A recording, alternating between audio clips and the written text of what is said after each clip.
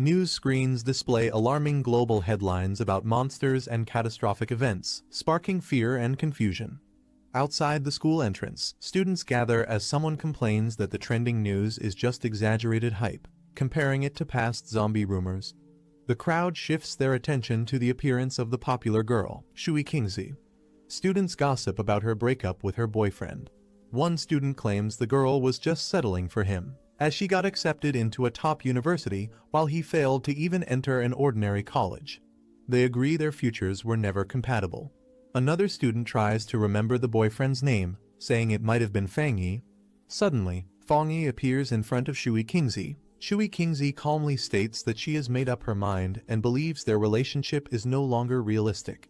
She explains that high school love often ends with a moment of realization, suggesting they were never truly right for each other. She adds that a lasting relationship needs equal standing and courage. She firmly says they should break up and adds that even if he tried everything, it wouldn't change her decision. Fang Yi stays silent with a blank expression, while the crowd watches. Internally, Shui Kingzi wonders if he's so stunned that he can't respond. The crowd mocks Fang Yi silently, assuming he'll beg her to stay since she's the school flower. One student even calls him a fool dreaming beyond his league. Fang Yi casually responds with "all right" and brushes it off. Shui Kingzi is caught off guard and stares in disbelief. Fang Yi says he'll leave if there's nothing more to say. As he walks away, she calls out for him to wait, while wondering if his cold reaction is genuine or just an act.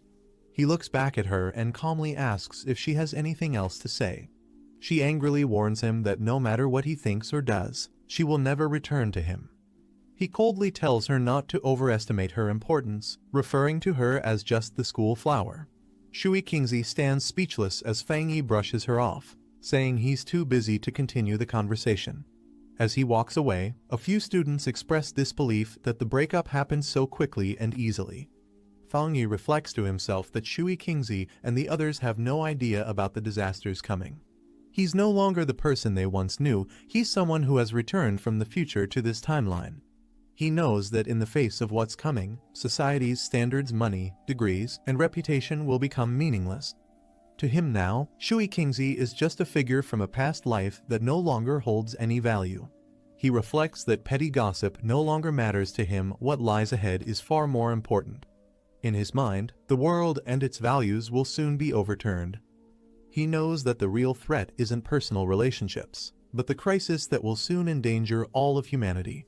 The story flashes back to the previous night. Strange visions and shattered images surround Fang Yi as he receives a mysterious cosmic message.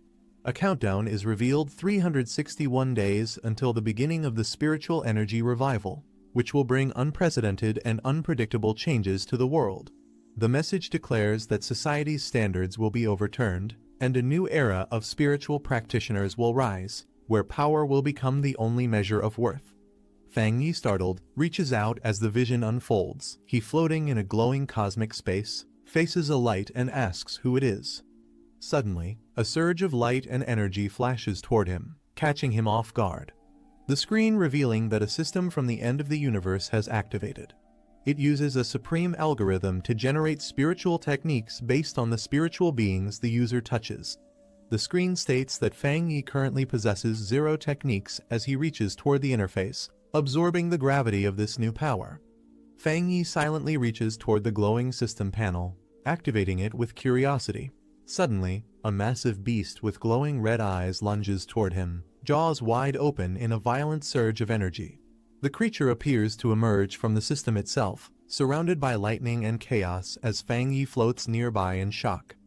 His eyes widen as he realizes the danger in front of him. Fang Yi sees the fate he once shared with countless ordinary humans.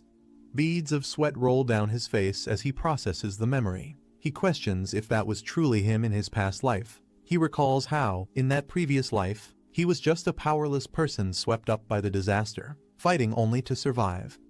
Fang Yi recalls the darkness of his past as lightning strikes and mutated beasts roam the city. He remembers watching his homeland collapse, powerless to stop the destruction. His past self died in despair, consumed by a burning desire for revenge at the moment of death. In that final moment, the fire in his eyes burned with hatred, reflecting the pain that still lingered within him. He believes the system chose him because of his strong desire for revenge, giving him the chance to return 1 year before the spiritual energy revival. He acknowledges that almost no one senses the coming danger, but he's now fully aware of what's approaching. He reaches toward the glowing core, determined. He resolves to use this year to turn every spiritual event into an advantage, as light bursts around him and the transformation begins. The system initiates a new assessment process, scanning Fang Yi as energy begins to surge within him. His eyes glow with golden light. The system declares that the user is now bound to it and a new path has opened. Everything in the world can now be used to forge spiritual techniques, making him a powerful practitioner meant to save humanity. Meanwhile, in the outside world, officials announce that humanity is facing an unprecedented crisis and must abandon past knowledge to adapt to the unknown challenges ahead. Fang Yi confirms that this moment marks the beginning. With others nearby, he notes how the authorities haven't reassured the public, only advising people to remain cautious and alert. A phone displays warning alerts with strange images. Fang Yi reflects that such open warnings are unusual. In the past, news like this would have been censored immediately. A quiet auditorium is shown as he explains that the Xia country uses calm, indirect methods to mentally prepare people for disaster without spreading panic. Fang Yi admits it's a tiring and slow approach, but far better than neighboring countries that respond with chaos, violence, or looting when disasters strike. Fang Yi remembers the system's rule: everything strange can become a source of power. So, he knows he must rush to the scene whenever something unusual happens. His eyes narrow as he checks his phone. A headline warns of the highest UV levels in a century at Qingcheng University, along with a heat wave alert for new students, disguised as a casual sun protection notice. Some students nearby dismiss it as media hype, joking that the university probably paid to trend, unaware of the deadly seriousness behind the warning. He looks up at the cloudy sky, noticing how different it seems from the weather warning reports just nearby. He checks his phone and sees the UV index at 0, questioning how Qingcheng University, only 15 minutes away, could be experiencing extreme UV levels. He reads a school announcement stating that registration will proceed as normal despite the intense heat, while online comments joke about the warning being fake or photoshopped. While the public dismisses it as a hoax, Fang Yi smiles subtly, knowing deep down that dangerous is beginning, and he's the only one who understands it. Fang Yi smiles confidently as he senses that his first real opportunity has finally come. The sun blazes unnaturally over Qingcheng University's north gate. He arrives calmly and realizing something is not right with the environment. As students flee from the unbearable heat, Fang Yi calmly observes the glowing particles floating around the campus gate and wonders what they are. He crouches down and reaches toward one of the flickering lights. As his finger touches the glowing orb, it pulses brightly with a surge of energy. A flash of light erupts, and Fang Yi is taken aback by the sudden reaction. The system detects a severe solar-type energy disturbance and immediately initiates the solar attribute data template. He screams in pain as the overwhelming energy surges through his body. A massive burst of radiant light explodes outward, illuminating the entire area with intense solar energy. Onlookers react in shock, some question if they're hallucinating. Others jokingly call it a Super Saiyan moment, while one compares it to a heavenly being descending to Earth. Fang Yi screams in agony as the solar energy floods through his body. He wonders if the formation is complete, feeling like he's about to die under the strain. Suddenly, the system confirms the formation is complete, and he has obtained the golden sun breathing technique. His transformation is complete. His hair turns white, his eyes glow gold, and his body radiates with powerful solar lightning. At Qingcheng University, the new student welcome day begins under a bright. A crowd forms around the registration area as students line up. One student offers to help a Shui Kingzi carry her luggage. As she draws attention, multiple boys rush over, offering guidance and club flyers, hoping to impress her. Calm, she politely declines with a firm, "Thanks, but no need." A group of students chat excitedly, happy to be in the same city. Shui Kingzi stands beside them, visibly uninterested, thinking they're completely love-struck.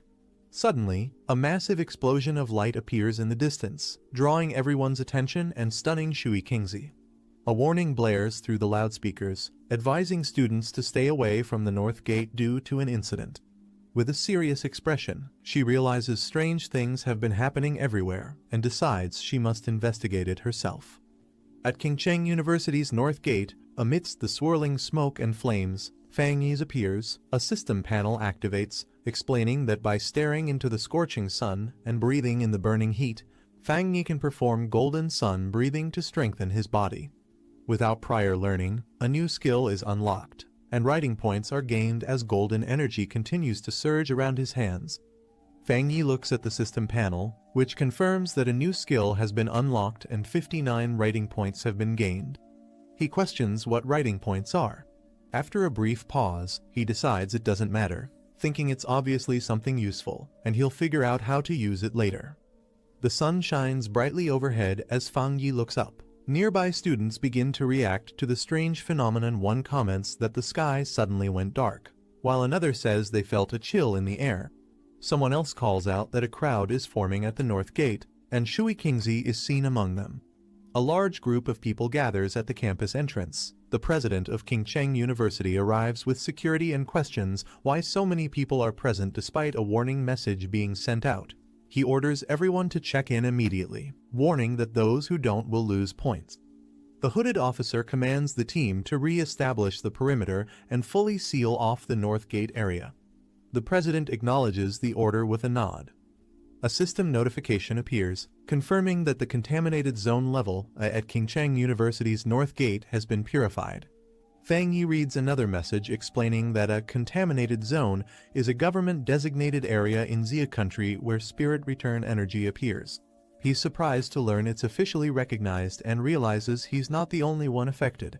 A broadcast alerts everyone that all unrelated individuals must evacuate the sealed North Gate area immediately, prompting Fang Yi to stay cautious.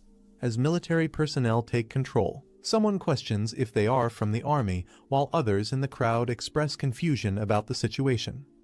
Fang Yi realizes the disturbance has become too large and their presence has attracted too much attention. Without hesitation, he launches himself into the sky, deciding it's time to leave the area. The hooded officer steps through the smoke. He kneels and touches the surface, picking up a small crystal fragment. He brings it to his eyes and inspects it carefully. He examines the crystal and states that the event was no accident, suggesting someone may have already begun resonating with spirit energy. As security orders the crowd to clear out, the officer continues observing the area while other staff try to assist with dispersal. Shui Qingzi overhears the mention of spirit energy and questions whether this disaster was truly unnatural, wondering if such terrifying events could really be caused by humans. Watching Fang Yi from a distance, Shui Qingzi recalls the shadow earlier and wonders if it was actually him. She doubts her earlier suspicion, telling herself not to be naive. She thinks there's no way Fang Yi, with his mediocre performance, could have entered Qingcheng University. In Fang Yi's house as the sun sets, lying on his bed, Fang Yi struggles with intense heat radiating from his body and wonders why it won't fade. Despite taking cold showers and using air conditioning, nothing helps. He is drenched in sweat and realizes that if this continues, he won't be able to sleep tonight. While wiping sweat from his face, Fang Yi worries that the chaos earlier might have exposed him. He quickly checks his phone and finds a top trending update from the Spirit Energy Practitioners Association about a new ranking system. Recognizing the name, he recalls the group as an obscure online community that occasionally posted spiritual training content, once thought to be pure fantasy. A flash of the cloaked figure from earlier comes to mind, and Fang Yi begins to suspect that the people he encountered at Qingcheng University may have been part of that same association. Fang Yi taps open on the announcement to view more details from the Spirit Energy Practitioners Association, revealing various ranks of spiritual cultivation. He notes that while the content sounds fantastical, the watermark proves it's genuine and officially released by the Xia Country Agency. He reflects that in his past life, he never encountered such information because he was just an ordinary person focused entirely on survival during the disasters. Realizing this might be an official signal for early awakeners, he sits on his bed and decides to resume practicing golden sun breathing as instructed. He closes his eyes and begins breathing steadily. As the heat builds within his body, he starts to sweat but stays concentrated. Flames of golden energy swirl around him as he levitates in his room. A narration explains step 1 of the process, strengthening the body into a vessel capable of absorbing the energy of heaven and earth. As if becoming a living weapon, he channels his spirit energy and concentrates intensely, commanding himself to shape it into the form of the divine axe as golden power explodes around him. As the energy condenses above him, Fang Yi wonders if this could truly be it. Then the system confirms his breakthrough to Ghost Axe 1-star rank.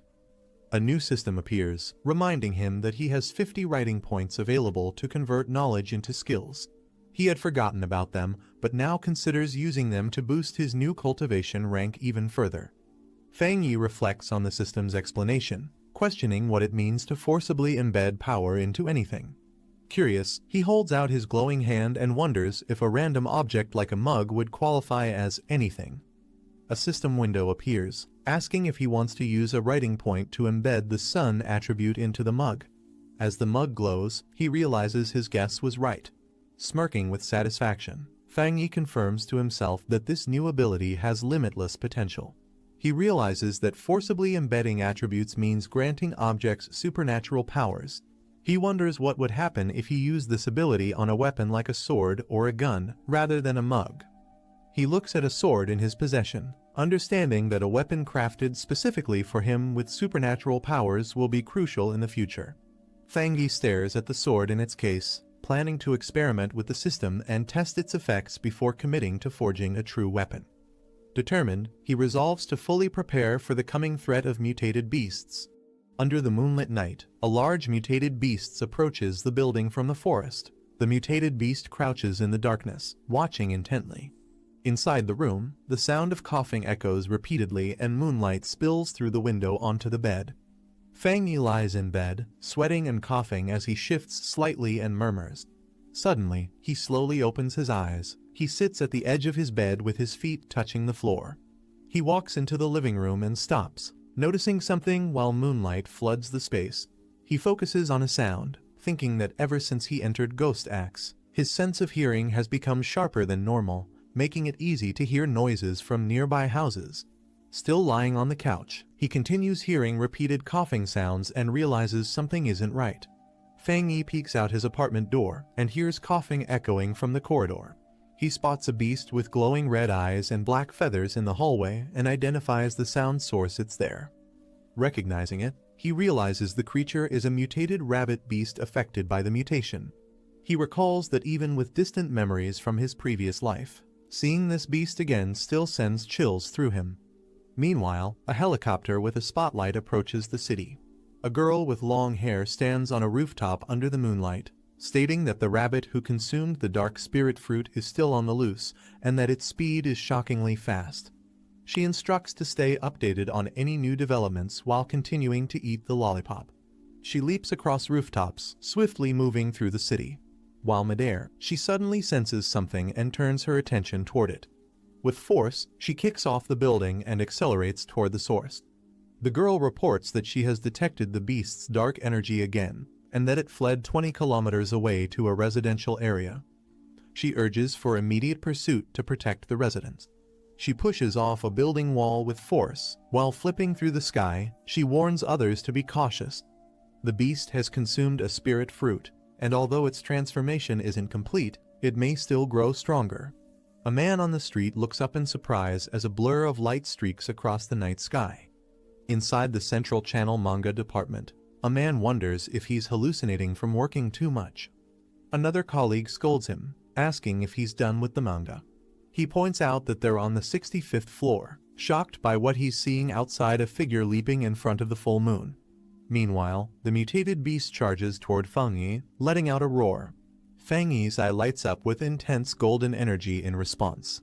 He notes that ever since his breakthrough, his body has improved. He can clearly see the beast's slow movements, and his muscles react fast enough to dodge its attacks. Power gathers in his hand as golden energy crackles around it. He wonders if these terrifying mutated beasts are already appearing this early, as he charges forward with his energy ready to strike. He recalls from his past life that the beast hasn't fully transformed yet, but its current stage boosts its power and madness due to the dark energy. He prepares to strike, determined to stop it before the residents fall victim to its rampage. He He grabs the beast firmly, unleashing his power through his glowing hand. A loud crack echoes as he slams the beast down with full force. He pins the beast down and stays focused as golden energy surrounds him. He realizes the beast's weak point is its tail and prepares to strike. He launches himself upward, shattering the ground as the beast is thrown into the air. His eyes glow fiercely as he channels energy into his glowing fist. A powerful golden beam shoots upward, blasting the beast mid-air. The beast screams in pain as it's struck directly by the concentrated energy attack.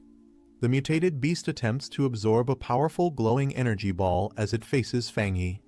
Fang Yi strikes the beast directly with the yang element energy, questioning if it dares absorb it. The intense solar energy floods the beast's body as it begins to lose control.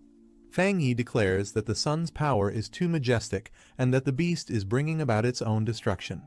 A massive explosion erupts from the energy clash. The man in bed reacts to the explosion, wondering if it was thunder. He looks out the window, puzzled, trying to see what caused the noise. Fang Yi lands outside the building surrounded by glowing energy fragments, observing that there's nothing left. He reflects that the creature had acted desperately, as if it was starving and trying to consume all the energy from his body. As golden energy fades from his feet, a red eye rolls near Fang Yi. He stomps the ground firmly, cracking it beneath him. Fang Yi thinks to himself that although the beast used the darkness element, its attacks were wild and reckless. The yang element inside him suppressed its energy, revealing just how desperately hungry it truly was. Fang Yi reflects that if he hadn't awakened, he would have been devoured like the others by the mutated beasts whose hunger had already begun to manifest. He knows that to survive future threats, he must gather more spirit energy techniques. Meanwhile, under the full moon, the girl descends from the sky. She lands forcefully in the forest. She steps forward and questions if the target is truly dead. Kneeling down, she confirms the corpse has been torn apart and decides to begin collecting the remaining dark element energy. As she reaches toward the ground, she suddenly reacts to something unexpected. The girl winces in shock from the heat, pulling her hand back and wondering how intense the temperature is. She realizes the heat is due to a high-level yang energy one with a pure concentration, similar to what's detected at Qingcheng University, and suspects it's no coincidence. Raising her hand to her earpiece, she contacts HQ, confirming the rabbit is dead and explains she wasn't the one who killed it. A new pioneer did, someone possessing a high-grade elemental affinity. Someone at HQ asks if the person who purified the polluted zone at Qingcheng University's northern gate and killed the mutated rabbit is the same individual. Another confirms the person isn't listed in the HQ archives and remarks on the unusual talent of a pioneer with such pure elemental power. They insist the association must reach out to him immediately. The girl agrees, activating flames and energy in her hands as she prepares to store the sample. She seals the yang element energy carefully inside her cloak. HQ instructs her to postpone all other missions and focus entirely on tracking the new pioneer and gathering any information about him. They hope to persuade him to join the Spirit Energy Association. The girl calmly unwraps her lollipop. She acknowledges the command with a quiet "understood" as she places the lollipop in her mouth. Still chewing, she casually says that before anything else she just wants a cup of milk tea. Fang Yi wonders who this mysterious person is, recognizing that such overwhelming power must belong to a true expert. He silently vows to meet him no matter what it takes. Fang Yi stretches his arms wide in front of a large window as sunlight pours in. He states that the whole day's plan starts in the morning and acknowledges the dazzling sunlight. He removes his shirt, revealing a muscular physique, and mentions that waking up early helps with his cultivation. As he stands in the sunlight, glowing energy begins swirling around him while he activates the golden sun breathing technique, directing himself to feel the morning sun and operate the technique. Surrounded by radiant golden energy, Fang Yi explains that after entering the Ghost Axe realm, he can now sense the aura of the mountain masterpiece more clearly when using the golden sun breathing technique, which feels like threads circling the divine axe. A sudden explosion of light erupts as he realizes the breakthrough happened faster than expected, surprising him. Fang Yi clenches his glowing fist with determination, channeling the power through his arm as energy surges outward. Lifting the golden axe, he notes it feels much lighter than before. As he swings it, He reflects that cultivation is like chopping wood. What truly matters is persistence. He swings the golden axe downward with force as radiant energy shoots up through his body. He channels the power while standing firm, stating that his axe technique is becoming more refined and destructive. With golden eyes glowing, he senses his body becoming stronger, remarking that his physical toughness has increased. He reflects that although his progress seems fast, it's due to unused residual energy from his previous breakthrough to 1 star. Surrounded by golden flames, Fangi decides that from now on, he must level up gradually, 1 step at a time. As he glances at a package labeled authentic goods, he notes that the anomalies caused by his cultivation are too flashy and thinks he needs to find a quieter place. At the association office, an older man hears something and reacts with curiosity. Holding a phone, the man detects a solar energy fluctuation and immediately suspects Fangi as the source again. In a quiet mountain forest by a stream, Fangi sits cross-legged and activates a screen interface in front of him. When prompted to use code points to implant a yang attribute into an item, he confirms with a yes as golden energy wraps around him. He recalls a past attempt where he used a figurine as a weapon. The coding worked, but it couldn't handle the yang attribute's power. Now wielding a new blade, Fangi senses that not all props can be turned into weapons. But this one is different. He feels the blade and his body share the same origin and resonate together strongly. The screen confirms that the coding was successful. Surrounded by golden energy, Fangi praises the weapon and prepares to test its power with a strong swing. Shocked by the overwhelming force, he exclaims in surprise as a massive burst of light explodes from the weapon. Holding the glowing blade with a confident stance, Fangi unleashes a fiery arc of energy in a wide slash. Fangi unleashes a massive slash that nearly causes a wildfire, relieved that the situation didn't get worse. Seeing the smoke and destruction, he realizes it was too loud and he's probably already been noticed. He prepares to leave quickly. Meanwhile, the girl rushes toward the scene, frustrated and yelling repeatedly in anger. She complains that she only went to redeem a coupon and buy milk tea, but missed something important, blaming her bad luck on retrograde Mercury. The girl looks surprised and shouts in shock upon realizing something about a hot spring. As she rushes through swirling smoke, she questions what the Buddha statue just did and wonders how to handle the aftermath and where to report it. With teary eyes, she worries about getting scolded by the cleanup department again and complains that ever since they appeared, nothing good has happened. Suddenly, she's caught off guard as something hits her from behind. The girl is shocked and yells in disbelief, realizing that last night the aura was still 1-star ghost axe, but now it has advanced to 2-star and even carries the presence of a spirit weapon. A visual explanation describes spirit weapons as powerful tools infused with attributes, far beyond ordinary weapons. She notes that spirit weapons are extremely rare, with the association only possessing 2. She's confused how someone else could have one, especially since current tech is still incomplete and restricted from public use. After a pause, she nervously laughs it off, saying it must be a mistake on her part. Sitting by the stream, she prepares to cool it down and clean up the aftermath. Walking through the forest, Fangi reflects that his weapon has the yang attribute now, but the system never said it was limited to just 1. Remembering the system's words, he notes that many techniques can be coded, and anything in the world can become coding material. He wonders if he can stack multiple attributes onto the same weapon. While checking his phone, Fangi receives a message from someone asking if he's a pioneer. The sender reveals they checked his browser history and saw he entered the realm after using a driver post. Fangi realizes he forgot to set his privacy settings. The conversation continues with the user saying their group has 3 members trying to connect with other pioneers. Fangi responds that he's a newbie too. They ask about his cultivation progress, mention how tough the body tempering divine axe is, and share a rumor about a national team player reaching that realm. Fangi replies that it sounds impressive. Fangi is surprised to learn that even official military recruits are still only at the Ghost Axe realm. He receives a message from IDUG-72 about a newly formed pollution zone and a suggestion to team up, offering safety and shared loot. Fangi is intrigued and questions the new zone.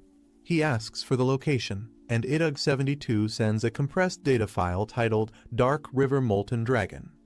Fangi begins extracting the file. The file explains that the pollution zone originated from a dark river altered by tectonic shifts, now turned into molten layer due to world mutation. Fang Yi notes its yang-type attribute matches his and considers it a promising opportunity. Fang Yi sends a message confirming his participation in the team-up. In the Anhwa district, someone asks Old Lai when his friend will arrive. A group stands before a massive sealed entrance, with one member thanking Xiaoya for the detailed map and intel that helped him find the location easily. Another member expresses gratitude for the group's support and reminds everyone that once they're inside, they'll need to watch out for each other. Zhang Xiaoya, a staff member from the Ministry of Culture's Spiritual Energy Cultivation Association, laments that there don't seem to be any standout pioneers to recommend this time.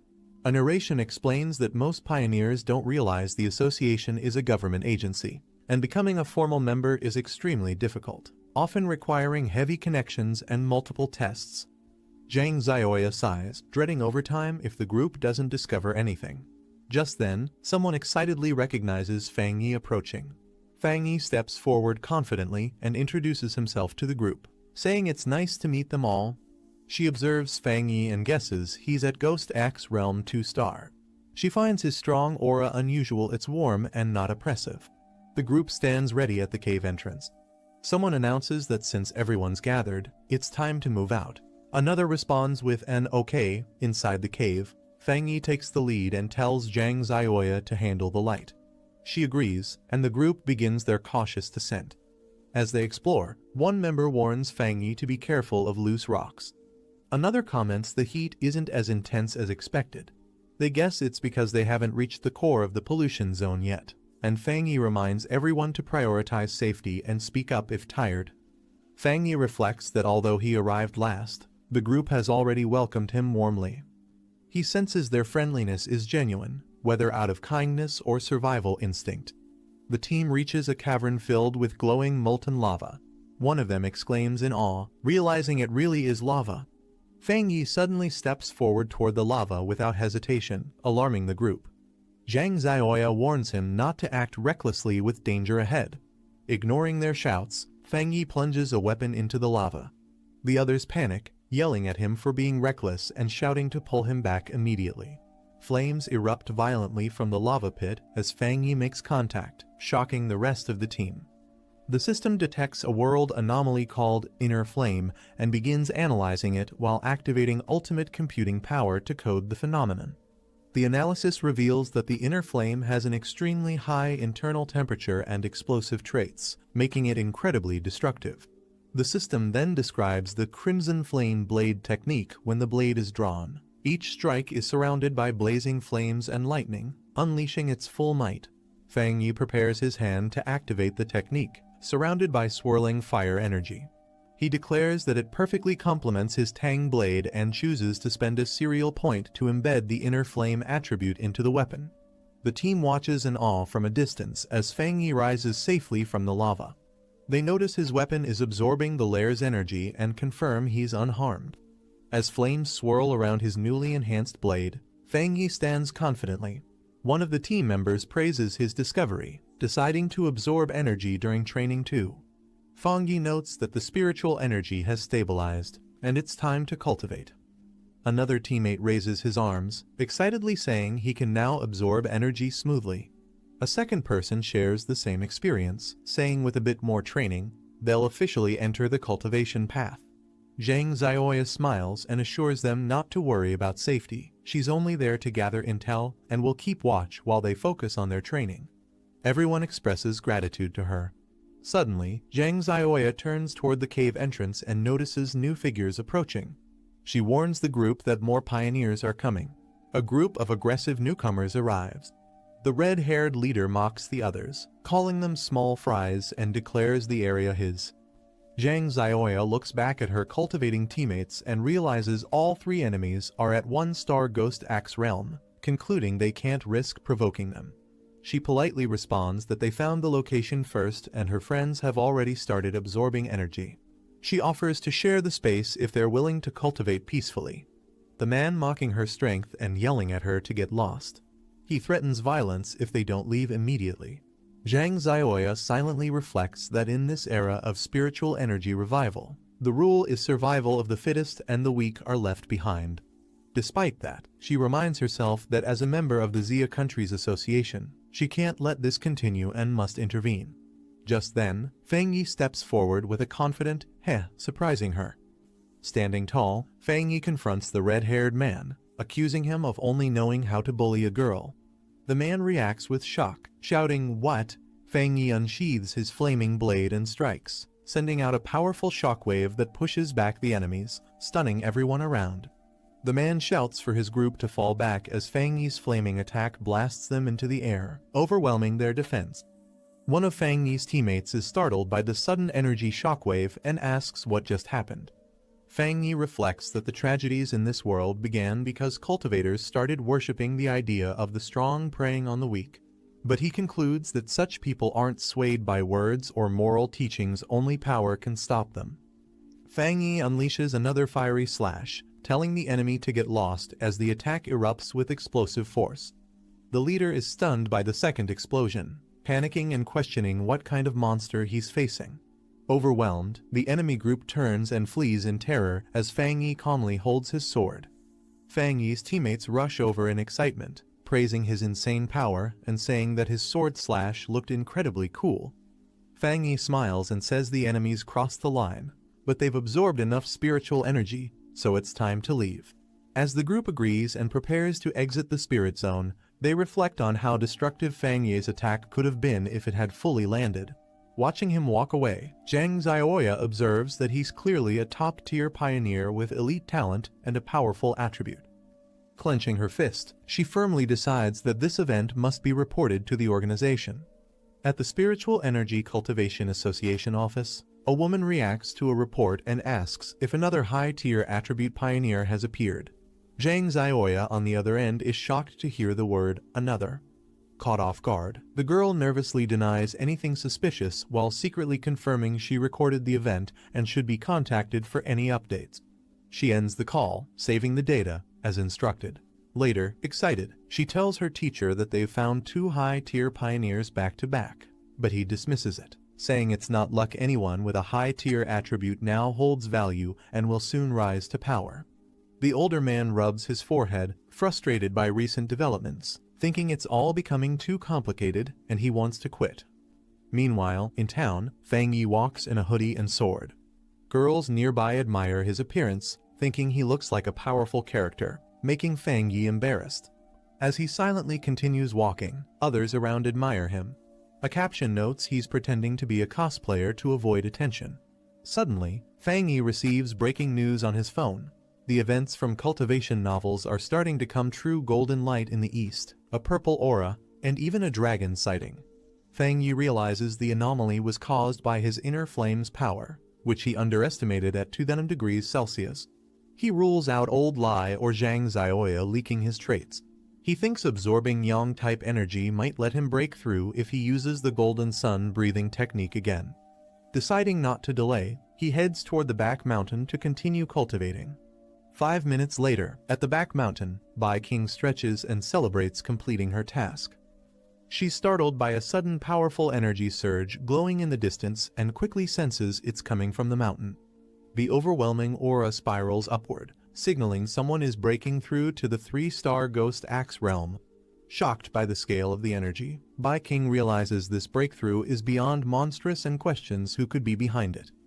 Bai King slams her foot down, deciding she must immediately investigate the source of the massive energy surge. As she rushes forward with determination, she wonders if the one behind it could be that guy, though it seems too unlikely. Fang Yi raises his hands as spiritual energy begins forming above him, spinning rapidly in a spiral while lightning crackles in the background. He sits cross-legged, surrounded by intense golden flames, eyes glowing. His body is enveloped in a complex aura, and he maintains a focused hand seal.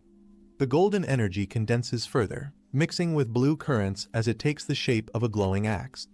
Bai King watches from above, realizing that Fang Yi is trying to control a divine axe. She notes the difficulty of manipulating spiritual power so precisely and wonders if he secretly trained for several years without anyone knowing. Bai King recalls how she previously failed while breaking through, vomiting blood and collapsing under pressure. She stares at Fang Yi from her bed and questions if he's truly a monster born from thunder.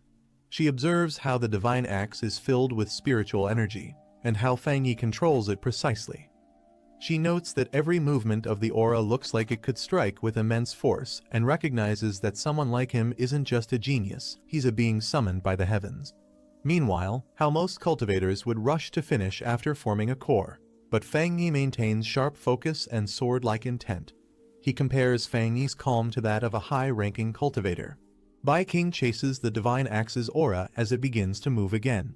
She yells that the divine axe has shifted toward the east. Fang Yi's eyes glow intensely with golden light. He rises into the air, fully wrapped in golden lightning as energy erupts around him. He successfully breaks through to the second star of the Ghost Axe realm. Bai King braces herself amid the crashing energy blasts, breathing heavily while standing within the storm of golden lightning. She is flung back by a massive energy surge as Fang Yi's divine axe unleashes a shockwave, engulfing the area in golden force.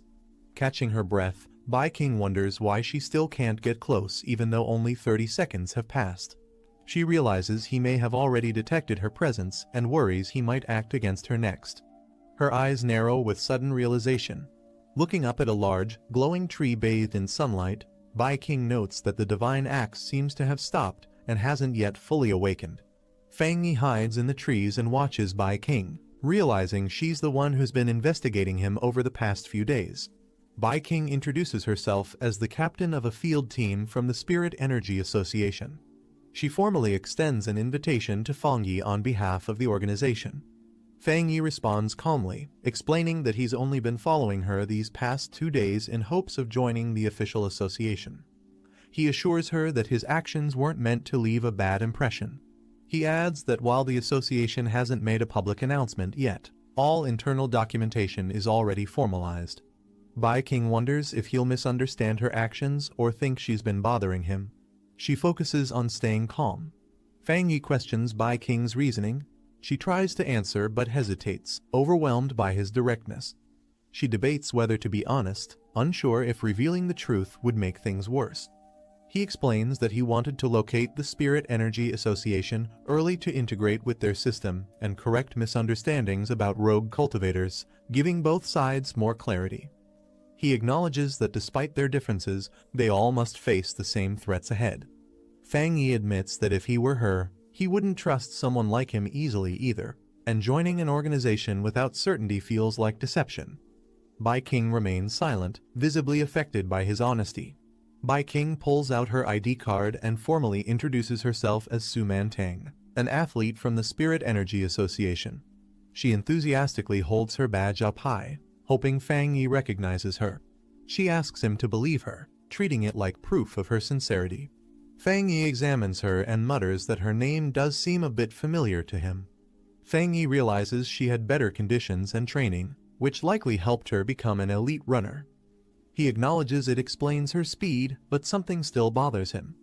Fang Yi looks serious, remembering that in his previous life, Su Mantang failed to fulfill her mission and humanity was ultimately wiped out.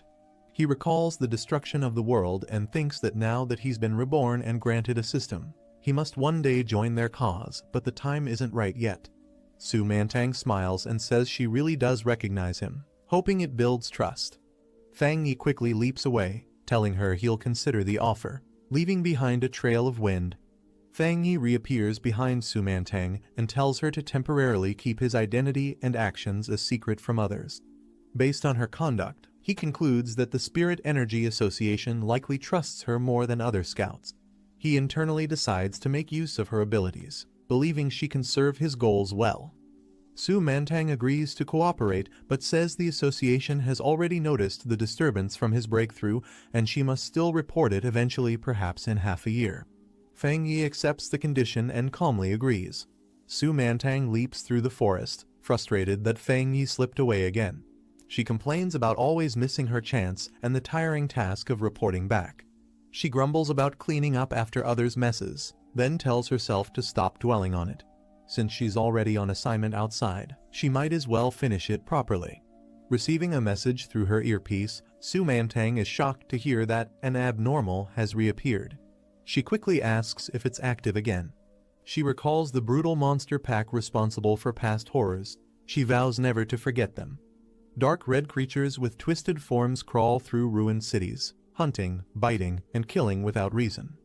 They target humans and spread chaos wherever they appear. The creatures are classified as abnormal beings by the Spirit Energy Association. Their actions vary in behavior, with some attacking randomly and others following complex strategies. If they're not eliminated early, they grow stronger by absorbing aura, becoming more destructive and difficult to handle. Lightning strikes violently in the middle of a heavy rainstorm, illuminating tall city buildings.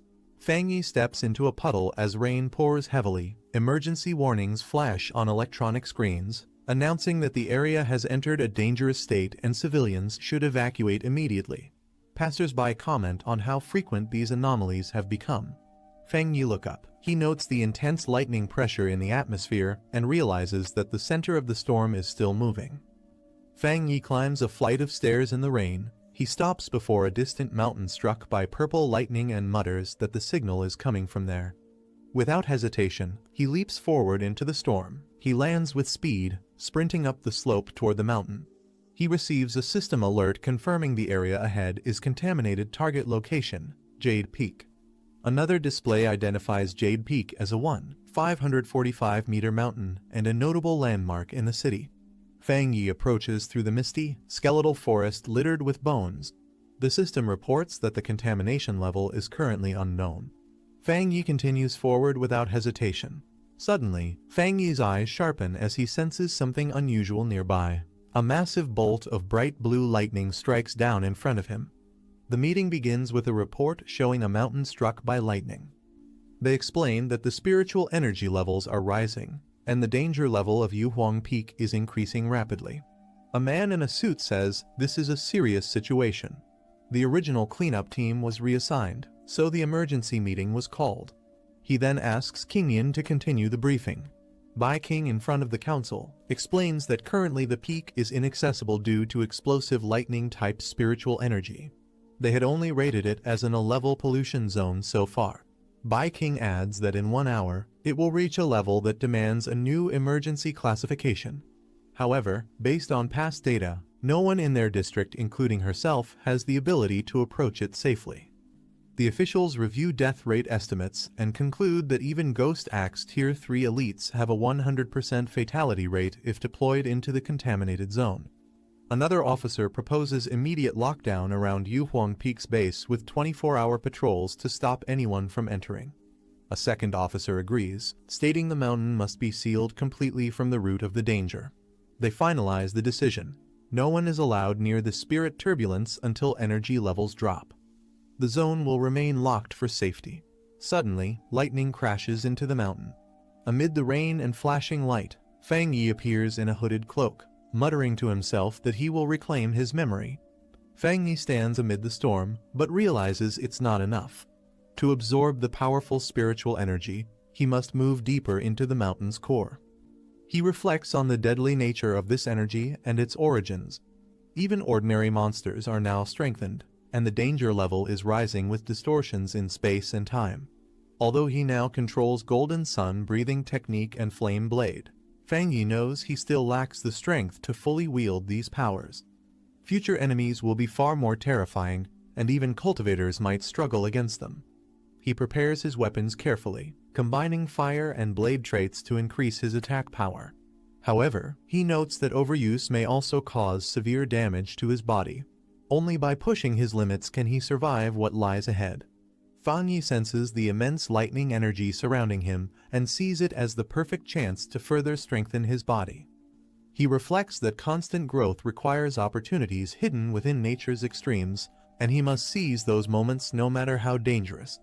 He understands that if he misses this chance, he can only wait for death under the heavens. As a bolt of lightning strikes down, his eyes glow intensely. Gripping his blade tightly, he braces himself for what's to come. As lightning strikes, Fang Yi braces for impact. He marvels at the overwhelming force crashing into him. As he channels his strength, sparks and energy swirl around him, while he clutches his weapon tighter. Caught in the center of the storm, he screams while absorbing the energy, enduring the painful surge through sheer willpower. Breathing heavily but still standing, Fang Yi grips his blade and steadies himself. Fang Yi stands firm, feeling the deadly lightning attribute in his sword. He senses that this force is like a punishment from the heavens. The pressure increases, forcing him to clench his fists and grit his teeth. He realizes that even nearing the lightning's core could crush him instantly. He looks up at the storm, wondering how he can make this wild power submit to him. Taking a deep breath, he calms himself. With a flash of determination, Fang Yi activates Golden Flame breathing at full force, shouting his command to unleash everything he has. Fang Yi charges upward with blazing force, clashing directly with the incoming lightning. Flames burst from his body as he strikes, combining fire and lightning in a single explosive leap toward the sky.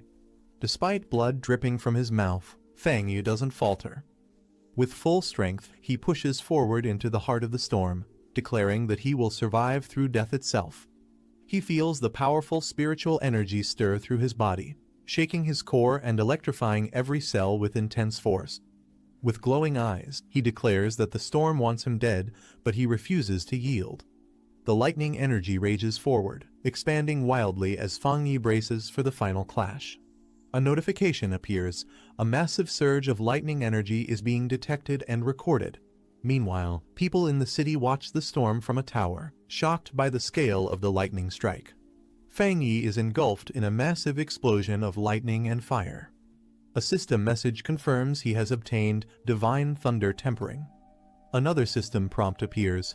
Heavenly Thunder drawn, body refined into divinity awarded 50 system points. Surrounded by radiant energy, Fang Yi floats above the mountain.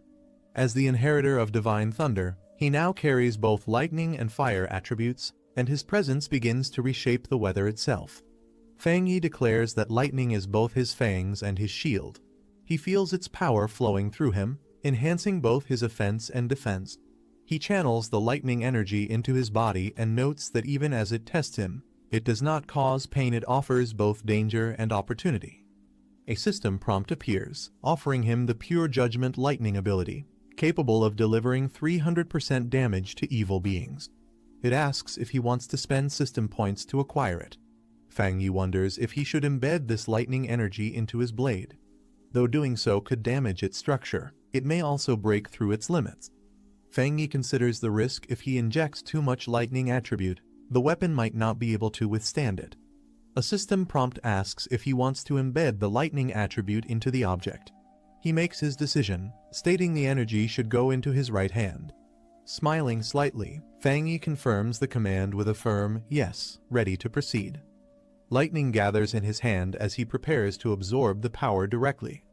In the next day, at the Yuhuang Peak, military personnel observe the aftermath of the spiritual storm. One officer reports that, unlike expected, someone had already entered the mountain before them. The officer, addressed as Major Han Lai, confirms that the person was a pioneer. Bai King is surprised to hear this and rushes forward to ask if the person survived. Kneeling on the ground, Bai King remains silent as the wind blows around her. She explains she can't sense his attributes or how long he's been gone. The violent lightning from yesterday has made it difficult to track him. Bai King learns the incident occurred around 6 or 7 a.m., with the person entering the mountain just before the team arrived. She's surprised and asks why they didn't detect him. The officer explains that the spiritual burst time matched their association's earlier predictions exactly 7 a.m., and the person might have entered before the data was finalized.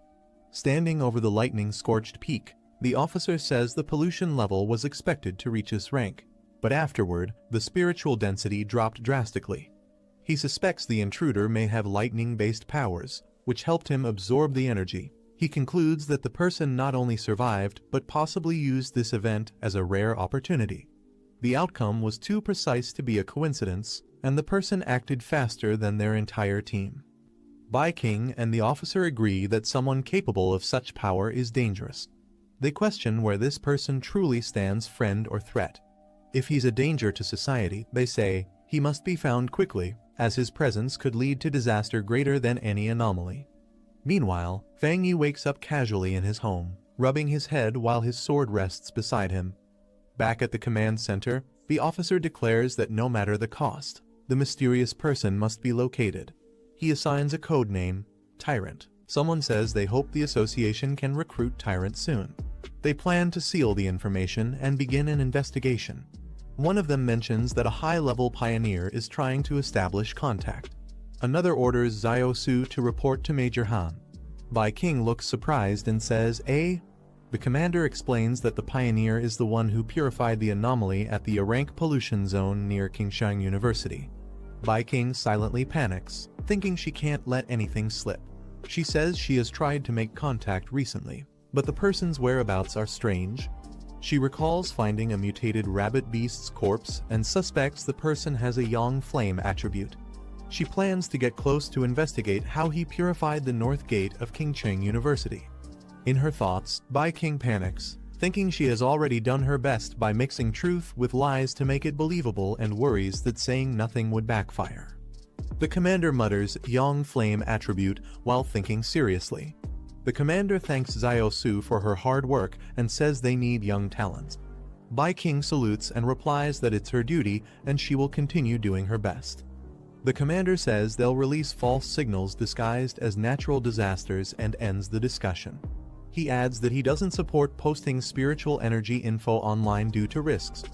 Bai King stays silent, and the older man beside the commander chuckles awkwardly. Bai King thinks it's finally over. In Fang Yi's home on a rainy night. Inside, Fang Yi activates the golden sun breathing technique while holding a glowing coat. The coat sparkles as Fang Yi lifts it, now completely dried and clean.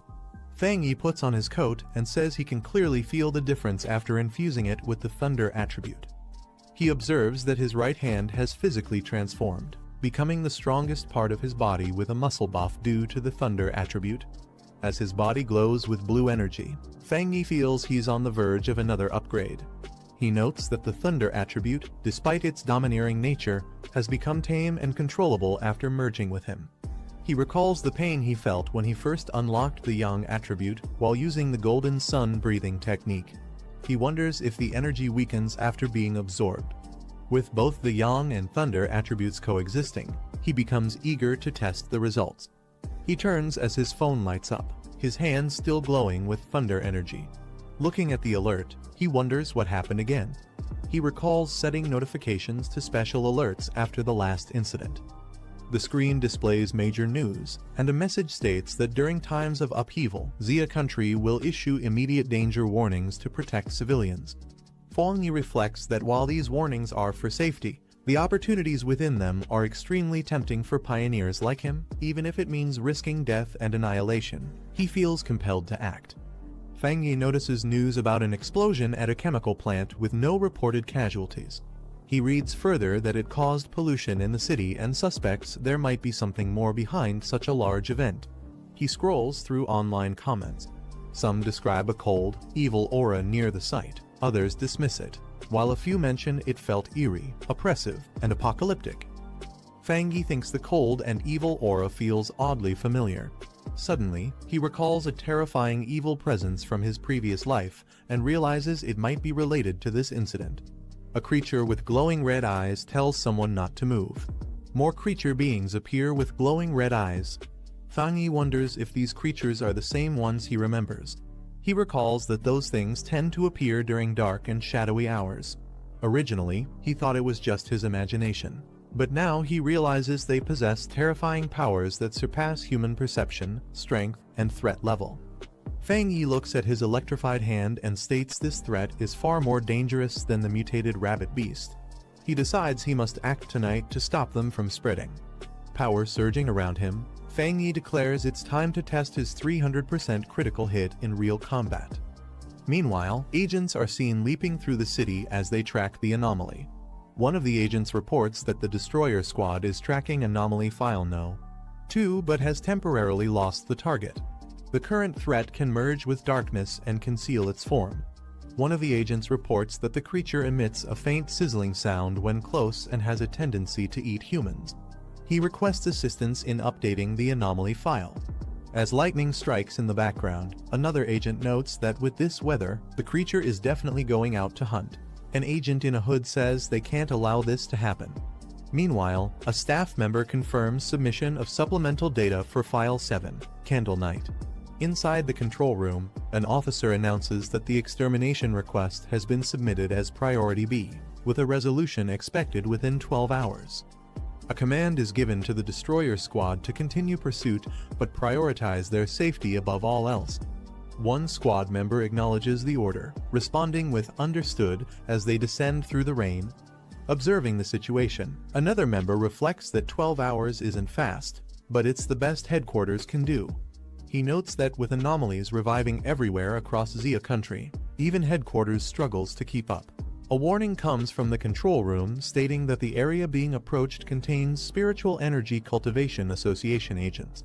Bai King System confirms that team leader Dong Su Qingying is conducting pioneer observation there and can be temporarily notified for support. As the agents fly through the rain, one requests Su Qingying's quick assistance, saying he's heard of her achievements. She wonders when she became so famous. Su Qingying arrives on a rooftop and confidently asks if they're the ones calling her in for overtime. A member of the squad informs Su Qingying that the Candle Night anomaly eats people, saying this mission isn't just about overtime. She questions if that's really the tone they use when asking for help. Su Qingying sarcastically notes that the destroyer squad seems so elite that they don't need help, and says her Ying squad will leave. One of her members nervously wonders what will happen if someone gets eaten, to which another replies that it's their problem, as their missions are also dangerous. A man from the destroyer squad urgently calls out, asking them to wait. He admits his earlier tone was too harsh and politely asks for help in tracking the anomaly. He explains that without their tracking and locating skills, the dangerous Candle Night anomaly could wipe out the entire city. Even if the squad gets eaten, civilians would still be at risk. Cloak's squad stands on a rooftop overlooking the city in the rain. One of them detects something and announces they've found it. The portal unleashes a strange force, spiraling down into the city. A creature with red eyes emerges in the shadows. File number 7 Candle Night likes darkness, dampness, eating people. The squad receives the command. The man confirms, Destruction Squad, begin operation. As they prepare to engage, the monster Candle Night stirs, its glowing red eyes fixate on the squad's direction. Candle Night leaps from its position with explosive speed. One of the squad members shouts that the target has detected them and commands the squad to deploy formation. The monster Candle Night lunges forward, but members of the squad dash in from multiple directions. One shouts east, others respond in unison, surrounding the target from all sides with precise coordination. The squad yells in unison, as they close in on the monster with intensity. As the team positions themselves, Candle Night lets out a roar, and one squad member rises from the shadows to kill it. The strike hit hard at the monster, as he lets out a sharp squeal and pounces in response. Then, the monster swipes through debris, showing its physical power. Its eyes glow red as it snarls in rage. With a furious roar, Candle Night spins into a vortex of energy, launching into a terrifying spiral attack. Bai King warns the squad to dodge quickly, shouting that a soundwave attack is incoming. A spiraling shockwave tears through the battlefield, sending squad members flying as the vortex smashes the surroundings. Bai King checks on their leader, asking if he's okay. The captain, bleeding from his arm, admits that if he hadn't backed off in time, the impact would have shattered his bones. He warns that with its dark attributes and destructive force, Candle Night will cause catastrophe if it stays in the city. Candle Night's body glows green as it channels corrosive dark energy. A massive green shockwave erupts beneath the creature as it unleashes its power into the ground. The monster starts digging rapidly, melting through the earth with corrosive breath in an attempt to escape. Bai King shouts that it's trying to burrow underground. Another warns that its dark attribute corrodes anything it touches instantly, and they lack a high tier counter attribute to stop it. A squad member explains that while Candle Night can corrode the ground, it can't tunnel out instantly. He urges the team not to break formation, reminding them their role is intel and tactical support. Another soldier shouts for everyone to stay alert.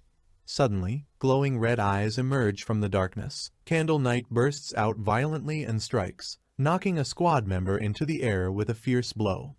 The leader yells for everyone to chase the monster before it escapes. As they follow the green energy trail, a surge in spiritual energy is detected. Reaching a rooftop, one member notices the spike and commands the others to wait outside, while they follow the target in. Inside an abandoned factory, the lead scout prepares to scan for spiritual energy readings before proceeding. The leader asks if the device on the Bi-King wrist is the new auxiliary tool from the association. She confirms and explains that the average squad can handle anomaly levels up to 50. The creature they chased was just below that at 48. Suddenly, the watch spikes to 80 and continues rising, shocking them. She realizes there's more than one anomaly present. As the group enters the factory, a dark serpent looms above. They both turn in alarm as a loud crash behind them confirms they're not alone. Another threat has arrived. Bi-King realizes they were tricked. Candle Knight lured them in to trap them with another anomaly. She tells the group they must retreat immediately. The leader suggests heading to the door. If the anomaly wants to stop them, it will have to reveal itself. Together, they fire an attack to force the door open. As they run, Bi-King is struck by something and collapses, gasping in pain. She realizes her senses and body are being overtaken by the poison gas as a dark creature looms in the mist. She calls out to the others but gets no reply.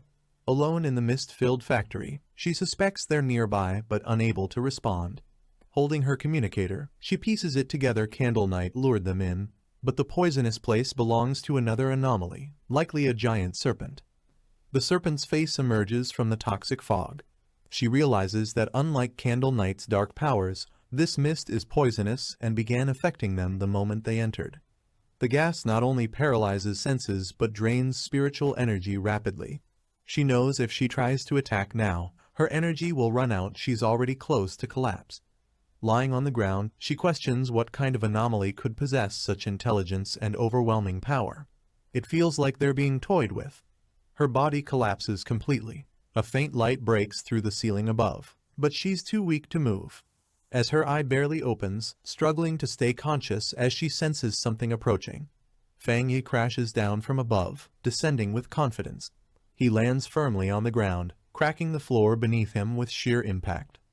Standing tall, he faces the looming serpent and confirms it's a dark attribute anomaly, unfazed and fully in control. The black serpent lunges with jaws wide open, aiming to devour the intruder. He dodges swiftly, but a second creature, Candle Knight, crashes into him from above. He's forced back, growling in frustration as both enemies close in. Realizing the truth mid-battle, he confirms there are two anomalies working together. He smirks, realizing one anomaly lures while the other harvests. He mocks Candle Knight, biting him, saying it must enjoy it too much. Power surges through him as he activates thunder energy. He slashes through the serpent, burning its body with a blazing attack enhanced by thunder. With lightning crackling, he turns to the next enemy and challenges it to handle fire next. The black serpent opens its mouth wide, revealing sharp fangs as green liquid drips from its eye. Fang Yi swings his glowing golden weapon in a fast motion toward the black serpent. He tells the serpent to focus on the blade. The black serpent coils its massive body, facing the glowing attack ahead. Fang Yi strikes down the black serpent's head with his glowing blade. He lands and faces the black serpent as it looms forward. Fang Yi notices something unusual, then sees the black serpent's mouth glowing green. Observing the serpent's attack, Fang Yi notes that it had a follow-up move as expected. The black serpent's head is struck by a surge of blue lightning, causing it to react in shock. The serpent roars as the lightning spreads violently through its body. Fang Yi notes that sensing the attack in advance was fortunate, as the serpent's dark aura is more dangerous than Candle Knight's. He explains that while wielding the Tang sword and using the power of infernal flame, he controlled and retracted the force, then used the sword to channel thunderbolt power into the serpent's body. He explains that while Candle Knight is fierce, its power is weak and can only harm a few humans, but the black serpent is different. He notices purple marks on his arm and identifies them as snake scales. Fang Yi realizes the black serpent is a cunning mutated species with improved intelligence, capable of deadly sneak attacks. He notes its poison has a built-in paralyzing effect that kills silently without leaving a trace. He looks at the mark closely, revealing a cut on his skin. Fang Yi feels a sharp pain, but notes it must be due to the circulating golden sun breathing technique in his body. He explains that the yang flame attribute can dissolve poison, while the golden sun breathing technique protects, heals, and purifies, giving him a clear pain response to warn of incoming poison attacks. Fang Yi thinks that for others without his defenses, the poison could be incurable, and observes that the serpent likely relies on ambush tactics to grow to its size, being around 3-star ghost axe rank. He adds that with Candle Knight as its partner, it becomes the perfect trap for elite pioneers, and it has likely devoured many people who never reached the association. The black serpent burns away, leaving only its skeleton as Fang Yi notes that no matter how dangerous it was, its end is ash and dust. He reflects that while the infernal flame was strong, the thunder attribute's triple critical hit was the highlight, making his combat ability decent among pioneers. Fang Yi stands silently in front of the blazing flames. He walks away, leaving the fire burning behind him. Fang Yi senses that someone is still present near the flames. He approaches as coughing is heard through the smoke. Bai King appears, staying silent. Fang Yi recognizes her as someone from the association, recalling her name starts with Su, while another person tells her there's no need to pretend. Fang Yi tells Bai King that her act of playing dead needs improvement. She realizes it really was him earlier and claims she woke up from the smell, not pretending. Fang Yi points out that she's strong, as she still had enough energy to shield herself when her teammates had passed out, and she wouldn't have noticed the smell of blood or burnt flesh otherwise. She awkwardly thanks him for the compliment. She admits she kept a bit of spiritual energy to protect herself, but wonders how he managed to defeat both Candle Knight and the giant serpent.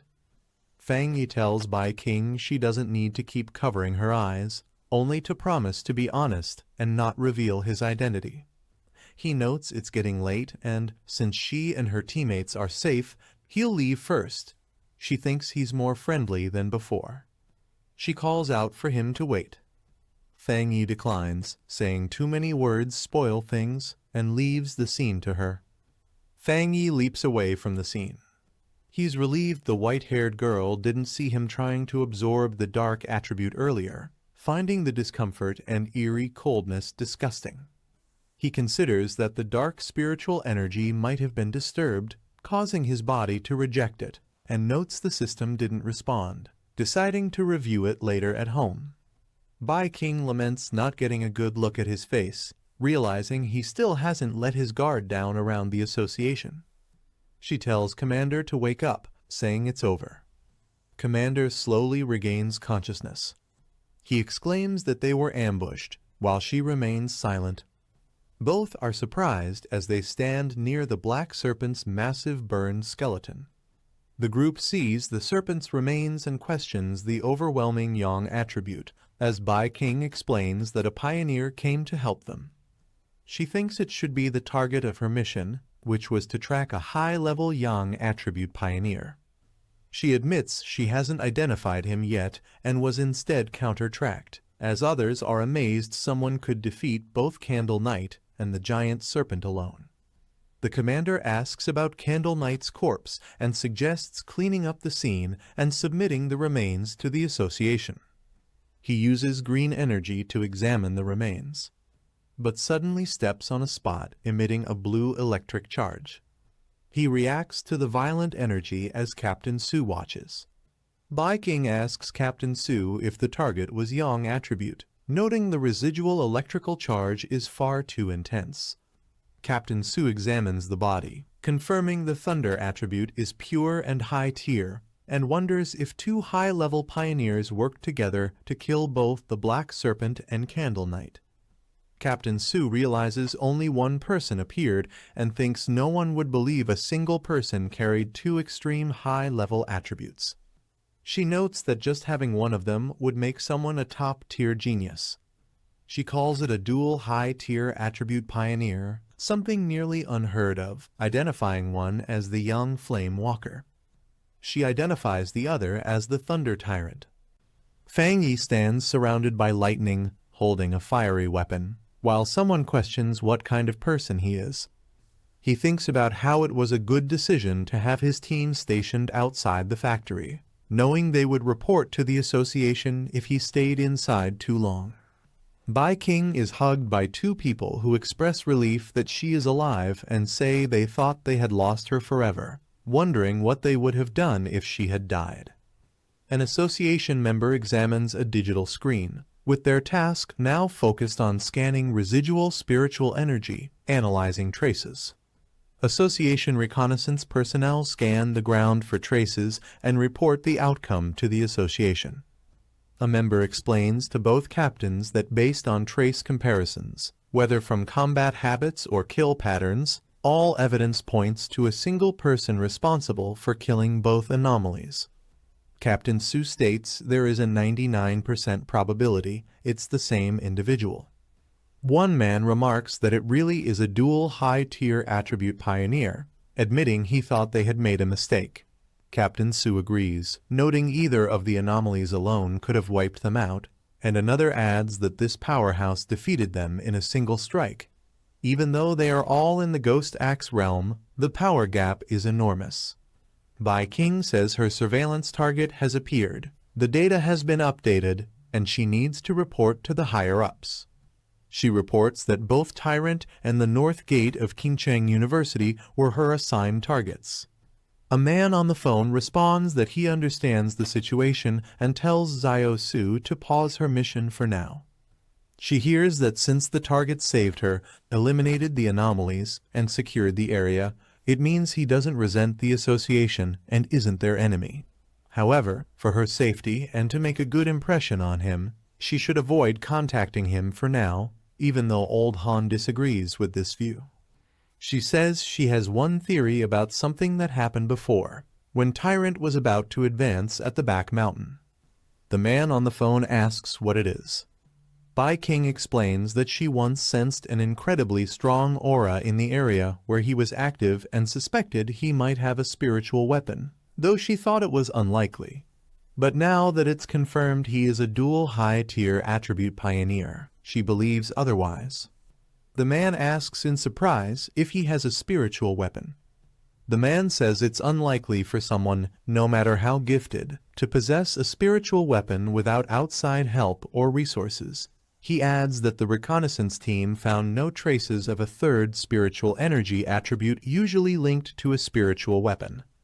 Bai King explains that when she came into contact, the spiritual weapon aura she sensed was of the yang attribute. The man understands, saying that if the weapon's attribute comes directly from his own yang energy, then if he is a spirit creation realm cultivator, it is theoretically possible for him to create it on his own. Bai King reacts with surprise, noting that spirit creation realm cultivators are extremely rare worldwide, with barely more than 2 known. She adds that if this person possesses a third attribute, it would completely shift the balance and shake the entire pioneer community. The man explains that research shows different attributes clash within the human body, making it nearly impossible for them to coexist, and so far no pioneer has ever been confirmed to possess 3 different spiritual attributes. He says that if the person truly has a spiritual weapon, the absence of a detected third attribute might actually be good.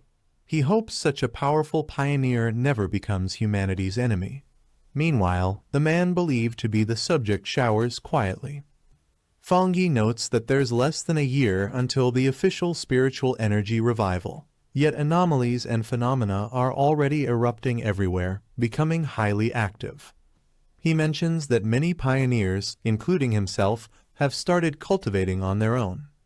He explains that once the interface between the body and the spiritual world is opened, people become more sensitive to changes in heaven and earth, like those in the underground river before.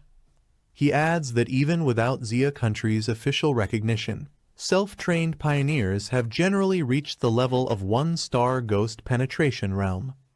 He notes that with Xia country reaching out to wild pioneers like him, it shows that both official and wild pioneers are in a relatively peaceful phase of mutual exploration. Anomalies remain within controllable limits, and there is no serious conflict among pioneers yet. As he dresses, he reflects that although the government has established the Spiritual Energy Cultivation Association, it has not gone public. People everywhere are discussing local instability and unexplained phenomena, showing the government's attempt to both protect humanity and issue early warnings. He points out that the problem lies in the government's lack of confidence in launching a full-scale cultivation era. Fang Yi reflects that with such a large population, if information goes public before full collapse, internal unrest will cause chaos and death. Even recognized pioneers can't yet stabilize societal upheaval, and both internal and external threats will only hasten the collapse. He thinks the government's cautious approach isn't wrong, as human hearts are more dangerous than ghosts or gods. However, what worries him is that anomalies are developing faster than he expected. He recalls that what he encountered today was a typical mutated product of dark attribute contamination. From touching the black mist, he could tell it belonged to a sub-branch of the dark attribute known as the shadow attribute, a natural enemy to pioneers. These anomalies are more intelligent than typical exotic beasts, do not rely solely on instincts, and see pioneer bodies as valuable resources. They may even work together to trap and kill pioneers. Fang Yi notes that while these anomalies are not yet at the same level as the true dark type anomalies he has seen before, a single one of those could destroy a country or even a continent. Fang Yi notes that if he hadn't tracked them today, the squad and the one trying to recruit him might not have survived. He reflects that even as a sub-attribute, dark attribute powers are extremely dangerous.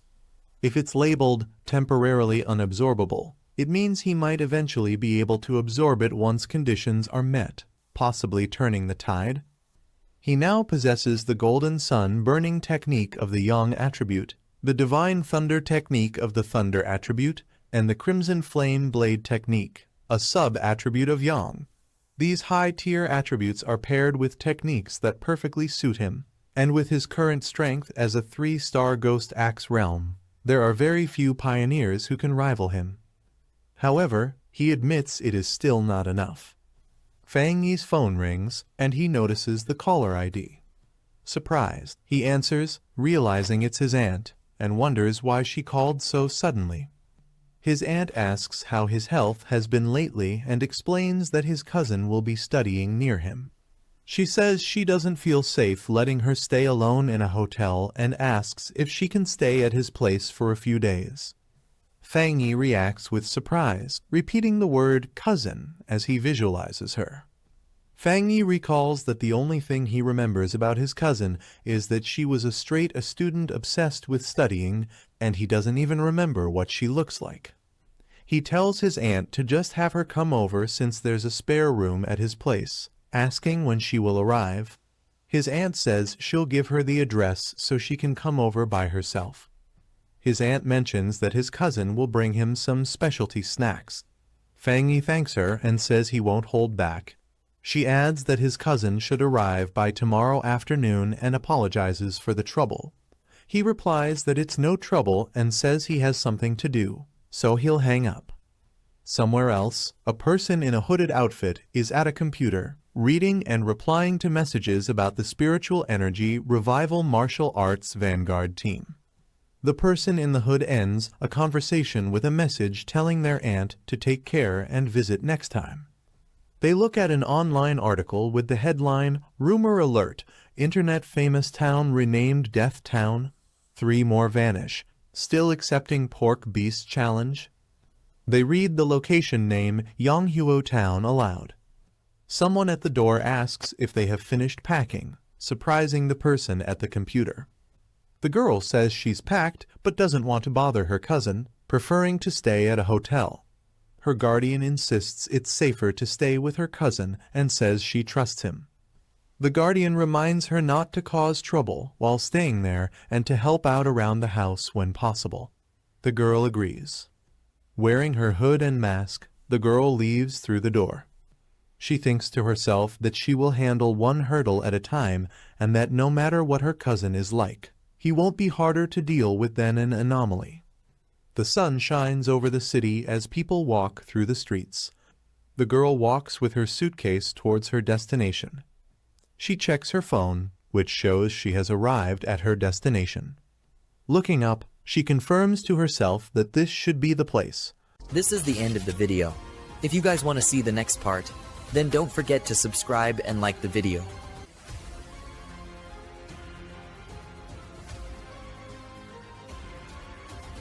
He entered the house, surprised to see someone waiting for him. The girl called out hesitantly, asking if he was her cousin. He stared at her, realizing he couldn't recognize her face, and asked if she was Lin Yiji. She quietly confirmed, keeping her composure. Later, the two sat together in the living room. He told her that if she ever needed anything, she could simply call him. She politely thanked him, addressing him as cousin, while the silence between them lingered. He handed her a spare key, mentioning that her room was just across the hall. She politely thanked him and apologized for troubling him during these few days. As he left, she thought to herself that her cousin seemed easy to get along with and wouldn't pry into her matters. However, he quietly observed her, sensing something unusual. He wondered if it was just his perception, or if she wasn't hiding her presence properly. Earlier, when she sat on the couch, he had faintly felt an unfamiliar trace of spiritual energy. The thought struck him, could she already be a pioneer too? As he watched, her body emitted a glowing aura of energy, making him question whether her excuse about coming for summer camp was actually hiding a deeper reason. She checked her device, receiving messages about cultivation techniques and the importance of keeping her spiritual energy hidden. Deciding it was too risky, she told herself not to cultivate for now, since being caught by her cousin would be difficult to explain. 3 days later, she realized that living with him actually disrupted her training. Meditation and breathing techniques were constantly interrupted, making cultivation harder than expected. Meanwhile, he sat cross-legged, practicing the golden sun breathing technique. Radiant light flared around him, brighter than he anticipated. Concern crossed his mind, such a flashy technique might easily draw attention. She called him for dinner, serving tomato beef stew, cold cucumber salad, and corn rib soup. He noted how polite and considerate she was, even insisting on handling the chores herself. Despite her flawless etiquette and diligent behavior, he couldn't shake off his suspicions. While eating, he observed quietly, deciding not to interfere. Allowing her to continue this way, he thought, was also a method of making her lower her guard. He quietly thought to himself that only by observing her longer could he uncover the truth about her identity. She continued eating calmly until her phone suddenly lit up, breaking the silence. Startled, she glanced at it, but before she could react further, he leaned in, his sharp gaze fixed on her. With suspicion in his voice, he asked if it was a friend calling her, leaving her momentarily stunned. He excused himself from the table, telling her to continue and that he would return to his room. Once he left, she quietly answered her call, her expression turning serious. On the other end, someone mentioned another major world shift happening the next day. She asked for the time and confirmed she would be there by 3 p.m., arranging to meet at the entrance of Yonghuo town. Outside, he listened in, realizing the location was just an hour's drive away, a trendy suburban area, and clearly tied to her hidden agenda. As he watched from a distance, he confirmed his suspicion his cousin was also a pioneer. She sat in meditation, spiritual energy swirling around her, yet with her current strength, she couldn't sense his presence. He noted her talent was impressive, already reaching the 2-star Ghost Axe realm while still in high school, and perhaps capable of advancing even further. He wondered if her unusual personality was tied to such extraordinary talent. Finally, he realized the truth. The summer camp had been nothing more than a cover. The real reason she came was because of the upcoming world shift, something she must have already known about and used as an excuse to be there. He reflected that every world shift was both a danger and an opportunity, a chance to gain new techniques and strengthen his power. This time, he wondered what kind of attribute would emerge in Yonghuo Town. Determined, he decided it didn't matter what it was, whatever appeared would belong to him. With resolve, he launched forward at full speed, heading straight for the town. Meanwhile, his cousin continued her meditation, but something felt off. A faint sense of strangeness lingered in her heart, as though she had overlooked something important. That night, she wondered if it was only her imagination or if someone had truly been watching her. The next day, the scene shifted to Yonghuo Town, a bustling place beneath the mountains. As she walked through the entrance, she was greeted by a cheerful friend calling out her name. Her friend teased her about staying at her cousin's house, asking if he was attractive. She brushed it off, her calm expression showing little reaction, even as the teasing continued.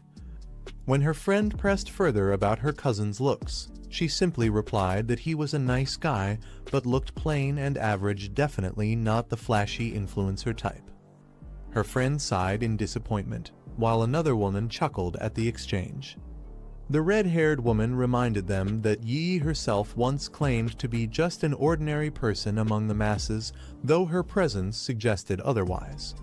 Soon after, as the group gathered together, one of them spoke up, saying that since everyone had arrived, it was time to get to the main point. The group gathered in town, noting that one member hadn't shown up again. With only 6 of them present, they decided to move forward, commenting that her mysterious behavior was nothing new.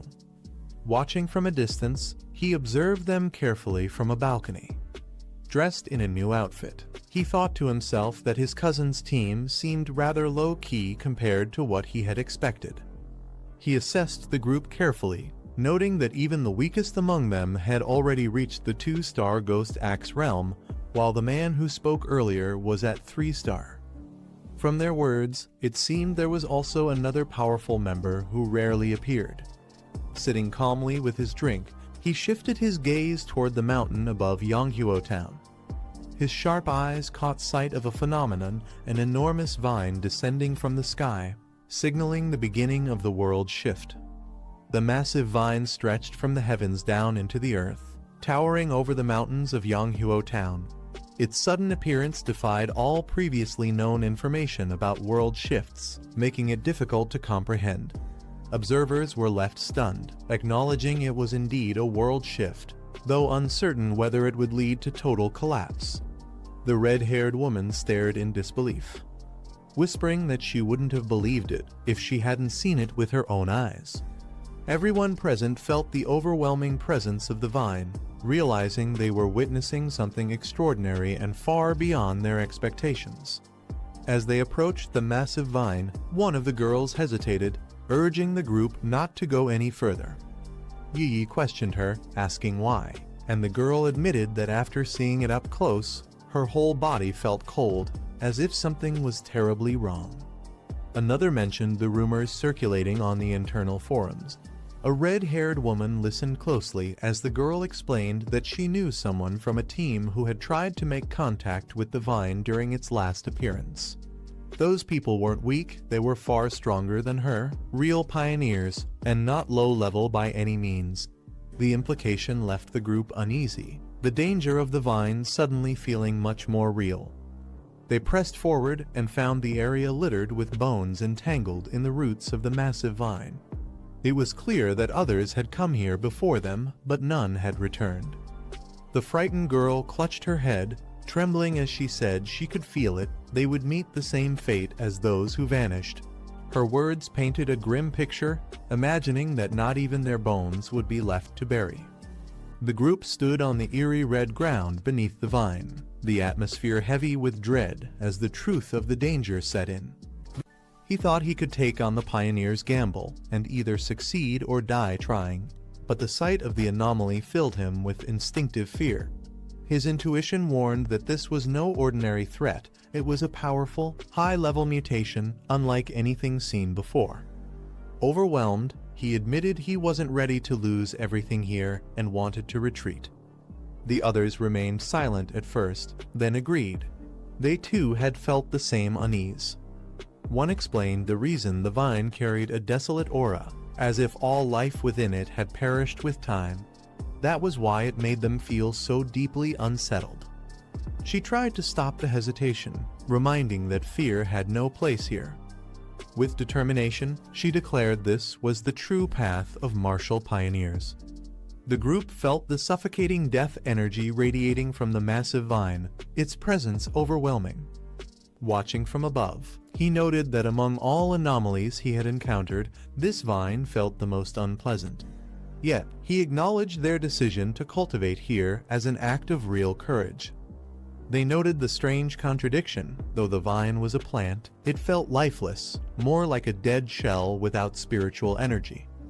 She reminded the group that time was short and urged them to act quickly. The others agreed, deciding to focus on sensing energy in the area instead of rushing blindly. She warned everyone to stay within sight and not wander too far, ensuring they remained cautious. With resolve, she led the way, believing this path would be the safest option. She began cultivating, encased in a glowing barrier that pulsed with energy. From a distance, he observed with approval. Her choice of position was cautious yet effective, striking the perfect balance. Her energy surged violently, the aura around her intensifying as power built up within. He realized with surprise she was on the verge of breaking through, already close to reaching the 3-star level. She successfully advanced, her aura exploding into the 3-star Ghost Axe realm. The others watched in awe, praising her talent. But the massive vine stirred, its roots twisting ominously. One of them quickly noticed the change, alarm flashing across his face. The group panicked as the vine began moving toward them. Shocked, they realized it had sensed their presence even from afar. The massive vine lashed out, attacking the group. Panic spread as one shouted for everyone to run before they were killed. They realized Ye's breakthrough had caused too much disturbance, drawing the vine's full attention. If anyone got caught, the desolate aura would consume them instantly. Despite the danger, Yi remained focused within her barrier, still in the midst of her cultivation. The group argued fiercely. Some refused to abandon her, while others insisted it was suicide to stay. The tension rose as fear clashed with loyalty. One tried to reason with her, saying life and death were fate. If they stayed, they'd all perish, and since they were only acquaintances, it wasn't worth the risk. Frustration flared as tempers clashed. But she stood firm, refusing to abandon her teammate no matter what.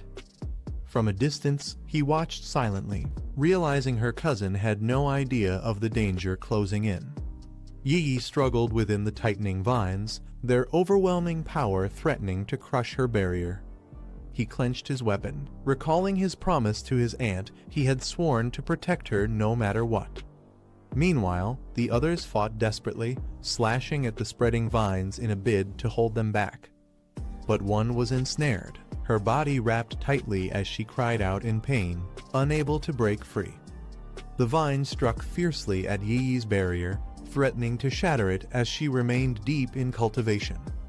Just then, he leapt forward, his blade glowing with blazing golden energy. The others cried out in shock, fearing for Yi's safety. His sword descended like a fiery strike, cleaving through the vine with explosive force. His golden strike landed with explosive force, shaking the ground beneath the vine. The monstrous roots recoiled from the impact, retreating under the blazing energy. The others watched in disbelief, realizing the attack had forced it back.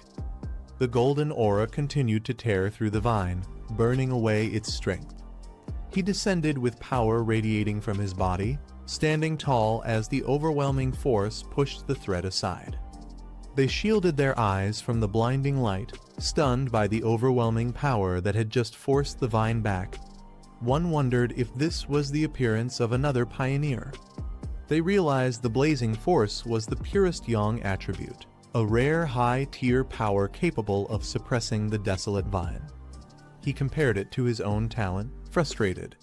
Though he had reached the 3-star Ghost Axe realm in record time, only a handful in the country could display such overwhelming strength.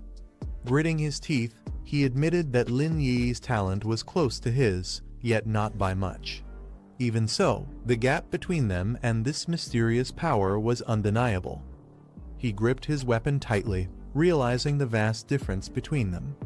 If such powerful pioneers existed, then what did that make the rest of them? From below, they stared at his radiant figure, admitting that his power had crushed not just one of them, but all of them. They questioned what kind of existence he truly was, his presence towering like something beyond human. Meanwhile, another marveled at the vine's terrifying technique, calling it a perpetual engine that could endlessly absorb life energy from its surroundings. The system extracted the vine's ability desolation attribute, a power that could instantly corrode and drain all surrounding life force. He opened his glowing green eyes, realizing why the vine had only thrived in such harsh terrain. If it had grown elsewhere, it would have drained the life from everything for dozens of miles around. Calmly, he reflected that this attribute was both brutal and tyrannical, a power that stripped vitality by force. He reflected on the desolation attribute, calling it tyrannical for forcefully stripping away the life force of others. One of the women thanked him sincerely, saying without his intervention they would have all died, asking how they could ever repay him. He waved it off, replying there was no need. In truth, he had gained the most endless vitality and the desolation attribute thanks to their lead. Meanwhile, the others decided it was wiser to focus on watching his cousin's movements more carefully from now on, especially after the earlier conflict. He departed swiftly, thinking to himself that when danger strikes, people reveal their true nature. A scattered and disorganized team would never survive the major shifts to come. The others stood in silence. One wondered aloud what they should do now. Another teased, asking if he regretted not helping earlier. They concluded that with the threat gone and Lin Yi having advanced to the 3rd level, their best option was to stick with this team for as long as possible. Meanwhile, Yi slowly opened her eyes, her gaze now glowing with a new and powerful brilliance. Yi finally awakened, surprising everyone. They rushed over, relieved to see her conscious. Confused, she asked what had just happened, noticing the others still recovering on the ground. She then sensed the lingering yang energy nearby, its scorching intensity so strong that it could be felt even from a distance. One of them offered to explain what had happened, while the others quietly wondered about the mysterious man who had intervened. They were left in disbelief, wondering if someone that powerful could truly exist. One admitted he was practically a monster, far beyond their level. They recalled how no matter how hard they had tried, they couldn't cut through the vine, yet he had forced it back with a single slash. Looking up, they saw the massive vine curled far away in the sky, completely avoiding them after the clash. She thought about the man's lingering deterrent, noting how even after he left, the once raging vine had become meek and lifeless. When she returned home, he greeted her casually, surprised at her sudden appearance. He noticed her face looked pale and pointed it out with concern. She brushed it off with a smile, saying she was only tired from studying. He told her to rest after working so hard and suggested they order takeout for dinner. She agreed quietly. She reflected that breakthroughs were mentally exhausting, far worse than staying up all night for weeks.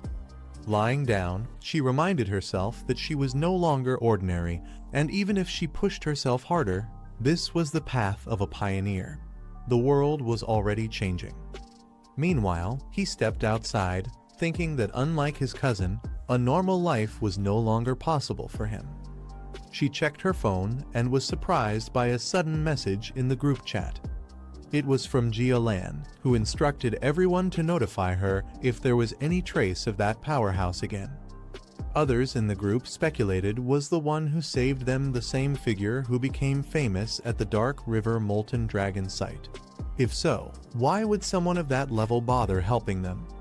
They recalled the overwhelming power of that slash, a burst of white light so intense that no pioneer of the same tier in Xia country could have possibly withstood it. He prepared to leave, thinking that Lin Yi would now likely lower her guard, allowing him to observe her movements more freely. Riding his bike through the night, he reminded himself it was time to figure out how to properly carry the desolation attribute. He reflected that the attribute leaned more toward plant-type entities, making it unique compared to others.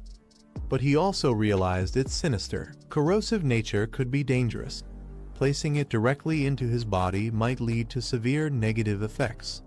He considered that directly merging the desolation attribute with his body might conflict with his thunder attribute. Instead, he decided the best approach was to use an external medium, just like the strange ghost vine that had evolved after sensing spiritual energy revival. With determination in his eyes, he muttered that he now knew exactly where he needed to go. Under the moonlit sky, he rode his bike through the quiet mountain road, heading toward his next destination. He arrived at City Forest Park, parking his bike under the shade of a large tree. Walking into the field of flowers, he decided he needed to find a plant that resonated best with his spiritual energy, one that could become the lucky one. Closing his eyes, he calmed his mind, preparing to connect deeply with the surrounding energy. Soon, green spiritual light swirled around him, lifting his body as the plants began responding to his call. The plants around him began glowing faintly, seemingly responding to his spiritual energy. He noted the reaction was intense, yet still not sufficient for what he needed. Surrounded by swirling green light, he muttered that something stronger was required to succeed. Suddenly, he paused, sensing something unusual, his eyes lifting under the moonlight with sharp focus. In the glowing field, a single flower began to shine brighter than the rest, catching his attention. He wondered if this was the one. He slowly reached out his hand toward the flower, testing its resonance. As his finger touched the petals, the flower emitted a radiant green light, responding strongly to his energy. With a soft exhale, the flower fully bloomed under his touch, its glow intensifying as it accepted the bond. He examined the glowing wildflower, noting its unusual reaction to spiritual energy. It felt almost alive, clinging to his touch like a loyal pet. The flower's glow pulsed softly in his hand, fully resonating with his spiritual energy. He acknowledged its strong response and declared it the perfect vessel for embedding the desolation attribute, asking if it was ready. With a surge of green energy, he initiated the process, spiritual power swirling violently around the flower. As the system prompt appeared, asking if he wanted to embed the desolation attribute into the flower, his eyes glowed with determination. Without hesitation, he firmly answered yes, sealing his decision. The flower shone brilliantly in his hands, absorbing the green energy that surged wildly around him. The embedding process began, merging his power with the spiritual potential of the chosen flower. This is the end of the video. If you guys want to see the next part, then don't forget to subscribe and like the video.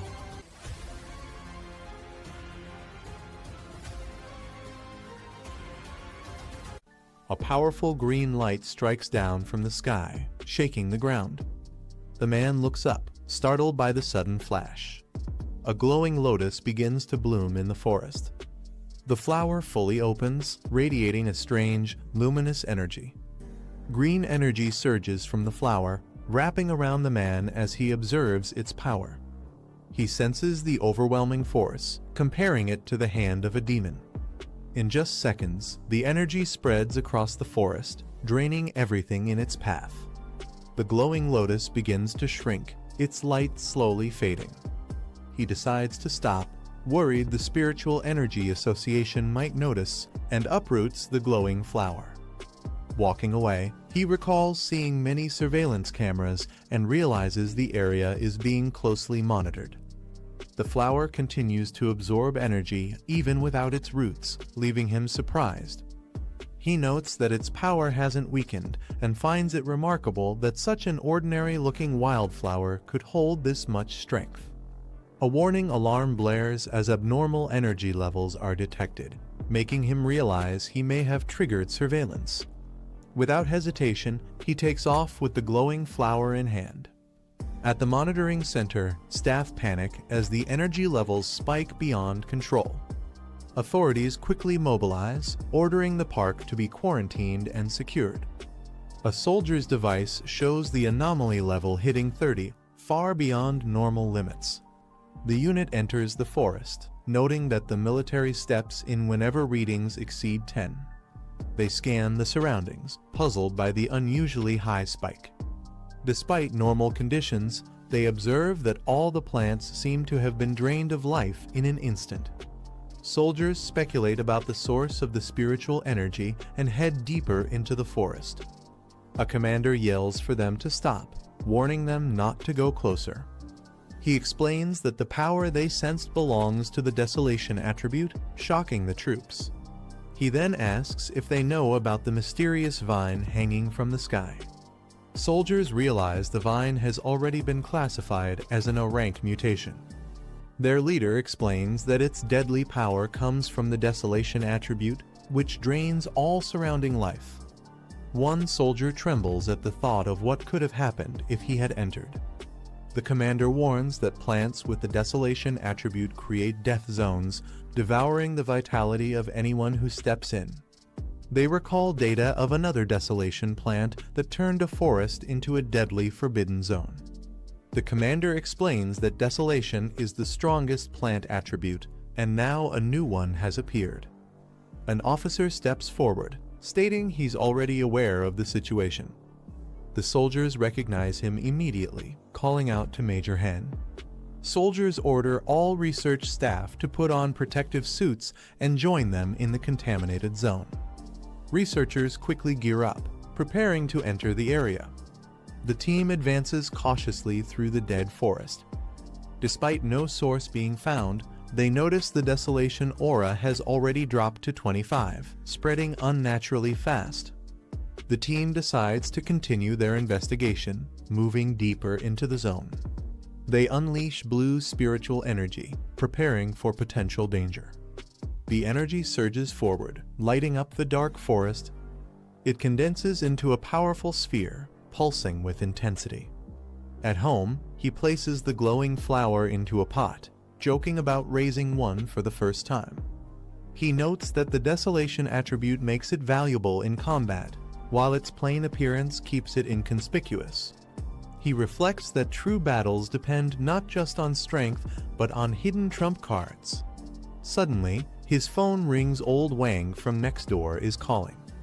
He's surprised to see Old Wang calling, realizing it's his childhood friend who joined the army 3 years ago. A memory shows them walking together as desk mates through school before Wang left to become a soldier. Answering the call, he's greeted warmly by his old friend, who's excited to see him back. Wang suggests they meet up for a drink at their usual spot. Old Wang excitedly tells him over the phone that he has a huge secret to share. Later, Wang places his phone on the table, meeting with higher authorities. He reports that he has completed the task as instructed, but raises one concern. Wang asks if the person they're targeting turns out to be innocent. Could his safety be guaranteed?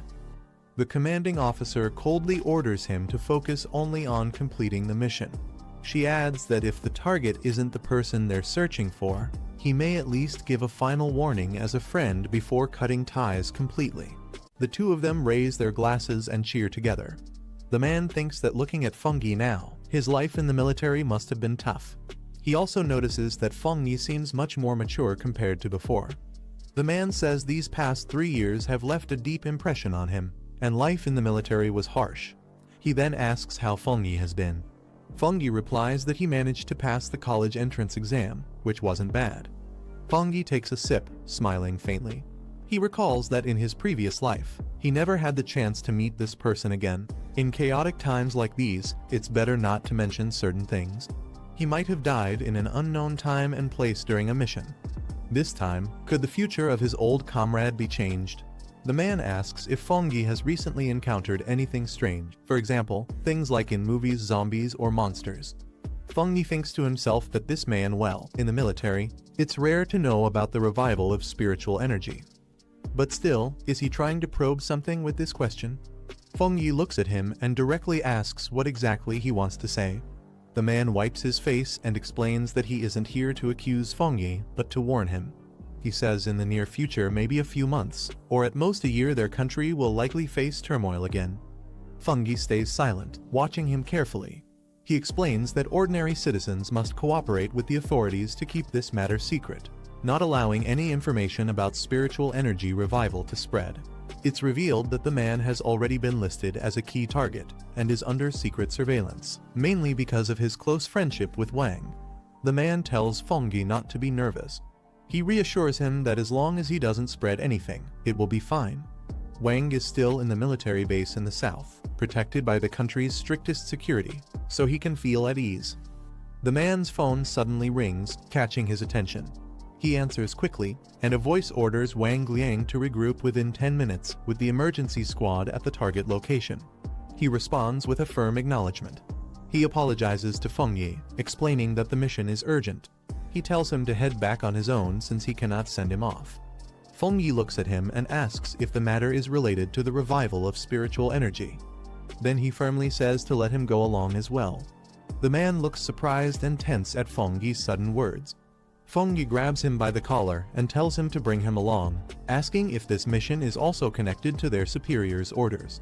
The man tries to respond, but Feng Yi assures him that even if his superiors didn't give instructions, he knows they wouldn't blame him for taking Feng Yi along.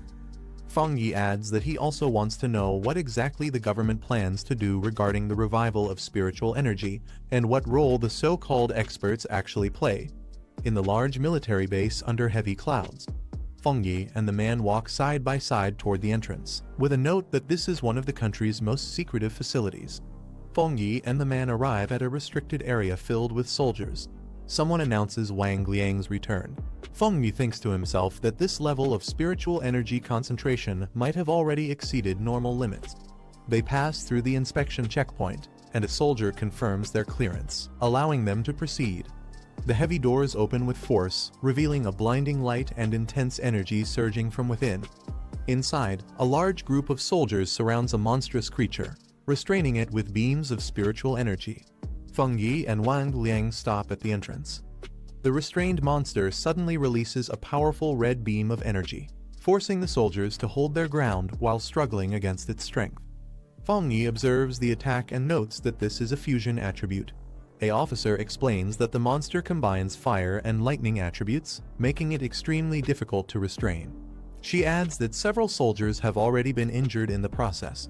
She then notices Wang Liang and calls his name. The officer's expression hardens as she questions Wang Liang. She asks why he has brought an unauthorized outsider like Feng Yi into the restricted area without permission. Wang Liang tries to respond but hesitates. The officer gives a sharp order, saying the situation is urgent. She instructs the soldiers to form up immediately and take defensive positions. The soldiers respond with acknowledgement. She glances at Feng Yi, questioning if this is the person Wang Liang brought in. She thinks to herself that he doesn't seem special, only appearing like an ordinary person who has awakened spiritual energy. The officer states that since Feng Yi is Wang Liang's friend, she won't press further, but she reminds him this is a restricted zone. Entering here is dangerous, and he must keep everything he sees a secret. Feng Yi calmly replies that he understands. She raises her weapon and shouts an order to Lai Yu, commanding him to tighten the defense. The restrained monster erupts with violent energy as soldiers leap into action, surrounding it from above. The officer fires her weapon, unleashing a powerful blast directly at the creature. The combined assault from the soldiers and the officer's attack strikes the monster head-on, filling the area with explosions. The monster roars fiercely, its entire body glowing red as it releases an even more terrifying surge of power. The monster's energy suddenly intensifies again, and it lets out a terrifying roar. Someone warns Lai Yu to be careful. Lai Yu engages the beast directly, blocking its fierce attacks with quick counterstrikes. The officer orders everyone to stay alert and keep their distance from the monster. She instructs them to eliminate it before it completes its evolution. The soldiers acknowledge her command. Feng Yi watches from the back and thinks that the squad's coordination and combat efficiency are impressive. He reflects that even the strongest individuals must work together to unleash their full potential. Feng Yi's eyes widen in shock. he urgently shouts to the soldiers that they are not the monster's match. Dark purple energy erupts violently from the beast, spreading across the battlefield and forcing the soldiers to brace themselves.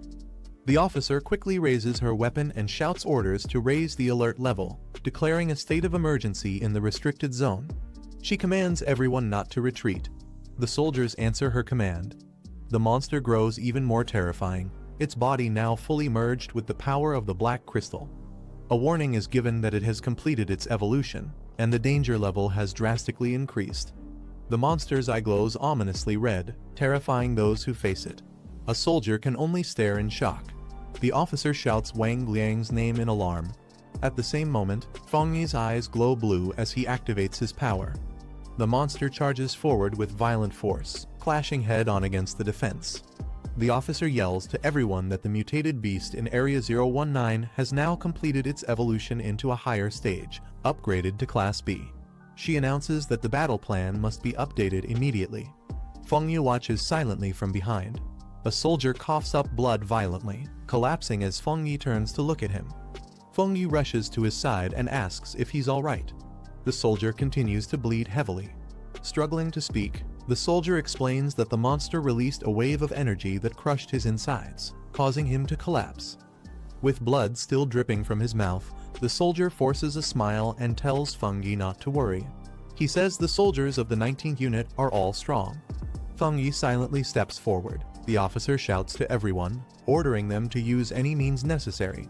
She declares that no matter the cost, they must not allow the Class B mutated beast to escape the restricted zone, even if it means sacrificing their lives. Feng Yi's body glows with blue energy as he surges forward. The officer turns in shock, demanding to know what he intends to do. This is the end of the video. If you guys want to see the next part, then don't forget to subscribe and like the video.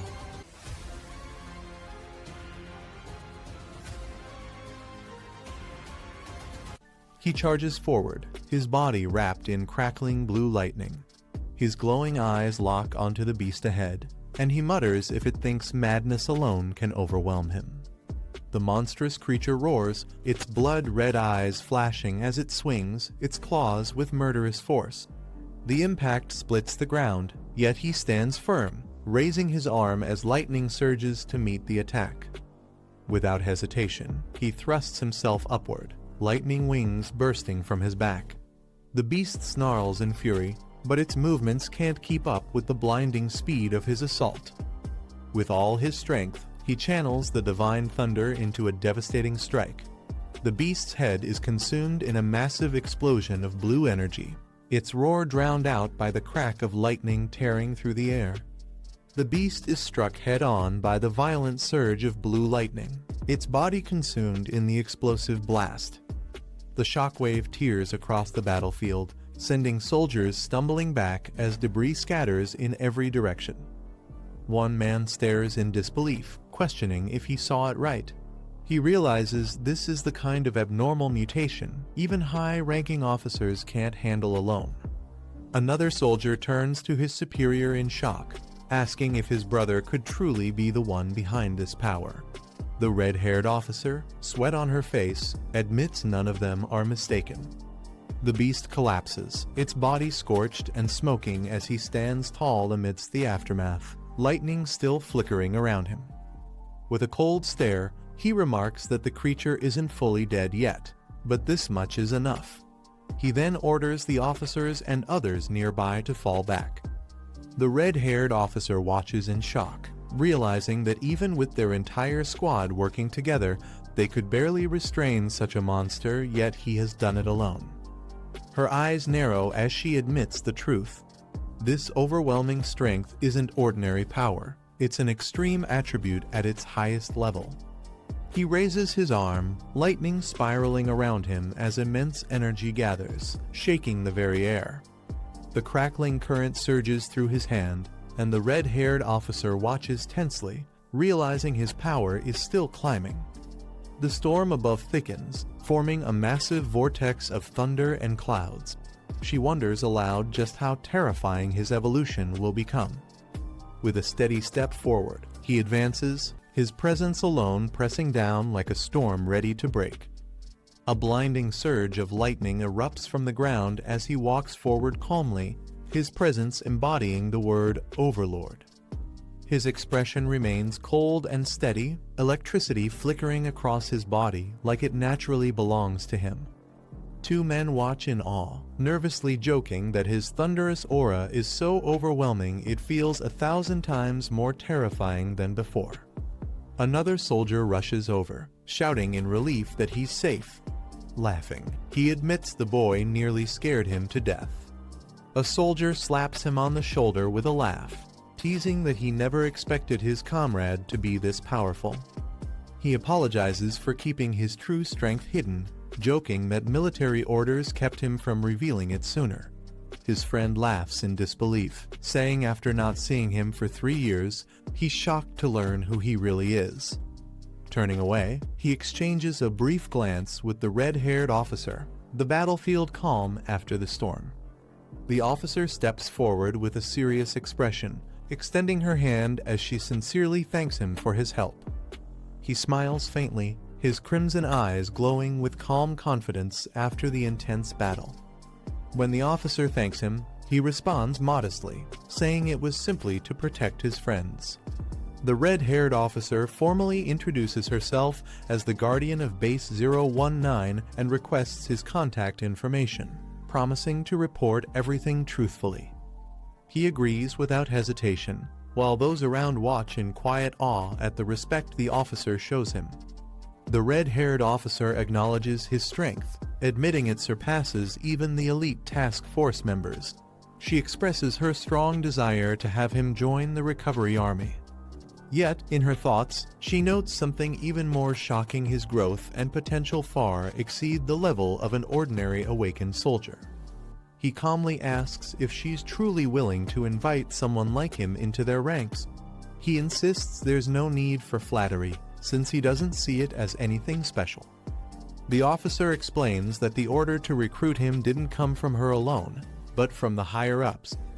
Whether he accepts or not, they will eventually come for him themselves. He laughs softly, admitting it's not as serious as they think.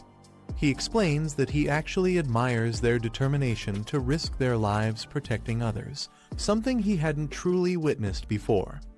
The red-haired officer listens in silence, slightly moved by his words. He continues with a calm smile, saying they can rely on him in the future whenever trouble arises, just as past generations once protected humanity. However, he sets one condition: his freedom must never be restricted. The officer is left speechless, her expression tightening as she processes his demand. He announces that time is running short and prepares to take his leave. The officer agrees, saying she and her men will handle the remaining cleanup and escort him back safely. As he walks away, he reflects on the true value of the army, its role in navigating dangerous spirit zones, ensuring safe passage while maintaining the advantage in battle.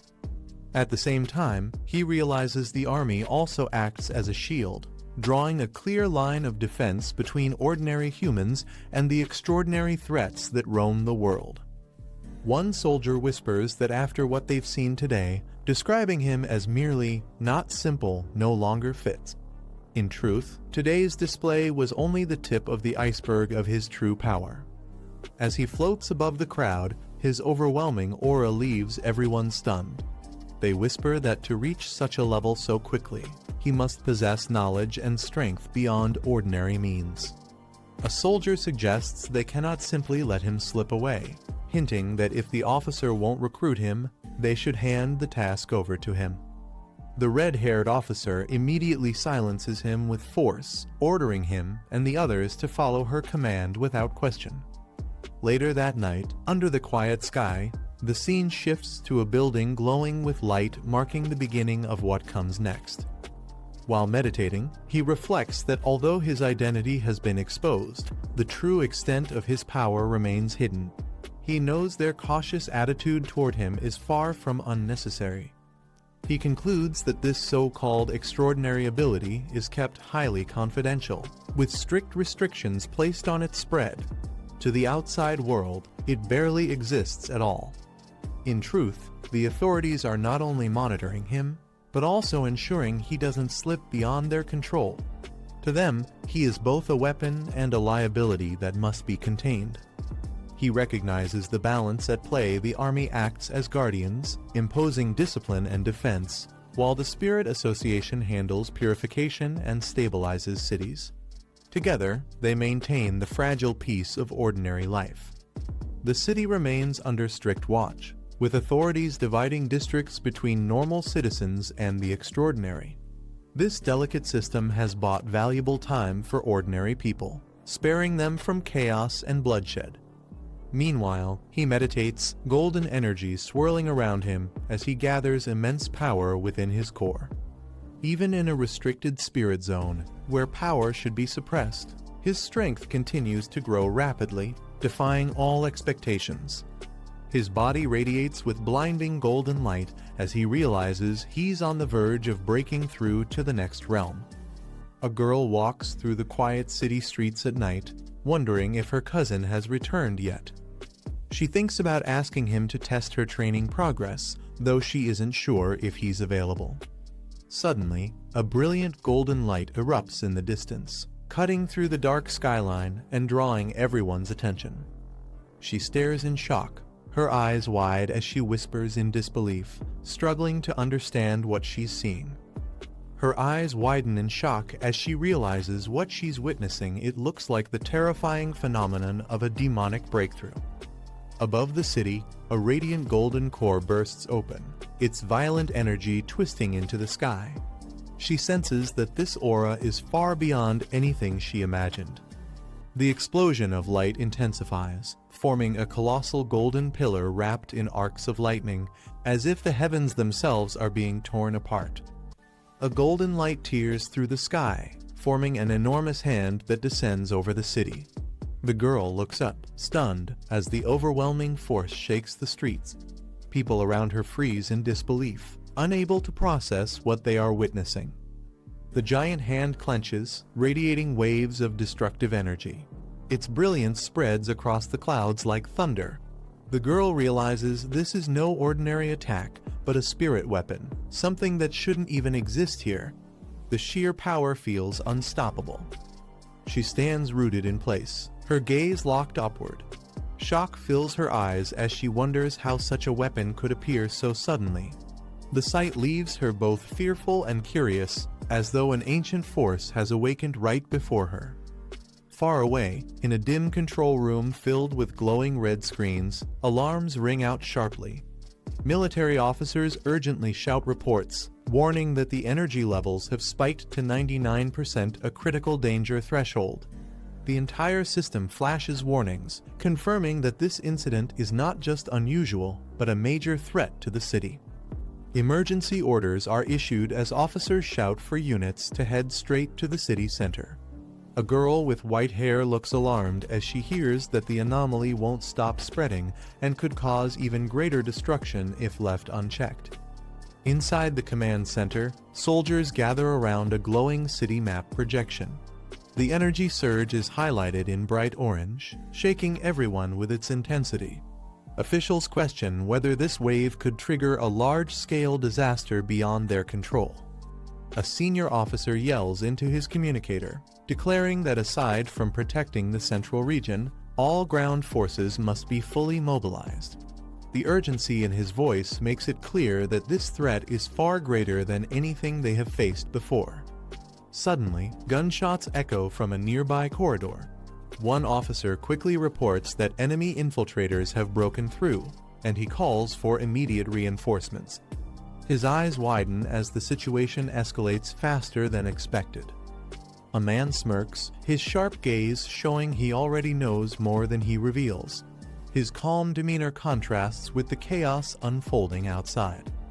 He places a hand on his chin, reflecting quietly. Aside from the strange energy disturbance, he suspects there is a much deeper issue behind all this. His phone vibrates with a new message. He checks it immediately, recognizing the sender as someone important. The screen displays a long exchange of texts about the ongoing incident. They discuss the dangerous outbreak and confirm it is not a coincidence. After reading the messages carefully, He sits back on the couch in silence, his expression unreadable as he processes the weight of the information. The man reviews information on his tablet, his eyes glowing with a faint red light. The data confirms that the recent surge is tied to dangerous spirit weapons, capable of overwhelming both defense systems and energy barriers at once. The door creaks open, and the girl steps inside quietly. She states simply that she has returned, her expression serious as if she senses the weight of the situation. She looks around the room and asks if he has also noticed the disturbance shaking the city. He acknowledges her presence and tells her to sit down while he prepares tea, keeping his calm demeanor despite the chaos outside. Her eyes narrow with concern. She admits that what's happening isn't normal and insists that the mysterious wave cannot be ignored. It's the sign of something far more dangerous lurking behind the scenes. The man scrolls through his phone, analyzing the reports. He notes that while the authorities are suppressing news of the anomaly, the situation is escalating too quickly to be contained. If left unchecked, it could turn into a full-scale disaster. The girl listens silently, her face calm but her eyes reflecting unease.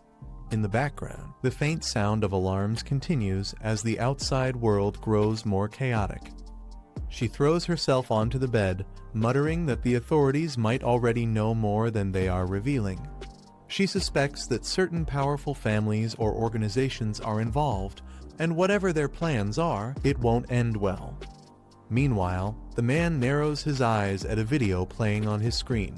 Flames engulf buildings, and the destruction spreads at an alarming rate. He realizes this isn't just another accident, this firestorm is part of something much bigger. On his phone screen, live footage shows the city consumed by raging flames. Reports confirm that the explosion originated from a powerful energy source, and the fire continues to spread uncontrollably. The man lowers his phone, his expression calm yet sharp. He recalls past events involving powerful figures, wondering what role they might play this time. His thoughts hint at a dangerous connection between the current disaster and past schemes. Elsewhere, a large university gate comes into view. Crowds gather outside, whispering anxiously about recent events. Some wonder aloud if this sudden closure has ties to the massive energy surge reported in the city. Two figures walk toward the gate with steady steps. One of them comments that the closure is officially for safety, but the timing suggests there's much more hidden beneath the surface. At the university gates, soldiers raise their weapons as the man and the red-haired woman approach. The crowd watches in shock, whispering about who these people could be and why security is treating them with such caution. The gates open, and the pair walk in side by side. Their confident steps and calm expressions make it clear they are not ordinary visitors, but people of significant influence. Inside, the destruction becomes visible. Buildings are reduced to rubble, smoke rises into the sky, and flames still burn in the distance. The man remarks that this devastation is far beyond normal accidents. It's the result of something deliberate. Meanwhile, helicopters hover over a forest consumed by raging fire. The inferno spreads rapidly across the mountains, and officials question whether this disaster was truly a coincidence or part of a greater plan. The red-haired woman tells the man she's heading to the office and asks if he plans to check the site of the explosion.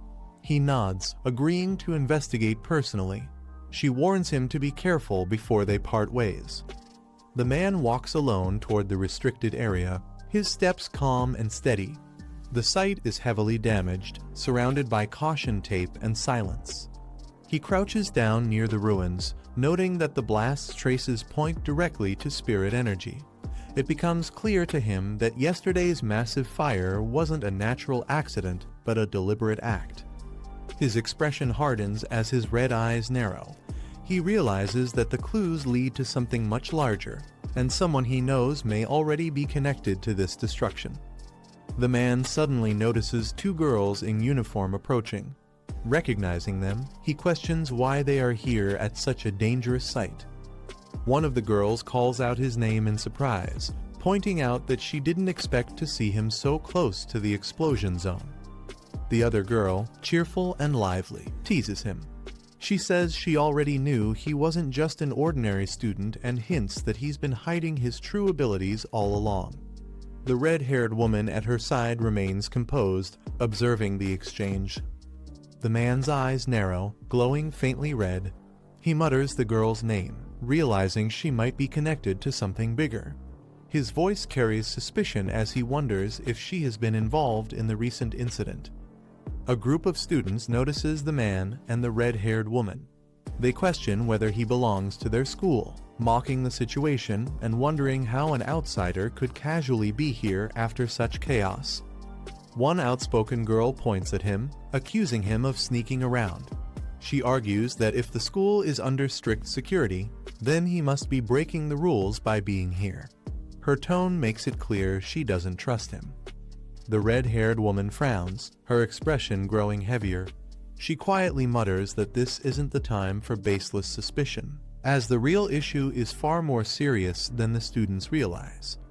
Another woman turns to the man, asking bluntly if this red-haired companion is his friend. Her question hangs in the air, sparking tension between the two groups. The man calmly introduces the red-haired woman, explaining that she is simply a former high school classmate. His casual tone surprises the others, who didn't expect such a connection. The red-haired woman smiles faintly, her sharp gaze hidden behind tinted glasses. Her expression carries a hint of amusement, as though she knows more than she lets on. Two girls look shocked, whispering to each other in disbelief. They wonder why someone like her would be acquainted with him, sensing that this relationship isn't as simple as he makes it sound. The red-haired woman speaks seriously, reminding him that the principal has called for everyone to regroup at the designated area. She stresses the importance of acting cautiously until they understand the full extent of the crisis. The man replies briefly, agreeing with her words, though his eyes remain cold and unreadable. Security guards order the crowd to step back, declaring the area sealed. No one is allowed to approach, and the atmosphere quickly grows tense. The red-haired student steps forward, her tone sharp as she questions why such extreme measures are being taken inside the school. The other students murmur nervously behind her. An elderly man with a cane appears, his presence immediately silencing the crowd. He explains that the school has strict rules and that even the smallest disturbance cannot be ignored. His words carry authority, making it clear that he is a powerful figure in charge. The students whisper among themselves, realizing this elder must be someone important. One girl jokes lightly, suggesting that if even he has come forward, then the situation involving the red-haired woman and the man must be far more serious than they thought. The red-haired student remains silent, her expression unreadable. The man and the red-haired woman are led forward by guards until they stand face to face with the elder. The tension in the air is heavy as everyone watches closely. The elder greets him warmly, shaking his hand. He introduces him as the new representative tied to Fang's name, making it clear that his arrival holds special significance. The elder then gestures toward the waiting cars, saying arrangements have already been made. He instructs him to board immediately, signaling that the meeting ahead is of great importance. Nearby, the red-haired student steps forward with a commanding voice, ordering all unrelated bystanders to back away. Her sharp tone leaves no room for argument, and the students quickly retreat in silence. Guards spread their arms to block the crowd, ordering everyone to step back. The students protest loudly, questioning why someone like him deserves such treatment from the school's leaders. Among the crowd, the red-haired student looks uneasy. She wonders aloud what kind of influence the man holds to be recognized so highly, far beyond what any ordinary person could achieve. Lowering her head, she recalls the words of the principal, who once hinted that Fang's background was far from simple. The thought unsettles her, leaving her unsure how much she truly knows about him. Nearby students whisper in disbelief. They argue that this level of respect is impossible unless Fang is connected to someone of great power or influence. The realization begins to spread among the crowd, shifting their perception of him. In the middle of the crowd, a girl with long red hair steps forward. The attention shifts instantly to her as whispers spread among the students.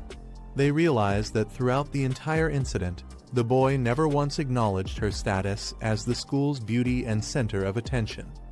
The revelation leaves the crowd in shock, deepening the mystery around his true nature. At Kingcheng University, everything seemed normal until a series of strange incidents began to unfold.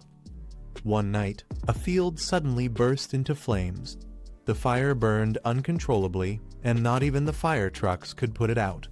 Fortunately, no students were present at the time, and the authorities quickly sealed off the area to prevent further danger. Not long after, another field caught fire, followed by more incidents. What started as something explainable soon became mysterious. Witnesses reported seeing crimson flames falling from the sky and fire floating in mid-air with no visible source, making the situation even more unsettling. Although most of the fires across the fields were eventually extinguished, one blaze continued to burn stubbornly. The group stood before it, realizing this was no ordinary fire. He notices the air thick with smoke, the burnt smell heavy and suffocating. The group observes the fire burning around the basketball hoop, confirmed as the only spot where the flames refuse to be extinguished. A device is revealed, showing a reading of 11, drawing everyone's attention. It's explained as a spiritual power detection device. If the reading goes beyond 10, the area becomes too dangerous for ordinary people, as human life cannot withstand anomalies above that level. The detector suddenly spikes, showing an alarming reading of 60, shocking everyone.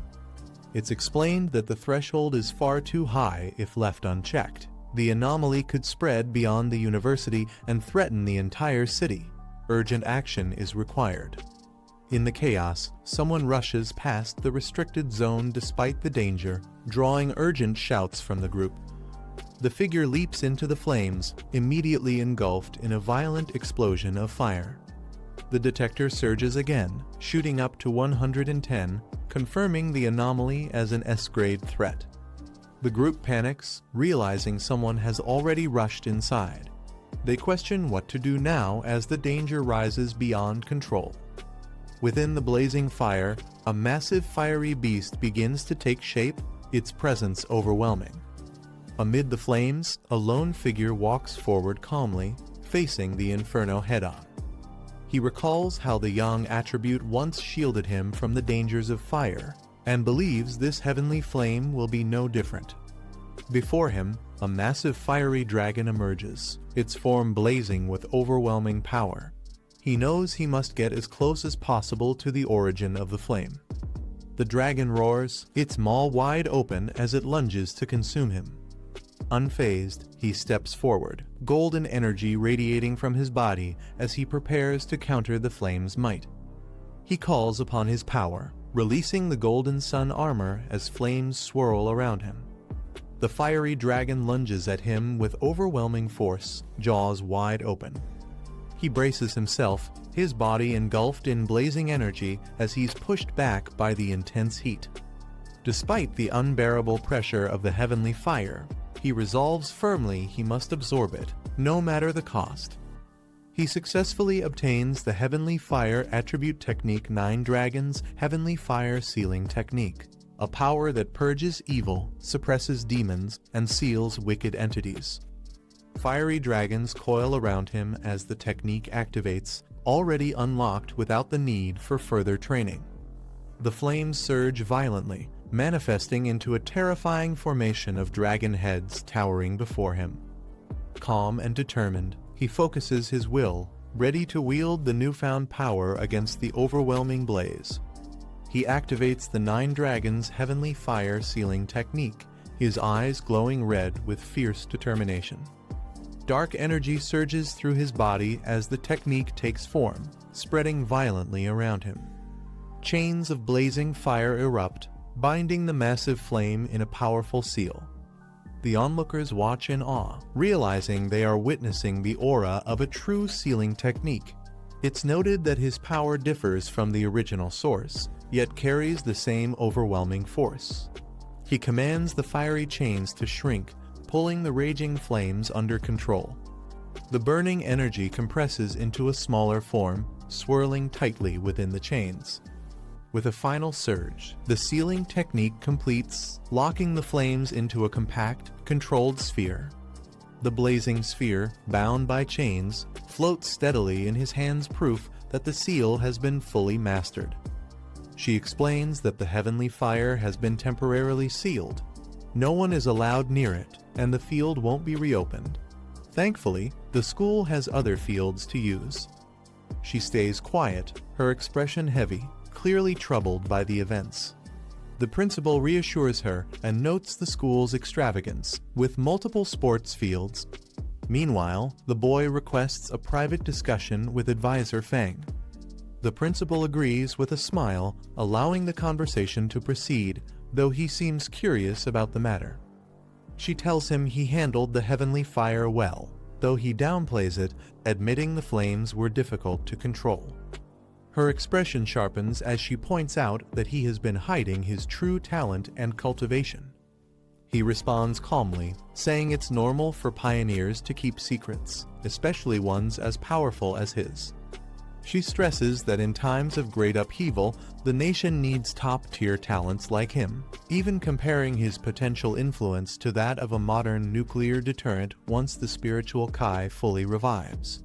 It's explained that whether it's the military, restricted zones, or major associations, all of them would want to recruit someone like him. Even foreign powers might try with tempting offers. She advises him to consider it seriously so he won't be caught off guard when the time comes. Joining the military, she says, would be a great benefit to their nation. He pauses, then questions why neither she nor Wang Liang have ever tried recruiting him directly into their restricted zone. He wonders if they see him as unworthy. She admits the truth. Their legendary military district is unusually strong. That's why she thought he might be more interested in joining them instead. He reacts with interest upon hearing about a top-level group. She explains that it's the most elite military unit in the nation, so renowned that even other districts are aware of them. Though she hasn't seen them in action lately, word is they've been very busy. He notes that even such an elite force seems to be facing serious challenges. She suggests they end the discussion for now and head to the university cafeteria. A scene reveals the scale of the battles the group faces, fighting powerful monsters in situations that demand pioneers of the highest caliber, possibly even beyond sky rank. He reflects that the revival of spiritual Kai is approaching, yet he still feels unprepared. He examines the heavenly fire attribute collected from the field, recognizing its destructive nature that consumes everything it touches. Suddenly, inspiration strikes. He realizes the perfect way to utilize its power. He fuses it with his Crimson Flame Blade technique, enhancing it with deadly enchantments, confident that perfection can always be pushed further. The story opens on the back mountain, a quiet and expansive range covered in thick greenery. The man pauses for a moment, recognizing the area and sensing something unusual about it. He steps deeper into the forest, his white suit standing out against the misty trees. Holding his sword casually at his side, his expression sharpens as he grows more alert, trying to understand why this place has been marked off. Ahead, he finds a large wooden sign warning travelers not to climb any further. This surprises him, as the mountain shows no abnormal activity.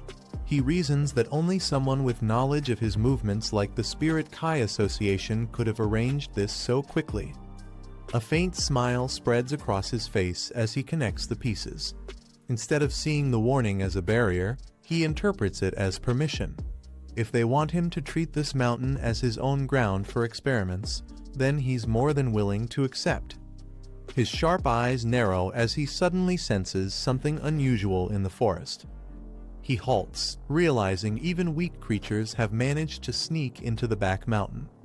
The aura he feels now matches the one he encountered earlier at the factory, though slightly weaker. Remaining calm, he continues forward, keeping his focus on the surroundings. From above, a shadow stirs, moving quickly among the trees. A monstrous beast drops from the branches, its red eyes glowing fiercely as it prepares to attack. He observes the blade and realizes it now has the ability to gauge an enemy's strength before attacking. Gripping the weapon tightly, he prepares to test its power. A system prompt appears, offering him the chance to infuse the Tang blade with the heavenly fire attribute. Without hesitation, he accepts. The sword erupts in blazing flames, radiating righteous energy. Golden fire courses through his body as he merges with the weapon's newfound strength. With fiery determination, he combines the heavenly fire with his crimson fire blade technique, eager to see what devastating effect the fusion will unleash against his opponent. With flames blazing around him, he unleashes the empowered blade, aiming it directly at the beast. The creature's eyes widen in shock as it senses the overwhelming power descending upon it. The fiery strike engulfs the monster, twisting into a blazing whirlwind that scorches everything in its path. The beast howls in agony.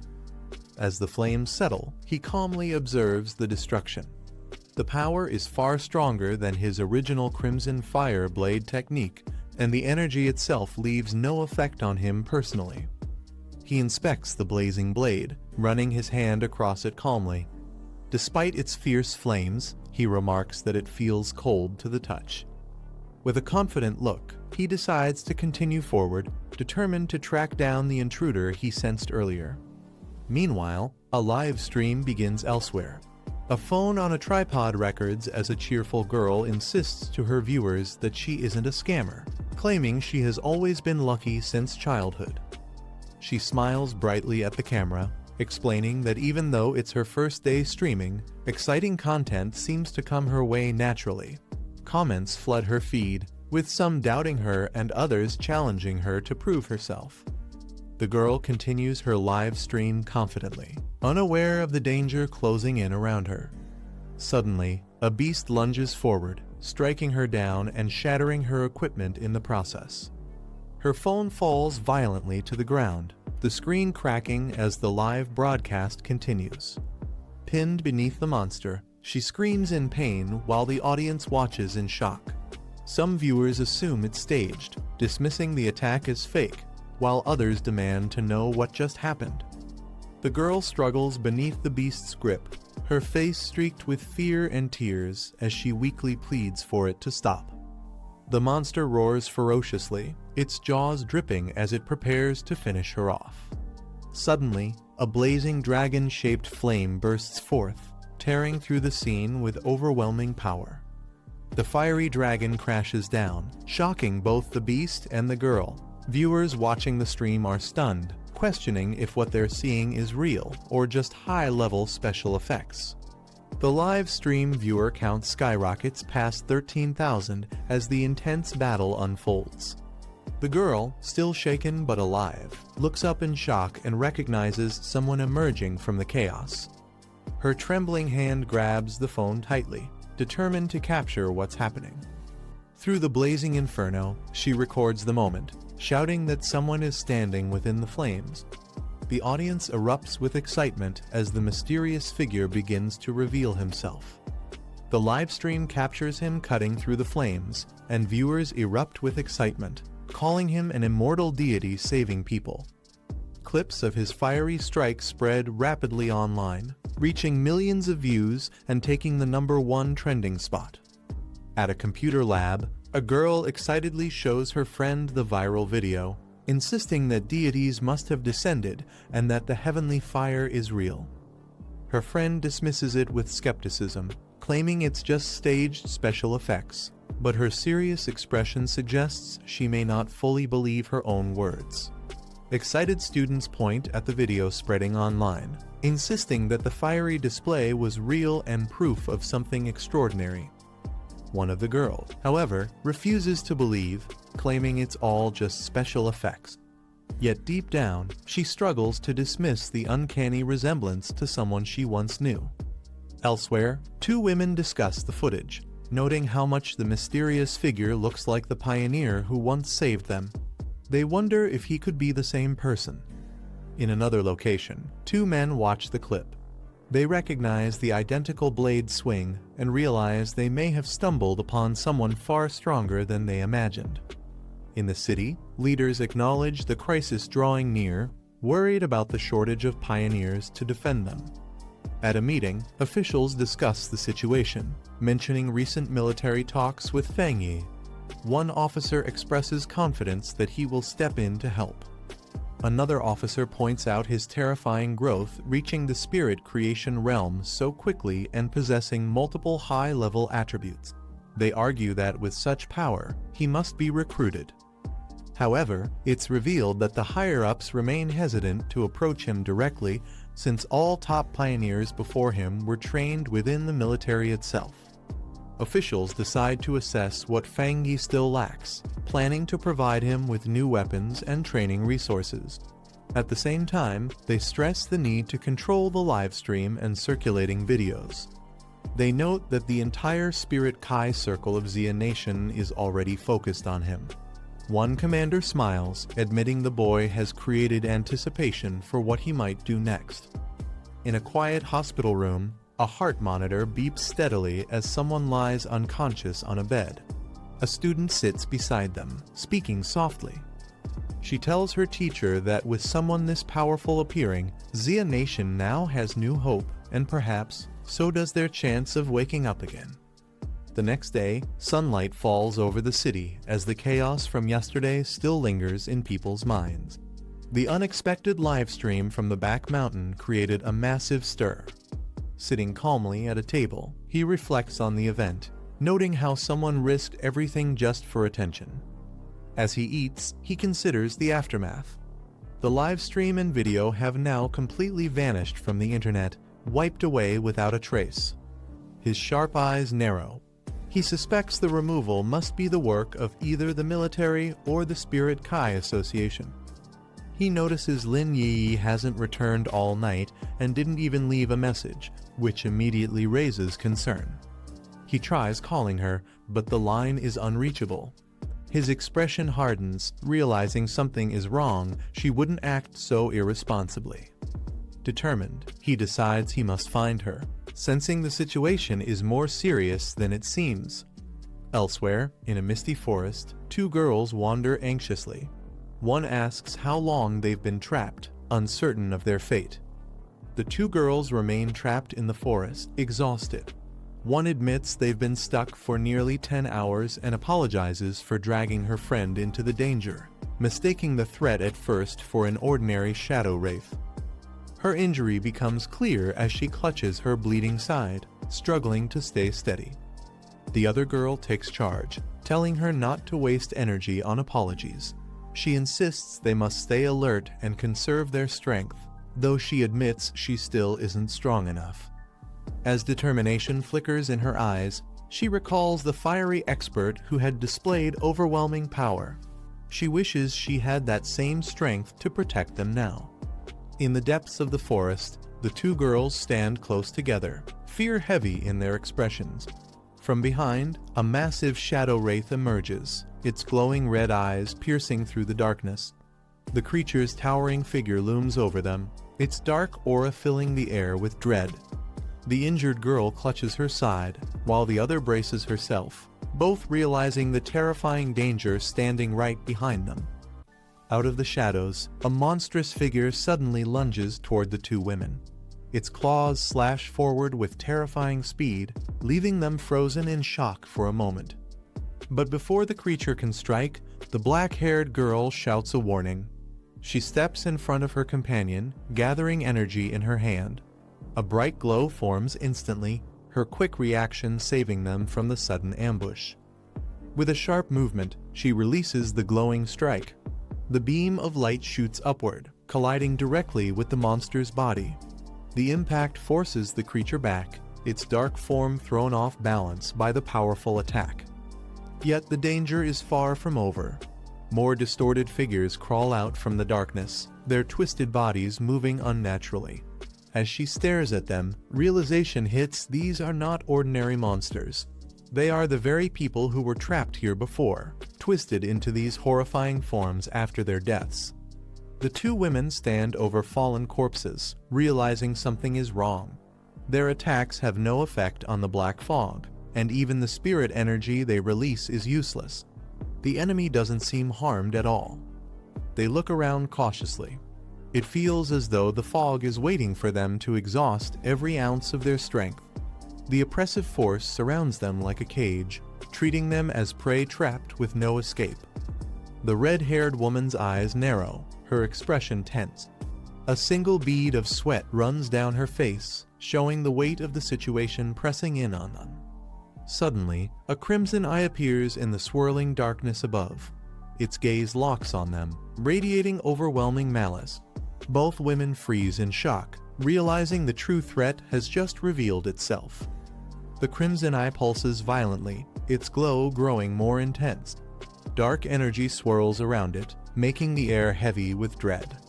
Suddenly, multiple smaller red eyes begin to split off, multiplying within the vortex. Each one stares down at them, as if the abyss itself is alive and watching from every angle.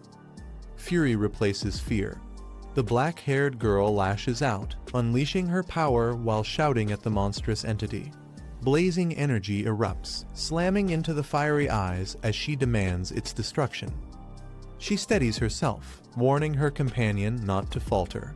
The creature is losing patience, and any weakness now could mean the end for them both. Her sharp gaze shows determination, refusing to let despair take over. The girl's eyes widen in silence, reflecting the eerie glow of the crimson light. She braces herself as the darkness presses closer. A piercing flash erupts from above, sending icy shards crashing down. She looks up in shock as the monstrous force reveals its power, freezing everything in its path.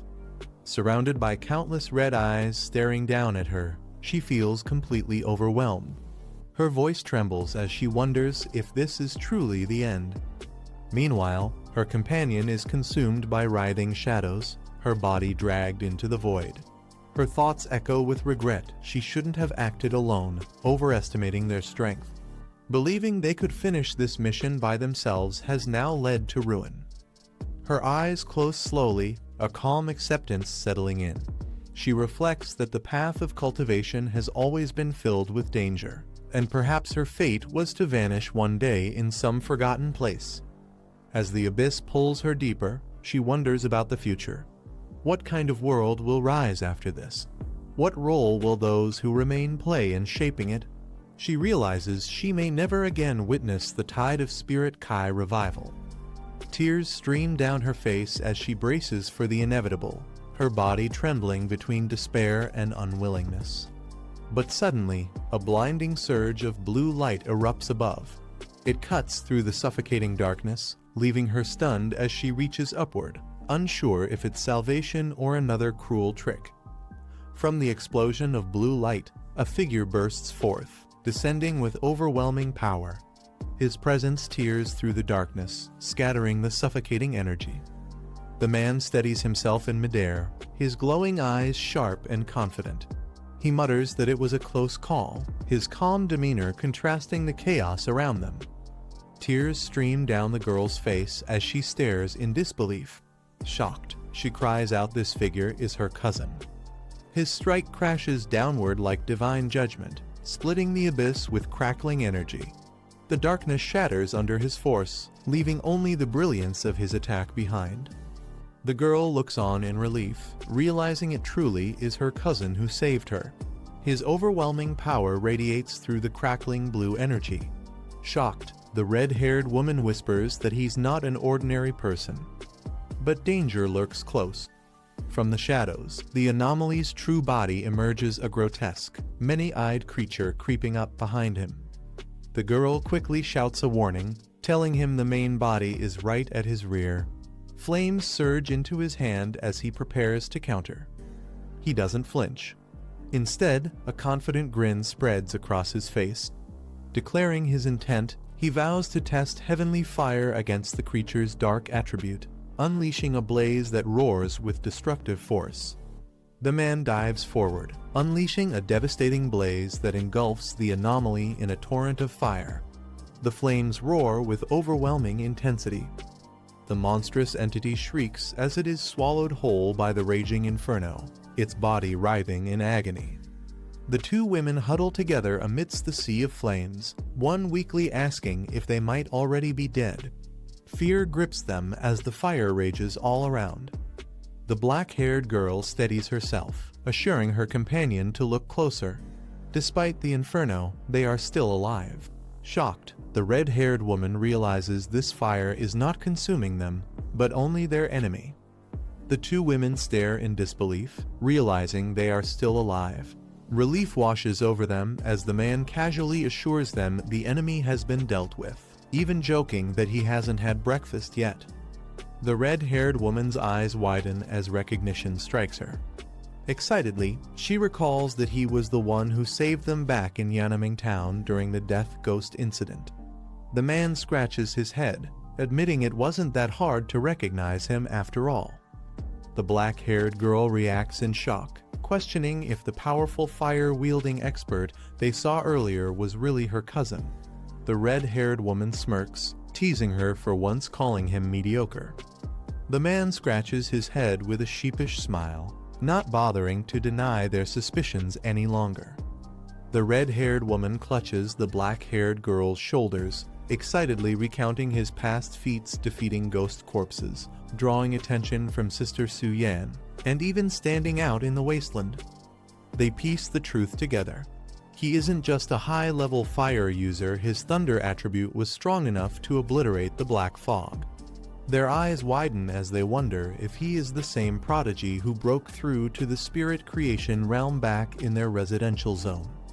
Finally, he admits it. Calmly, he confirms their suspicions, but then turns serious, questioning why only the two of them came to face a dark attribute anomaly.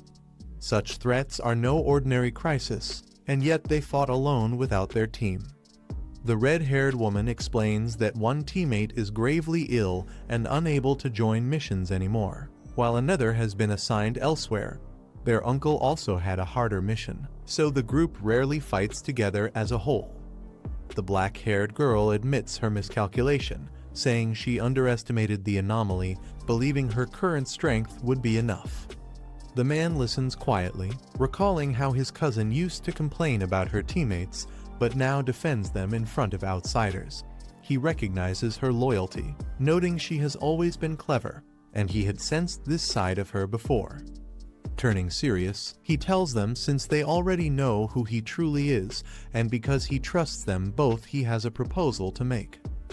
With a steady gaze, the man extends his hand and proposes that they form a team. But he warns them not to reveal this secret to anyone else.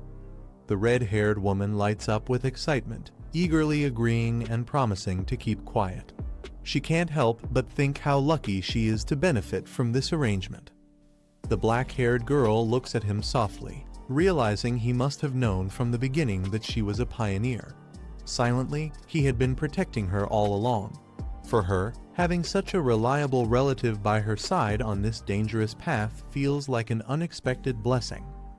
Yet, as relief mixes with gratitude, she bites her lip, a complicated emotion hidden behind her expression. Smiling brightly, the black-haired girl thanks her cousin and jokes that she'll fry him 2 extra eggs for dinner as gratitude. The group walks together, and she suddenly announces that Sister Jailan has just posted a new mission. On her phone, the details of the mission appear. It warns about an extreme darkness zone, an especially dangerous area tied to dark attribute anomalies, requiring utmost caution before entry. The cousin's eyes narrow as he asks if they understand what the extreme darkness zone really is. She explains it's a restricted border area of Xia Nation, where the dark attribute is so concentrated and strong that most pioneers avoid it entirely. A message appears, someone signing up for the mission and asking Sister Jailan for details about the gathering. The cousin suggests they should try it, asking if Jailan would reveal more about the mission. But the girls explain that she's always been mysterious and rarely says more than a few words. He frowns, thinking it through. For Jailan to arrange something this dangerous, she must hold an unusual status. Perhaps she's a rogue fighter with high-level skills, or someone tied to the military or the Spirit Kai Association. Again, the same message repeats Fong Heju, asking what exactly they are gathering, for though the answer remains hidden in mystery. A new message from Sister Jailan appears. The mission's target is revealed, to collect something called Withered Bloom. She warns that this task is far more dangerous than before, as the extreme darkness zone's energy is far stronger than anything they've faced. She urges everyone to team up before proceeding. The two girls stare at the message in surprise. They whisper that Jailan has never been this detailed before, leaving them unsettled. Elsewhere, Jailan walks through a corridor surrounded by armed escorts. Her expression remains calm as she remarks that the rest will depend on someone else. Meanwhile, the cousin studies the message carefully, raising an eyebrow. He smirks, saying the words, "strong and reliable pioneers" sound almost too direct. It's as if Jailan is calling them out personally, challenging them to accept the mission. The cousin smirks, his eyes sharp with confidence. He tells his companion that Jailan's message feels like a direct challenge, as if she's personally calling him out. Far away, dark mist coils above a desolate land, the air heavy with corruption. The ominous atmosphere radiates dread, marking it as no ordinary place. He stares into the distance, a dangerous gleam in his eyes. Instead of fear, excitement stirs within him. The so-called extreme darkness zone is exactly the kind of place he wants to explore, and he's eager to take the trip. The group walks through the corridor, their footsteps echoing. One of the assistants nervously mentions concerns about the team. The woman leading them holds a bouquet calmly and answers that if the man is truly a pioneer worthy of trust, he will definitely come. The assistant hesitates, voicing her worry that if he doesn't appear, the entire batch of pioneers will be affected. But the woman cuts her off firmly, saying that if he fails to show, it only proves his strength is still lacking. She then turns toward the window, her expression sharp, a faint smile forming. She asks if they really believe that collecting the elusive flower is easy. For weak pioneers, this dangerous task is nothing but a path leading straight to death. The assistants exchange uneasy glances, unsure how to respond. The woman continues, explaining that forcing someone into a life or death mission just to maintain appearances goes against the true purpose. Her words leave the others silent, realizing the weight behind her reasoning. A dark ground is littered with blood and debris, where pale flowers bloom. The narration explains that gathering these flowers is the only path to rebuilding national strength. Only by collecting them can more pioneers be nurtured. The scene shifts to ordinary people on a subway, representing the future pillars of the nation. The flowers are essential for ensuring the survival and growth of these new generations. The view changes to a hospital ward bathed in light. Whether it is the backbone of tomorrow or soldiers who return from battle scarred, the flowers provide the vital strength to endure life and death struggles. Beside a hospital bed, the woman grips a patient's hand tightly. Her voice is resolute no matter the cost. They must obtain more of the elusive flowers to secure survival. An elderly man lies on a hospital bed, covered in scars and connected to a respirator. He is introduced as the only pioneer of Xia who reached the diamond rank, surviving only because of the healing properties of the rare flower. A powerful explosion flashes across the scene, symbolizing the might of such warriors. The narration explains that diamond-level powerhouses are invaluable, both as a national defense and as the greatest bargaining chips in negotiations with other nations. One of the assistants speaks with concern, telling the woman that while the mission is important, her health is just as critical. The woman looks down, her expression cold and unreadable, repeating her assistant's words in doubt, "My health is important." The woman bursts out in anger, her eyes blazing. She declares that her life is indeed important because her team risked everything to bring her back alive. Her face shifts to shock as pain suddenly strikes, her body reacting with weakness. She steadies herself near the hospital bed. The assistants rush to her side in concern, apologizing for their words and asking if her illness is acting up again. Holding her head, she brushes it off with a faint smile, saying it's fine and not yet time for medicine. Memories of her old comrades flash in her mind, and she murmurs that it's all in the past now. On a battlefield littered with bodies, a soldier weakly calls for the execution squad to retreat immediately. Another wounded soldier urges the young woman to survive, saying their mission to collect the rare flower is now in her hands. For the sake of their teacher, their homeland, and everyone depending on them, they entrust the future to her. The young woman cries out in refusal, shouting that she will not leave and calling out to her captain. With tears and determination, she gathers the strength left behind by her fallen comrades. Lightning energy wraps around her as she vows to return alive, carrying their will with her. The woman explains coldly that the energy given to her is meaningless if the flower is tainted with blood or not harvested intact. Only a complete specimen holds true value. Time passes. Nearly 2 hours later, a new group makes its way across a barren landscape. One of them sighs, asking how many more kilometers they must walk. A red-haired woman points ahead, remarking that even pioneers are helpless until the spiritual energy fully integrates with the body. Without that, survival is impossible.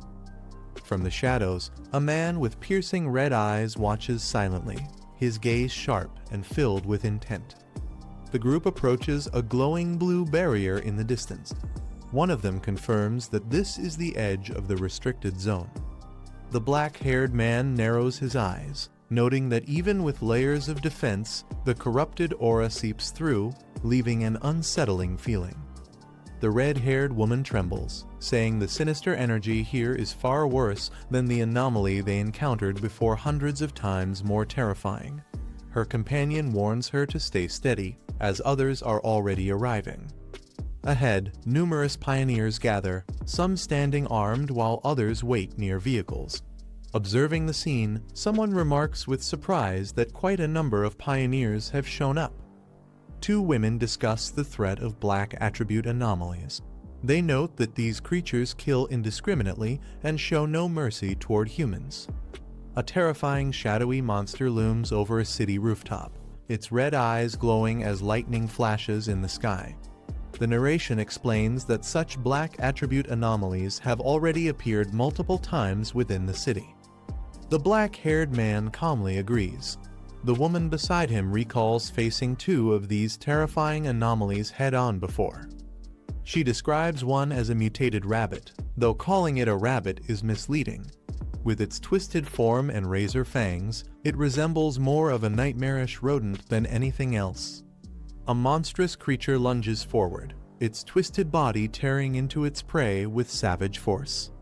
The black-haired man explains that another anomaly emerged from abandoned factories, a massive snake. Unlike the rabbit, its intelligence surpassed expectations, able to cooperate in hunting down pioneers and wiping out entire squads. He adds that the situation has grown dire. The city's outer defenses, built to contain such threats, are now showing cracks as more anomalies appear. From above, shadowy beasts soar over a burning city. Flames engulf buildings while monstrous wings blot out the sky, marking the chaos that humanity can no longer easily control. The black-haired man leads his companions forward, stating firmly that they must head to the front lines. At the barrier's entrance, several figures gather, preparing for the mission. The atmosphere is tense as more pioneers arrive. Among them, a silver-haired girl with twin braids appears. Her calm gaze lingers as she notices the newcomers. Her eyes widen slightly in surprise. She recognizes the man approaching and mutters in disbelief, questioning why he is here and even more, why he has brought along two young girls. The silver-haired girl suddenly covers her mouth in shock as her companion calls out to her in confusion, asking what's wrong. Nervously sweating, she mutters to herself, praying that he won't notice her presence. But when the black-haired man glances her way, she forces a smile and awkwardly addresses him as Captain Sue. The group exchanges puzzled looks. One of them whispers in surprise, wondering if this eccentric girl could really be the assistant of the envoy. Flustered, the silver-haired girl waves her hands defensively, insisting that it's all just a huge misunderstanding. The black-haired man smiles faintly, introducing the silver-haired girl as his assistant. She quickly bows in agreement, though her nervous posture betrays her discomfort. From the side, a mocking voice laughs, calling them arrogant children who speak too boldly without realizing their place. At the barrier's entrance, a heavily armored commander steps forward with his men. He ridicules the pioneers, saying most are inexperienced and wouldn't last without the protection of stronger forces. The red-haired woman clenches her fists in anger, but is held back by her companion. She warns that their arrogance could lead to trouble, especially without knowing the true status of the people they're facing. The red-haired woman steps forward confidently, staring down the armored commander. Her tone is sharp, warning him not to underestimate them. The commander smirks, dismissing her words. He mocks her, saying that in the darkness of the restricted zone, it won't be long before people like her regret such arrogance. His expression shifts, eyes narrowing as he mutters under his breath, clearly annoyed by the confrontation. Suddenly, the roar of an engine cuts through the tension. A vehicle approaches the gathering, drawing everyone's attention as the situation grows heavier. The rumbling of an engine stops, and the vehicle door swings open. From inside, a tall woman in a white coat steps out, instantly drawing everyone's attention. Gasps ripple through the crowd as someone recognizes her identity. Shock spreads, this is none other than Sisterlan. She strides forward with confidence, her long coat flowing behind her. Witnesses confirm in awe that it truly is her, leaving the atmosphere heavy with respect. Whispers spread among the pioneers, marveling at her presence and wondering what her true identity might be. With such authority, she is clearly the one responsible for opening the path ahead. With a determined look, the woman stands before the massive glowing barrier, her eyes reflecting the surge of energy. She steps forward confidently, the blue light of the gate swirling like a storm, illuminating her figure. Raising her hand, she reveals a glowing key-shaped artifact, channeling her power into it. The artifact activates with a blinding flash. Energy cascades down like waterfalls of lightning, and the barrier begins to split open under her command. As the artifact's power reaches its peak, the barrier trembles violently, releasing a surge of blinding red and blue energy.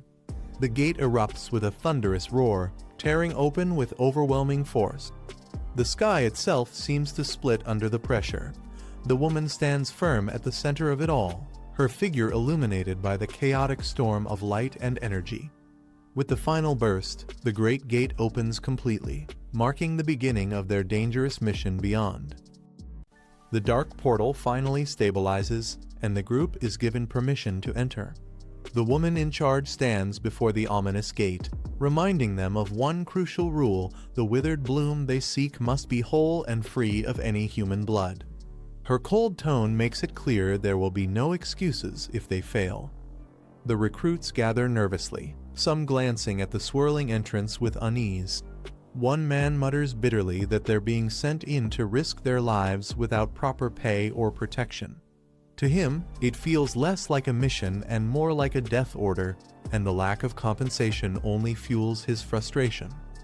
Another man quickly silences him, warning that complaints are useless. If they die inside, the officials won't acknowledge it as their fault. Instead, they'll simply be reported as missing, leaving no trace of accountability. The grim reality hangs heavy in the air as the group slowly moves toward the gate. Nearby, two men exchange hushed words. One points out that if death truly awaited them, their families would mysteriously receive huge sums of money. To him, that payout is nothing more than an admission that the officials are sacrificing them on purpose. The armored man beside him stays silent, his stern expression confirming the bitter truth that everyone already suspects.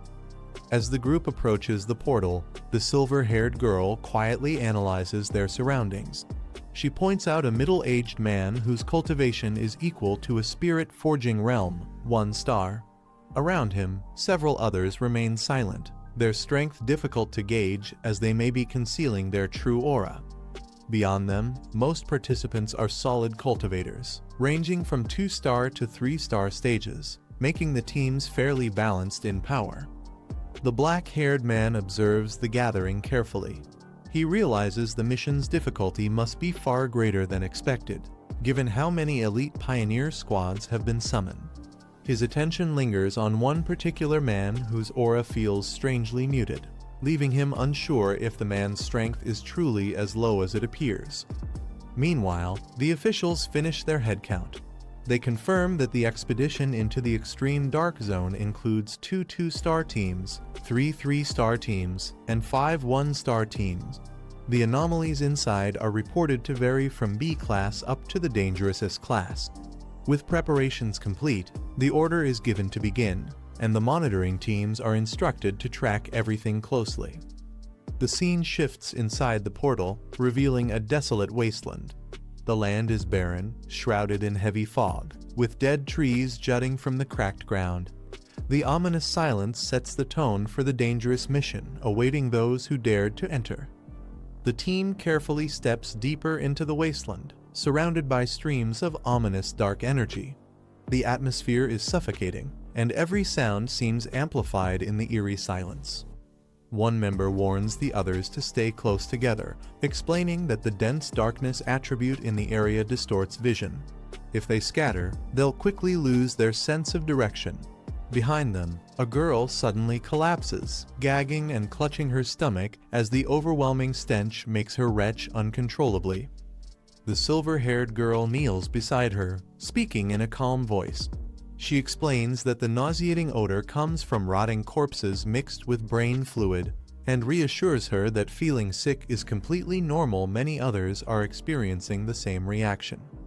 She gestures toward the distance, where even cultivators at higher levels are visibly struggling, some doubling over and vomiting from the unbearable stench.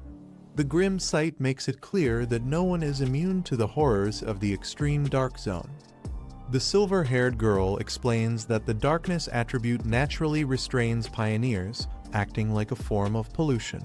Inside the extreme dark zone, the anomalies are especially active, making the environment even more dangerous. The black-haired man recalls the classifications of anomalies. B-class anomalies are roughly equal to X realm pioneers, and while dangerous, their damage is considered controllable. But higher threats exist. A-class anomalies require multiple pioneers of the same level to subdue, often appearing as monstrous beasts. S-class anomalies are on another level entirely, rivaling stars themselves and bringing destruction on a near cataclysmic scale. He notes that within the extreme dark zone, the darkness attribute provides these creatures with an additional boost, meaning an anomaly judged B-class elsewhere could easily be a class here. Hearing this, one of the girls admits it's her first time learning about such details. Another expresses understanding and checks if their captain is all right. But then, she nervously asks if the silver-haired girl has already been polluted by the darkness. The silver-haired girl reassures the others not to worry, saying her squad is used to handling cases with such foul stench. She reveals that Captain Su has already broken through to Axe Realm 3-star and has recently mutated his water attribute into an ice attribute, pushing himself even harder. One of the teammates notes that such rapid progression comes with risks, warning them to stay cautious around him. Still, they agree to prioritize the mission, urging the group to move quickly and stay close together to avoid distractions. The black-haired man halts the group, telling them they've reached the right spot. He orders everyone to conserve their strength and remain alert, warning them not to let the darkness exploit any weakness. Despite the oppressive environment, he reflects that his own body hasn't felt too affected since entering. His sun and lightning attributes seem to repel the darkness effectively. He considers another possibility that his recent advancement to Spirit Forging Realm may have strengthened his aura, allowing him to resist the corruption far better than before. A faint smile crosses his face as he quietly acknowledges the advantage. Elsewhere in the extreme dark zone, fierce battles erupt as teams clash with monstrous anomalies. A man slashes through a beast with ease, mocking that the so-called dangers of this place are nothing more than this. Rallying his comrades, another fighter shouts that they must seize the withered bloom and show the younger pioneers what true strength looks like. Together, they charge forward with confidence, blades gleaming in the darkness. Back with the main group, tension rises when one of the girls, Yi, coughs violently from the overwhelming atmosphere. Her companion immediately calls out her name in concern, steadying her as she struggles to breathe. The black-haired man glances back at them with a faint smile. Observing her fragile state, he quietly remarks that she's still just a child, hinting at her lack of readiness for the dangers ahead. The girl looks up in surprise as a gentle warmth spreads across her body. Her cousin places a hand near her, and the dark nausea that had been plaguing her fades almost instantly. A look of relief washes over her face as she realizes the corrosion and sickness have vanished, replaced by a comforting warmth like sunlight in winter. The others marvel at the effect, calling it the true power of the spirit-forging realm. She studies the energy carefully, noting how rare and advanced the attribute feels. Since breaking into Axe Realm 3-star, her senses for attributes have deepened, allowing her to recognize its uniqueness. She compares it with her own wood and grass attribute, which excels at absorbing aura, and even mentions how Captain Su's water mutating into ice was also a rare occurrence. The black-haired man corrects her softly, explaining that it isn't fire, but rather the sun attribute. With calm honesty, he admits it was his fault for not clarifying earlier. He is the very one who had displayed this power before during the fire incident at Kinhang University's Northern Gate and Stadium. The black-haired man explains that the anomalies they faced were unique, as sun and heavenly fire attributes differ slightly. His calm admission surprises the others, who realize he now possesses multiple rare high-tier attributes. He adds that he also has a desolation attribute, but prefers to keep some of his cards hidden. For now, it's best not to reveal everything, leaving the group stunned at how many rare powers he actually controls. One of the girls, still shivering from the cold, admits she hasn't reached Axe Realm 3-star yet and is slowly progressing along the metal path. Half joking but also sincere, she asks if he could use his sun attribute to warm her up as well, calling him her almighty cousin. Amused, he agrees casually, saying he'll warm her for a day. The girl yelps in shock as the sudden burst of warmth surges through her body, overwhelming her senses, while he remains composed and unfazed. Nearby, other members notice the warmth being shared and tease the pair for patting each other like that. Their playful remarks lighten the tense atmosphere, if only briefly. Encouraged, they suggest that Captain Su's squad should try it as well. With little hesitation, the group agrees, asking him directly for help. Amused, he casually raises his hand, releasing a steady wave of warmth that spreads through the cold air. One by one, the squad members feel the comforting energy wash over them. Their eyes widen in surprise, followed by joyful exclamations as the unbearable chill and nausea are driven away. But just as the mood lifts, the ground trembles. A massive claw slams down nearby, signaling the arrival of a powerful creature lurking in the darkness. The atmosphere instantly shifts back to dread. The black-haired man suddenly senses danger. His sharp eyes narrow as he warns the group that an anomaly is rapidly approaching. The ground splits open, and a violent surge of energy bursts forth. The squad braces themselves as one of the girls leaps forward with her weapon, trying to cut through the distortion. From the smoke, a massive beast with glowing red eyes emerges, charging straight toward them. Someone shouts in alarm, telling the others to watch out as the monstrous figure barrels forward. The creature reveals its terrifying form, cloaked in purple flames and radiating overwhelming power. A warning is shouted, it's an A-class anomaly. The beast roars ferociously, shaking the battlefield as the squad prepares for a deadly clash. The silver-haired girl steps forward, her eyes sharp with determination. Blue energy surges from her hands as she declares she'll handle the threat herself. With a powerful strike, she unleashes a burst of energy that pierces through the massive anomaly, its roar drowned by the crackling force of her attack. Catching her breath, she frowns in frustration, noting that the difficulty of this battle is far greater than expected. As she steadies herself, one of her teammates notices something unsettling. The creature seems to have vanished into thin air. But before they can process it, the black-haired man turns, his crimson eyes narrowing. Behind him, a horde of eerie figures with glowing red eyes emerges from the fog, advancing silently yet menacingly toward the group. The group finds themselves surrounded as countless red-eyed creatures close in from every direction. Their glowing eyes pierce the darkness, and the squad braces for an overwhelming assault. The black-haired man steps forward calmly, his voice firm as he tells the others to move aside. Golden light begins to flicker around him, pushing back the encroaching shadows. His eyes ignite with blazing energy, streaks of fiery power radiating outward as his aura surges to a new peak. The sheer intensity of his presence makes the ground tremble. In the next instant, a massive eruption of flames bursts forth, engulfing the horde of monsters in a devastating inferno. The enemies are consumed in a torrent of fire, leaving no doubt about the overwhelming might of his sun attribute.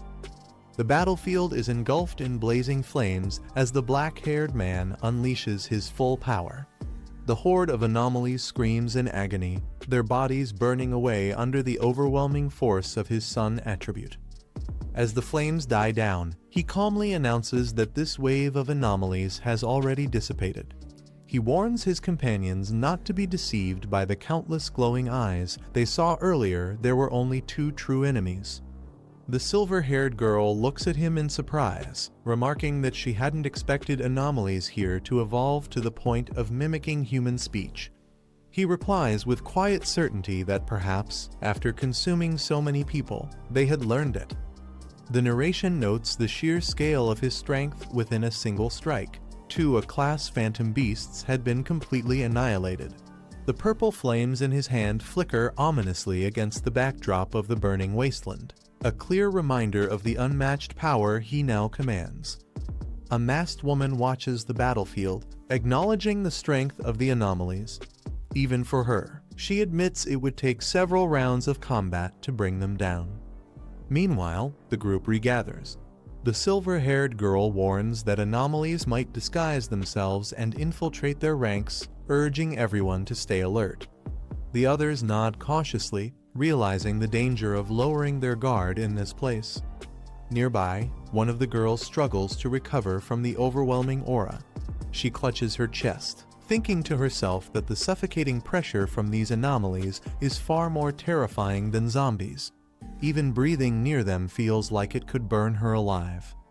As she tries to steady herself, the black-haired man orders her to get up. Before she can respond, a sudden sound echoes through the cavern, drawing his sharp gaze toward the source of the disturbance. As the group pauses, the black-haired man's expression sharpens. One of the girls suddenly remarks that it sounds like ocean waves can be heard ahead, a sound that feels out of place in the desolate wasteland. The uneasy calm breaks in an instant. A strange noise erupts, catching everyone off guard. The squad tenses as they realize something is rapidly approaching from the shadows. Footsteps echo across the ground, heavy and deliberate, sending chills through the group as the sound grows louder with each step. Elsewhere, another squad is locked in battle. Panic overtakes them as one of the fighters yells for the others to stop fighting and run. Whatever they're facing, he shouts, is far too sinister to handle head-on. The black-haired man's sharp senses catch something unusual. One of the girls suddenly stiffens and points out that the sound of waves can be heard ahead. But in this barren wasteland, such a thing is impossible. Before they can react, a chilling scream echoes from another squad. Panic spreads as fighters shout in terror, realizing what they are facing. darkness erupts violently, and countless shadowy figures surge forward, their presence overwhelming like a tidal wave. The ground shakes as the soldiers struggle to hold their ground. The terrified survivors cry out in despair, identifying the threat. It's the Dark Tide, a calamity so fearsome that even legendary armies once suffered devastating losses against it. A terrifying red tide surges across the battlefield, swallowing everything in its path. Soldiers are dragged helplessly into the darkness, their cries for help echoing as fear spreads. One man trembles, realizing that if the regular army was crushed by this force, then his chances of surviving are slim as well. Amid the chaos, a warrior steps forward with determination. Holding a glowing green sword, he summons his strength and surrounds himself with a radiant barrier of light. With arrogance, he shouts that everything here belongs to him, unwilling to yield to the dark tide. The clash between the two forces shakes the air. His green aura holds strong for a moment, but the overwhelming red tide towers above, pressing against him like an unstoppable wave. The battlefield trembles, showing the vast difference in power. The warrior's confidence begins to falter. His expression shifts as he senses something abnormal. Gritting his teeth, he admits to himself that the anomalies here are far stronger and stranger than he imagined, and his power alone might not be enough to withstand them. A man struggles within the Crimson Tide, his body being consumed as despair fills his eyes. He realizes these creatures aren't just a rank, or even S rank, they are far beyond that. Fear grips him as he repeats to himself that he cannot be caught, but the darkness continues to pull him in. Nearby, more soldiers are dragged into the abyss, their screams echoing as they desperately reach for help. The overwhelming force shows no mercy, devouring anyone who gets close. From a distance, survivors watch in horror. The suffocating darkness spreads endlessly, raising the question of whether there's any hope of escape. Someone asks their leader, Captain Su, about the true nature of this phenomenon. Captain Su explains that the Dark Tide is the pinnacle of dark attribute power, a corrosive force that devours everything, leaving nothing behind. His companions panic, realizing their plan should have kept them safe, yet the forces ahead were wiped out without a trace. As the group witnesses the overwhelming Dark Tide, one of them recalls reading about its destructive power, said to be strong enough to erase an entire city-state. Another worries if retreat is still an option, questioning if survival is even possible at this point. A golden barrier of spirit energy forms around them, offering temporary protection. Their leader instructs them to remain calm, explaining that this shield restrains dark energy. If necessary, they must combine their strength to reinforce it and buy enough time to withstand the surge. Despite the barrier, doubt spreads among them. A blonde woman warns that the Dark Tide is condensed dark attribute itself, a force far beyond what they can resist. She recalls how even a powerful elder at the spirit-shaping realm was swallowed whole without resistance. Amid the fear, the black-haired young man steps forward. Flames and lightning swirl around him as he readies his power. He declares boldly that even if the Dark Tide is condensed, he will destroy it with his own strength. The group watches in shock as the black-haired young man unleashes his power, flames and lightning bursting forward like a blazing spear. Someone exclaims in disbelief, wondering if he truly intends to destroy the Dark Tide itself. The fiery strike pierces through the suffocating darkness, cutting a path into the overwhelming tide. The impact shakes the battlefield, its force echoing across the red abyss. Surrounded by a radiant aura, the young man charges headfirst into the swirling core of the tide. His determination burns brighter than the storm around him, refusing to yield against the overwhelming force. In the shadows, another figure watches closely, a smirk forming as he mutters to himself. Everything seems to be unfolding exactly as he predicted. The young man finds himself surrounded by grotesque, red-eyed monsters born from the Dark Tide. He observes that these aren't simple rank creatures, but abominations fused and evolved under dark energy's control, forming powerful composites. their presence grows even more overwhelming, spanning from B rank to S rank and beyond. The overall strength of these anomalies is far greater than expected, each one radiating dangerous intent as they close in. Without hesitation, he unleashes a surge of blue energy. The force bursts outward like a shockwave, tearing through the incoming monstrosities. His sword cuts through the swarm, striking directly at the towering creatures. The light from his attack pierces their dark forms, momentarily holding back the tide of horrors pressing down on him. A monstrous anomaly with glowing red eyes lunges toward the black-haired young man, its presence radiating killing intent. Without hesitation, he counters with a blazing strike of fire, slicing through the creature in an instant. Normally, such a powerful attack would only injure an A-rank anomaly, but within the Dark Tide, even these terrifying beasts can be destroyed outright. He steadies himself, eyes sharp, observing the battlefield as if waiting for something more. His gaze locks onto a figure cloaked in flames of corruption. Recognition flashes across his face. It's someone from earlier, now twisted by the Dark Tide. He coldly asks if that person is still alive inside, testing whether any humanity remains. The corrupted man writhes in agony, his body nearly overtaken by the dark energy. Yet traces of spirit energy still flicker within him, showing that he hasn't been fully consumed. The young fighter notes that while this man's foundation in the spirit-shaping realm isn't as firm, he is still a genuine cultivator, meaning there's a sliver of hope left. With determination, the young man raises his hand, summoning overwhelming power. Lightning surges around him as he prepares to unleash a decisive technique. He roars his attack Divine Thunder, 100 refinements, as a colossal bolt of energy tears downward, shaking the entire battlefield with its force. The attack lands with devastating impact, blasting through the corruption. The once twisted man crashes to the ground, heavily injured but no longer fully consumed by darkness. Standing over the fallen man, the black-haired fighter notes that he can still be saved, though only barely. Flames flicker along his blade, casting light on the wounded cultivator. Darkness stirs again, surging from the corrupted surroundings as he remains vigilant, his fiery sword held ready. A massive figure of corruption rises before him, regenerating without end. He clicks his tongue in irritation, realizing this must be the unique trait of anomalies beyond his rank. Instead of despairing, a confident smile spreads across his face. He decides to test another method, channeling spirit-based power to counter the infinite regeneration. The black-haired fighter releases a surge of energy, golden light clashing against the looming wave of dark anomalies. The battlefield shakes as the two forces collide. Blue lightning crackles in his hand as he examines the situation.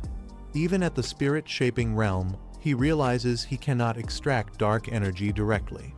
He mutters that, as expected, the dark attribute is far more unusual than any other. A faint smile forms on his face, showing neither panic nor hesitation. Instead, he appears intrigued by the challenge. Surrounded by the howling tide of monstrous abominations, he steadies himself. If he can't erase the darkness completely or absorb it outright, he resolves to find another way forward. Surrounded by monstrous anomalies, the young fighter regrets not having his companion, the little white flower. With its desolation power, he could have fought the darkness on equal footing. Instead, he wonders what else he can rely on. His fiery aura burns brighter as realization dawns. He remembers that the answer has been right in front of him all along. Elsewhere, his allies watch anxiously from within their protective barrier. One of them asks Captain Su if he has ever seen anything like this before. Su admits his knowledge is limited and that he has never witnessed such a phenomenon. Their attention shifts as they notice something shocking. The overwhelming dark tide, which had been raging uncontrollably, suddenly freezes still in place. Inside the protective barrier, the girls watch anxiously. One of them feels uneasy, admitting that not even when facing ghost vines had she felt such dread. She worries about her cousin, who has been inside the tide for too long, fearing something might happen to him. Another girl reassures her, noting that his barrier is still intact, only flickering slightly. She suggests reinforcing it with their spirit power, adding that if someone like him were to fall, the rest of them would be dragged down regardless. With confidence, the blonde girl explains that he is a spirit-shaping realm cultivator wielding multiple insane attributes. His strength could rival a 3-star spirit-shaping expert, making him far beyond what they in the Ghost Axe realm could ever step in to save. Her remark lightens the tension as laughter breaks out. One girl jokes about Captain Sue's humor, while another adds that her teammates often say the same, asking if she's feeling better now. A blazing torrent of fire erupts across the battlefield, illuminating the darkness as the ground trembles under its power. The black-haired fighter unleashes one of his ultimate techniques, 9-Dragon Heavenly Flame Seal. The flames twist and roar like living dragons, filling the sky with overwhelming might. Engulfed in golden fire and blue lightning, he rises above the chaos, commanding the dragons with a single word, "Rise." His aura surges, defying the dark tide's crushing force. From within the protective barrier, his allies stare in awe. One shouts in excitement that it's her cousin, while another recognizes the devastating move, whispering in disbelief about the technique he just used. The battlefield erupts as blazing dragons soar through the sky, their flames coiling with unstoppable force. The sheer might of the 9-Dragon Heavenly Flame Seal leaves everyone stunned, with one ally whispering in awe that it's far too powerful. From a distance, a woman observes closely, recognizing the true nature of the technique. She mutters in disbelief, realizing it's a heavenly flame capable of sealing power itself. Her eyes widen as the flames compress into a glowing sphere. Shocked, she questions if he truly managed to seal the dark tide, something thought to be impossible. Meanwhile, the black-haired fighter lands with determination, his body crackling with lightning. He channels even more energy, preparing for what comes next as the battle is far from over. The young fighter raises his arms as flames and lightning merge together, forming a massive sphere of fiery energy. Its sheer size radiates destructive power, shaking the ground beneath him. With a thunderous roar, he declares the technique 9-Dragon Edict, channeling every ounce of strength into the blazing sphere.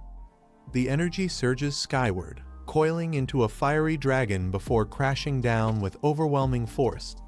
The explosion rips through the battlefield, leaving shockwaves in its wake. Steadying himself, he directs the massive torrent of fire forward, unleashing the full might of his technique. The storm of flames and lightning engulfs everything in its path, pressing toward the dark tide with unstoppable momentum.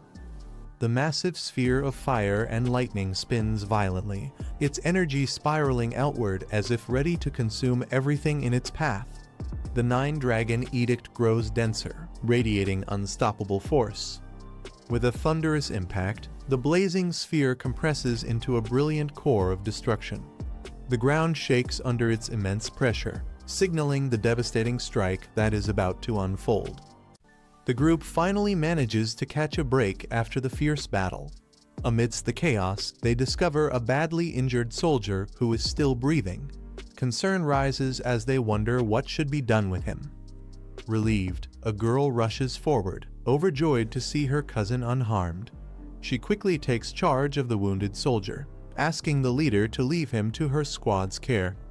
The black-haired man remains calm and observes quietly. One of the companions reminds him that sealing a high-level dark attribute is no small feat and questions why he doesn't seem pleased. Instead of celebrating, he stays silent. They recall his earlier words about wiping out the dark tide, realizing now that he truly did it, and the sight leaves them speechless. Breaking the silence, the black-haired man explains that the seal is only temporary, and the overwhelming dark energy won't last contained for long. Urging the group to move quickly, he stresses the need to find the lost tempering flower before the seal fades. Meanwhile, his allies agree to transport the injured man back to the Spirit Association for treatment. As the group moves forward, they realize the grim reality aside from the single survivor. No one else made it out alive. The dark attribute had consumed everything, leaving behind neither bodies nor traces, regardless of cultivation level.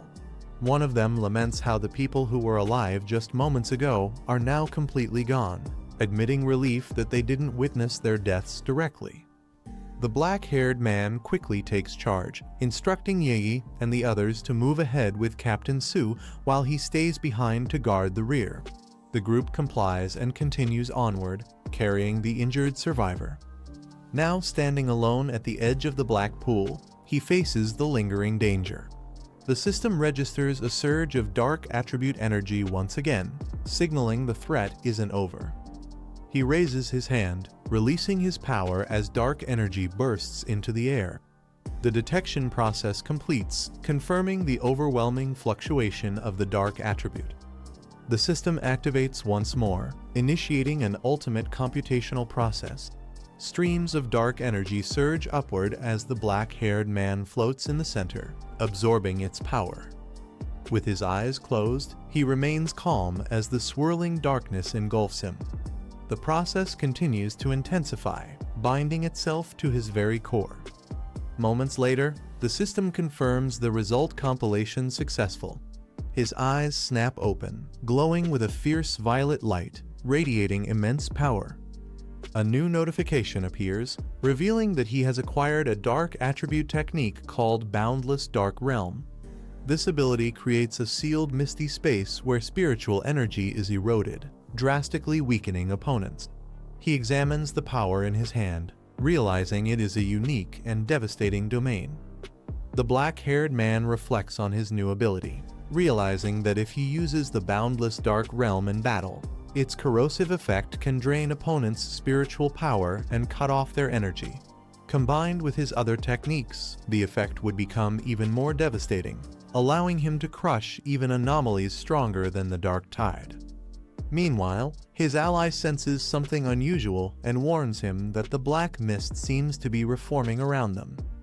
Her eyes widen in shock as she notices the sudden shift in spiritual energy. The man's power surges violently once again, triggering another breakthrough. His companion is stunned, unable to understand how such a fluctuation could happen without any major trigger. The silver-haired girl is stunned, realizing that he actually absorbed the Dark Tide's power and energy officially rated as level with no upper limit. To her, it seems completely absurd. She recalls how, during the early warning period of mystical resurgence, the dark attribute was considered the most terrifying threat of all. It could wipe out entire regions, which is why absorbing it was strictly forbidden by the authorities. Officials had once tried to purify and refine the dark attribute, but the results were disastrous.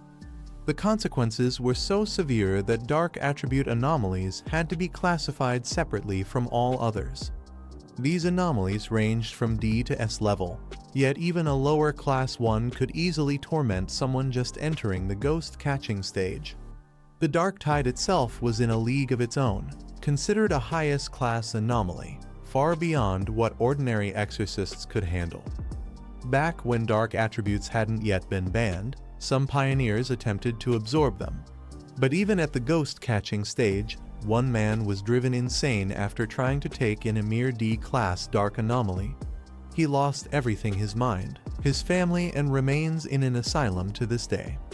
Now, the black-haired man exhales slowly, his hands still carrying traces of the power he just absorbed. He suddenly calls out to the shadows, telling the hidden figure to reveal themselves since they've been watching for quite some time. A mysterious woman steps forward, recognizing him. She addresses him directly, identifying him as Fang Yi, the one who sealed the Dark Tide. The mysterious woman steps forward, revealing herself as Galan. She confronts Fang Yi, questioning him directly about absorbing dark attributes. Without hesitation, Fang Yi calmly admits it, leaving his allies shocked that he acknowledged it so openly. In response, Galan swiftly draws her weapon, her movements sharp and precise. She points a gun at Fang Yi, her stance filled with hostility, making it clear that she views him as a dangerous threat. The others are shocked as Galan points her weapon at Fang Yi. They demand to know why she's acting this way. Galen is reminded that Fang Ye is the top target her military wants to recruit. The Spirit Association had also tried to bring him in first, but she cut them off, raising suspicion about her true motives. Fang Yi calmly remarks that their mission was supposed to be about finding the lost tempering flower, not turning on each other.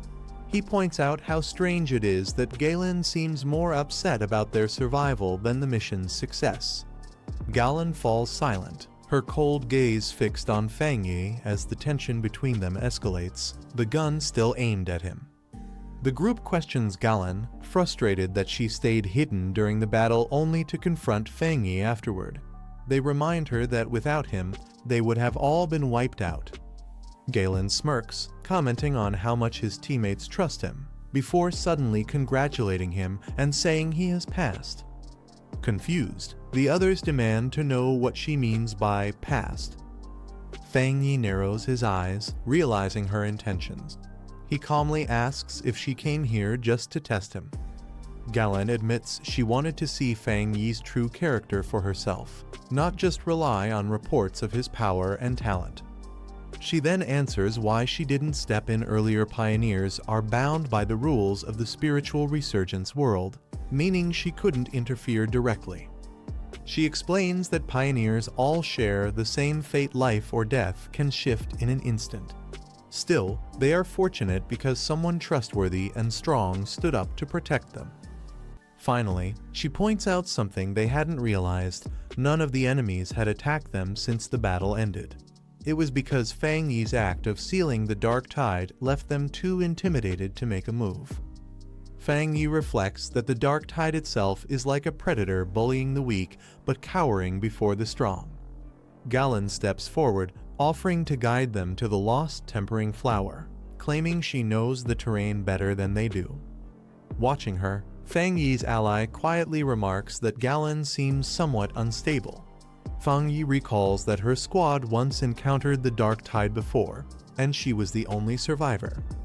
Because of her strict adherence to rules and the trauma of her past losses, Galen has developed a destructive mindset. Yet, something still drives her forward, and witnessing Fang Yi seal the dark tide seems to have pushed her to the very edge. Fang Yi tells his companions to let it go and give Galen some slack. The group realizes she's injured. They note that although her cultivation is at the soul creation stage with 2 stars, her spiritual barrier has weakened and dropped by at least 2 levels. The blue glow surrounding her body reveals just how badly hurt she truly is. Despite her condition, she continues moving forward, her steps unsteady but determined. Galen quietly thanks them but insists her injury doesn't matter. The narration shifts to describe the ominous surroundings and extreme dark zone known as the Abyss Graveyard. The group continues onward together, carrying the wounded while pressing deeper into the dangerous area. Fang Yi suddenly reacts, his sharp eyes catching something unusual ahead, his expression turning tense. Fang Yi halts at the grim sight of bones scattered across the ground, realizing the danger of the place they've entered. Galen confirms they've arrived at the mass graveyard, the heart of the dark zone. Amidst the eerie landscape, they spot their objective, the radiant lost tempering flower glowing in the distance. The group remains silent, tension hanging in the air as they prepare for what comes next. The group approaches the lost tempering flower, but shadowy figures rise from the ground, surrounding it ominously. Galen stares at the flower, muttering that she has finally found it again, her expression filled with obsession. Fang Yi immediately senses something is wrong. A burst of fiery energy erupts as one of his companions shouts at Galen to snap out of it, trying to pull her back to her senses. A blazing fireball descends rapidly, aimed directly at Galen. She raises her hand in shock, realizing the sudden threat closing in on her. A massive explosion erupts, shocking the woman. She realizes the man's power carries the extremely rare Yang attribute. Without hesitation, she leaps forward and strikes with full force, the impact shattering the ground. The man stands unfazed, calmly raising his hand while she glares at him in silence. Frustrated, she questions herself, wondering if all her preparations were still not enough. The others rush to Galrin, worried about her condition. They warn her that the dark attribute has already taken hold of her. The man calmly states that when it comes to the lost bloom, he alone is enough. He turns and walks forward, carrying his sword with steady steps. Stopping ahead, he comes face to face with the glowing lost bloom. The man stands calmly with his sword drawn as the ground begins to crack. A monstrous creature with glowing red eyes bursts forward, charging straight at him. The beast roars with its mouth wide open, filled with crimson energy. Unfazed, the man raises his hand, summoning blue energy as he declares his technique Divine Lightning. The man strikes the beast with divine lightning, electricity surging through its massive body. The monster roars in pain but still refuses to fall. He realizes just how many anomalies these dungeons continue to produce. Knowing time is short, he decides to end it quickly. With a cold gaze, he prepares another technique. Unleashing a surge of purple energy, he activates his move Limitless Dark Domain, engulfing the monster in darkness. The limitless dark domain engulfs the monster, trapping it in a sphere of swirling purple energy. The beast writhes violently inside, its body overwhelmed by the crushing darkness. It lets out a distorted cry, struggling as the power tears through it.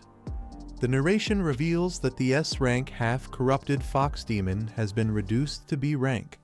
The man notes that it dropped 2 whole ranks, proving its so-called cultivation wasn't that strong after all. The man grips his blazing sword, flames igniting with fierce power. He swings down with a fiery slash, declaring that it's over as the explosion lights up the battlefield. Watching from a distance, the others notice a black energy forming. They wonder if it's the dark attribute but feel that it carries a different aura. They realize the truth, it's Fang Yi's domain. He had mastered the dark attribute and created a domain entirely on his own, without a teacher. One of the women explains that creating a domain with spiritual power is an incredible feat, something only their master could once accomplish. She recalls how their master once unfolded his domain to suppress a calamity threatening the capital, but the result was devastating. As Fang Yi's domain shifts, the others watch in awe, shocked at how quickly it is moving.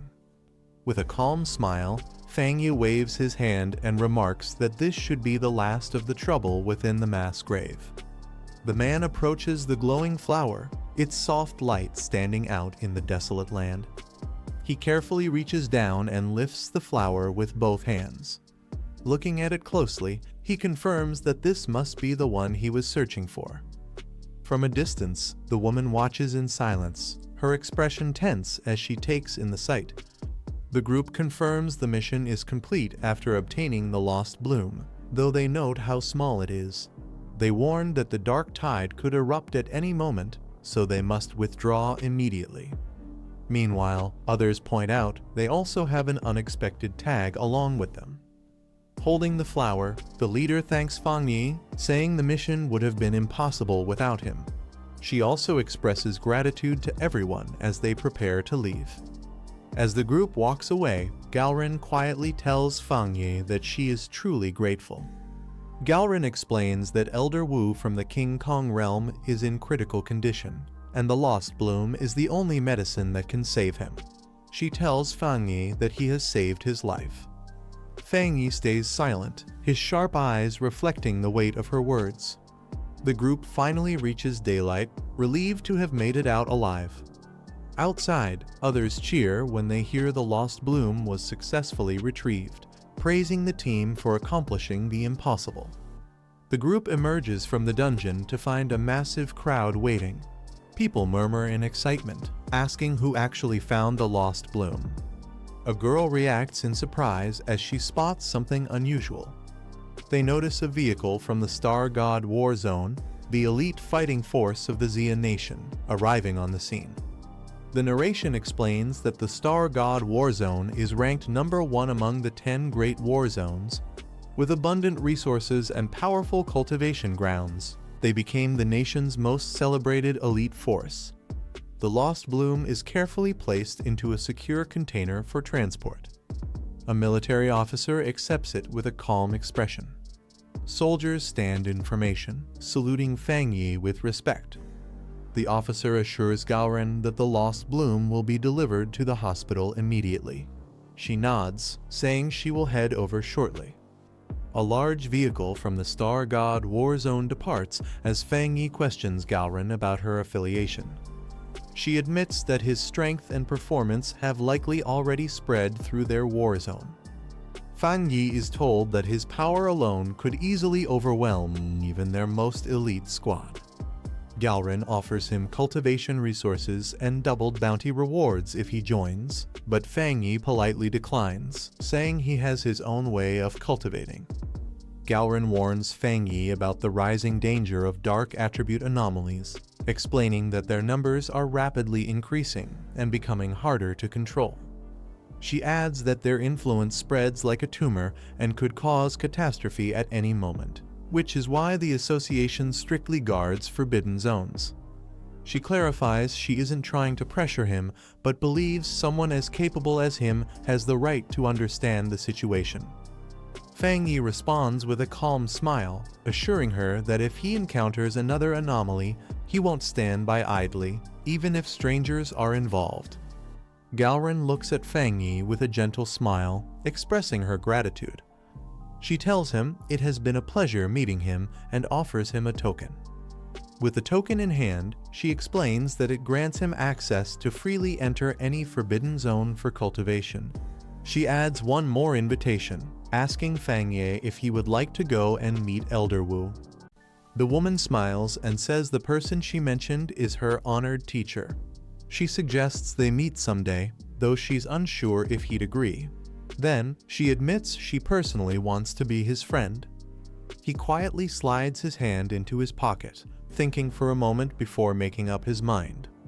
With a faint grin, he agrees that having more friends could be useful and decides to join her. He raises his glowing hand and tells her to accept a small gift as a friend. Blue energy bursts from his hand as he reaches toward her. Shocked, she asks what he's doing, and he calmly explains that he can remove the dark toxins from her body. The light surrounds them as she stands frozen in surprise. Electric currents surge around her as she realizes that lightning energy can actually heal. She feels a gentle tingling through her body. The cold pain she once had is replaced by warmth. Her body begins to glow as the corrupted wounds start to mend. She feels her damaged organs and energy channels restoring to their original state, while the lightning cleanses her meridians and blood vessels. Her expression softens as she senses all toxins leaving her system. The rare lightning attribute purifies her completely, making her feel renewed almost as if she's been reborn. As the light fades, he calmly asks how she feels. She takes a deep breath, saying the dark energy inside her is gone. No, it's not just gone, it feels as though it's been shattered completely. Medical staff treat a badly injured man as a girl watches from the side, surprised that even a first-level spirit creation realm could be hurt so severely. She wonders if he can still be saved. Nearby, the woman approaches the group and asks why they haven't left yet. The silver-haired girl notices her and jokingly points out that she looks much healthier than before.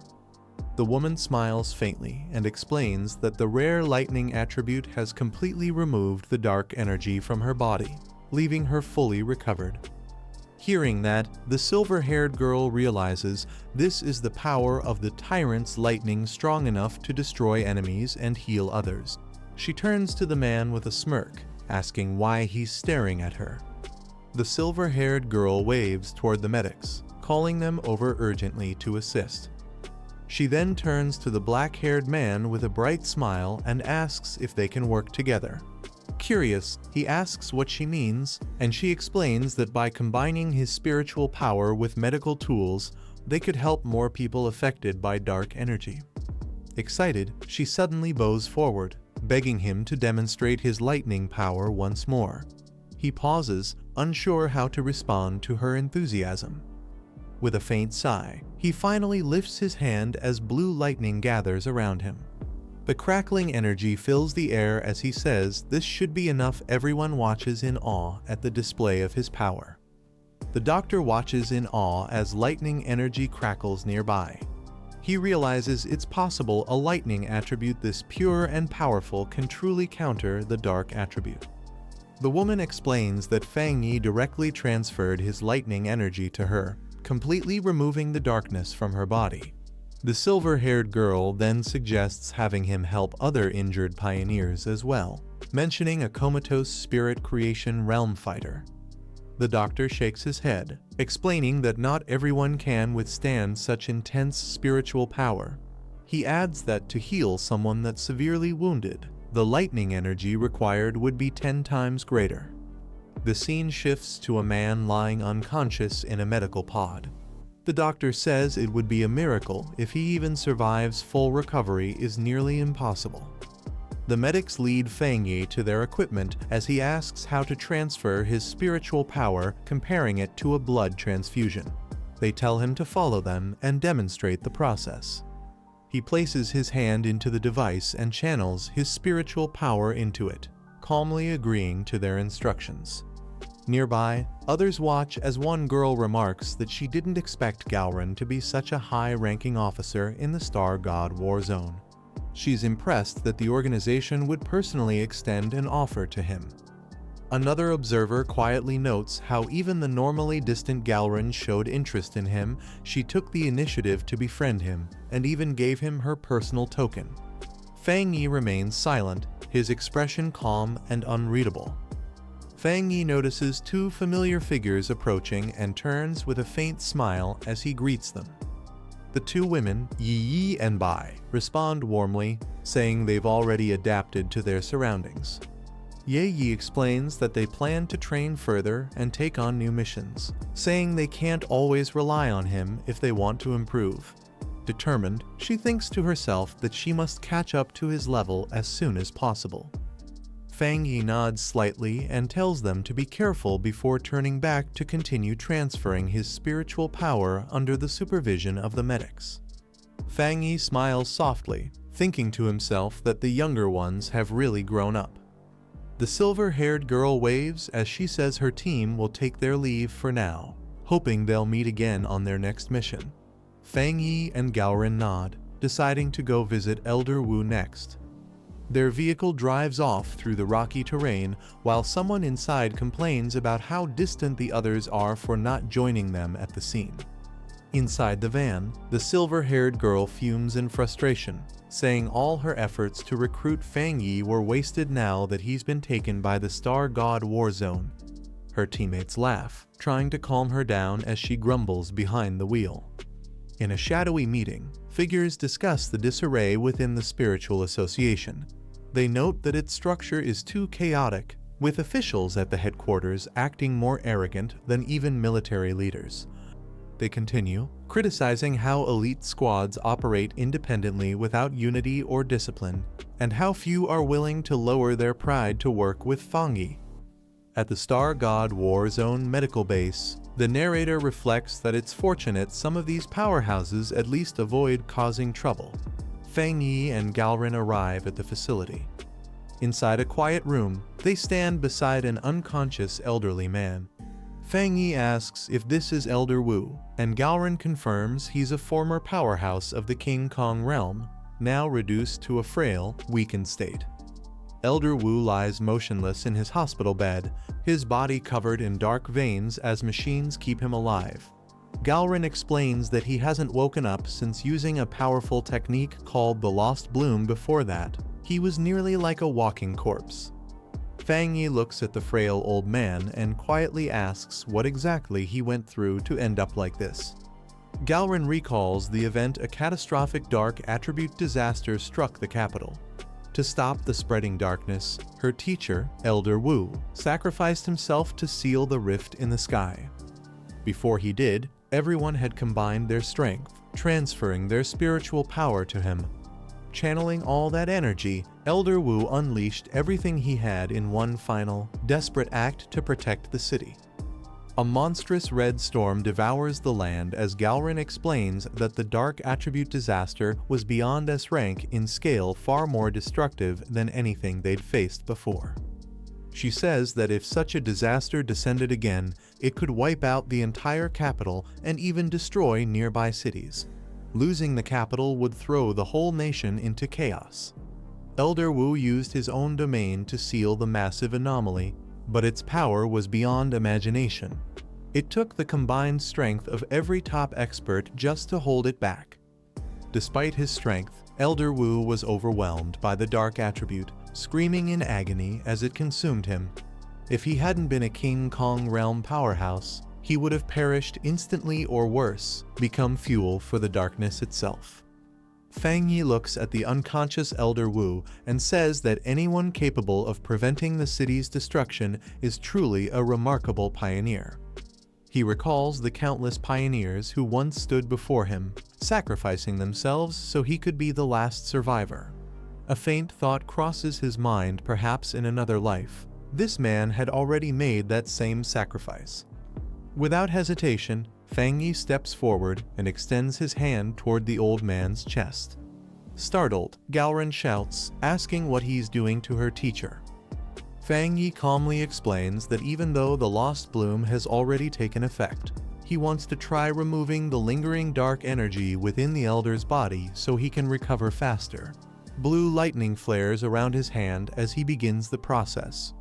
Galrin looks alarmed, reminding Fang Yi that the dark attribute within her teacher's body is at a disaster level far beyond his rank. Fang Yi stays silent for a moment, his eyes calm and determined, as Galrin hesitates while recalling the immense risks. After a pause, she finally gives in, telling him to go ahead and try. Blue lightning gathers around Fang Yi's hand as he channels his spiritual power into Elder Wu's body. The old man's body glows with radiant energy as Galrin watches in awe. She warns that the darkness he's fighting is far stronger than anything from the Dark Tide, but as she sees faint signs of recovery, she murmurs that perhaps Fang Yi himself is the miracle. Fang Yi's body glows with blue lightning as he calmly says he understands the risk. He can feel the overwhelming power of darkness within Elder Wu's body. Dark mist fills the room, pressing down with immense force. Even weakened by the lost bloom's purification, the oppressive energy still radiates a terrifying presence. Galrin watches tensely, but hides her worry behind a composed expression, knowing the danger Fang Yi is facing. The darkness begins to surge outward, and the ground trembles. Galrin yells for Fang Yi to concentrate, warning that the dark attribute is starting to affect him too.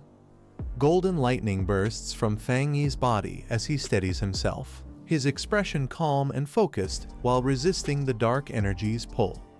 His eyes glow with a golden hue, a surge of unfamiliar power awakening within him. He mutters in confusion, realizing something is different. Suddenly, his vision shifts, memories and sensations flood his mind. He finds himself standing in a ruined city under a crimson sky. A massive, ominous eye looms above as he realizes in shock that his consciousness has been dragged back into the past.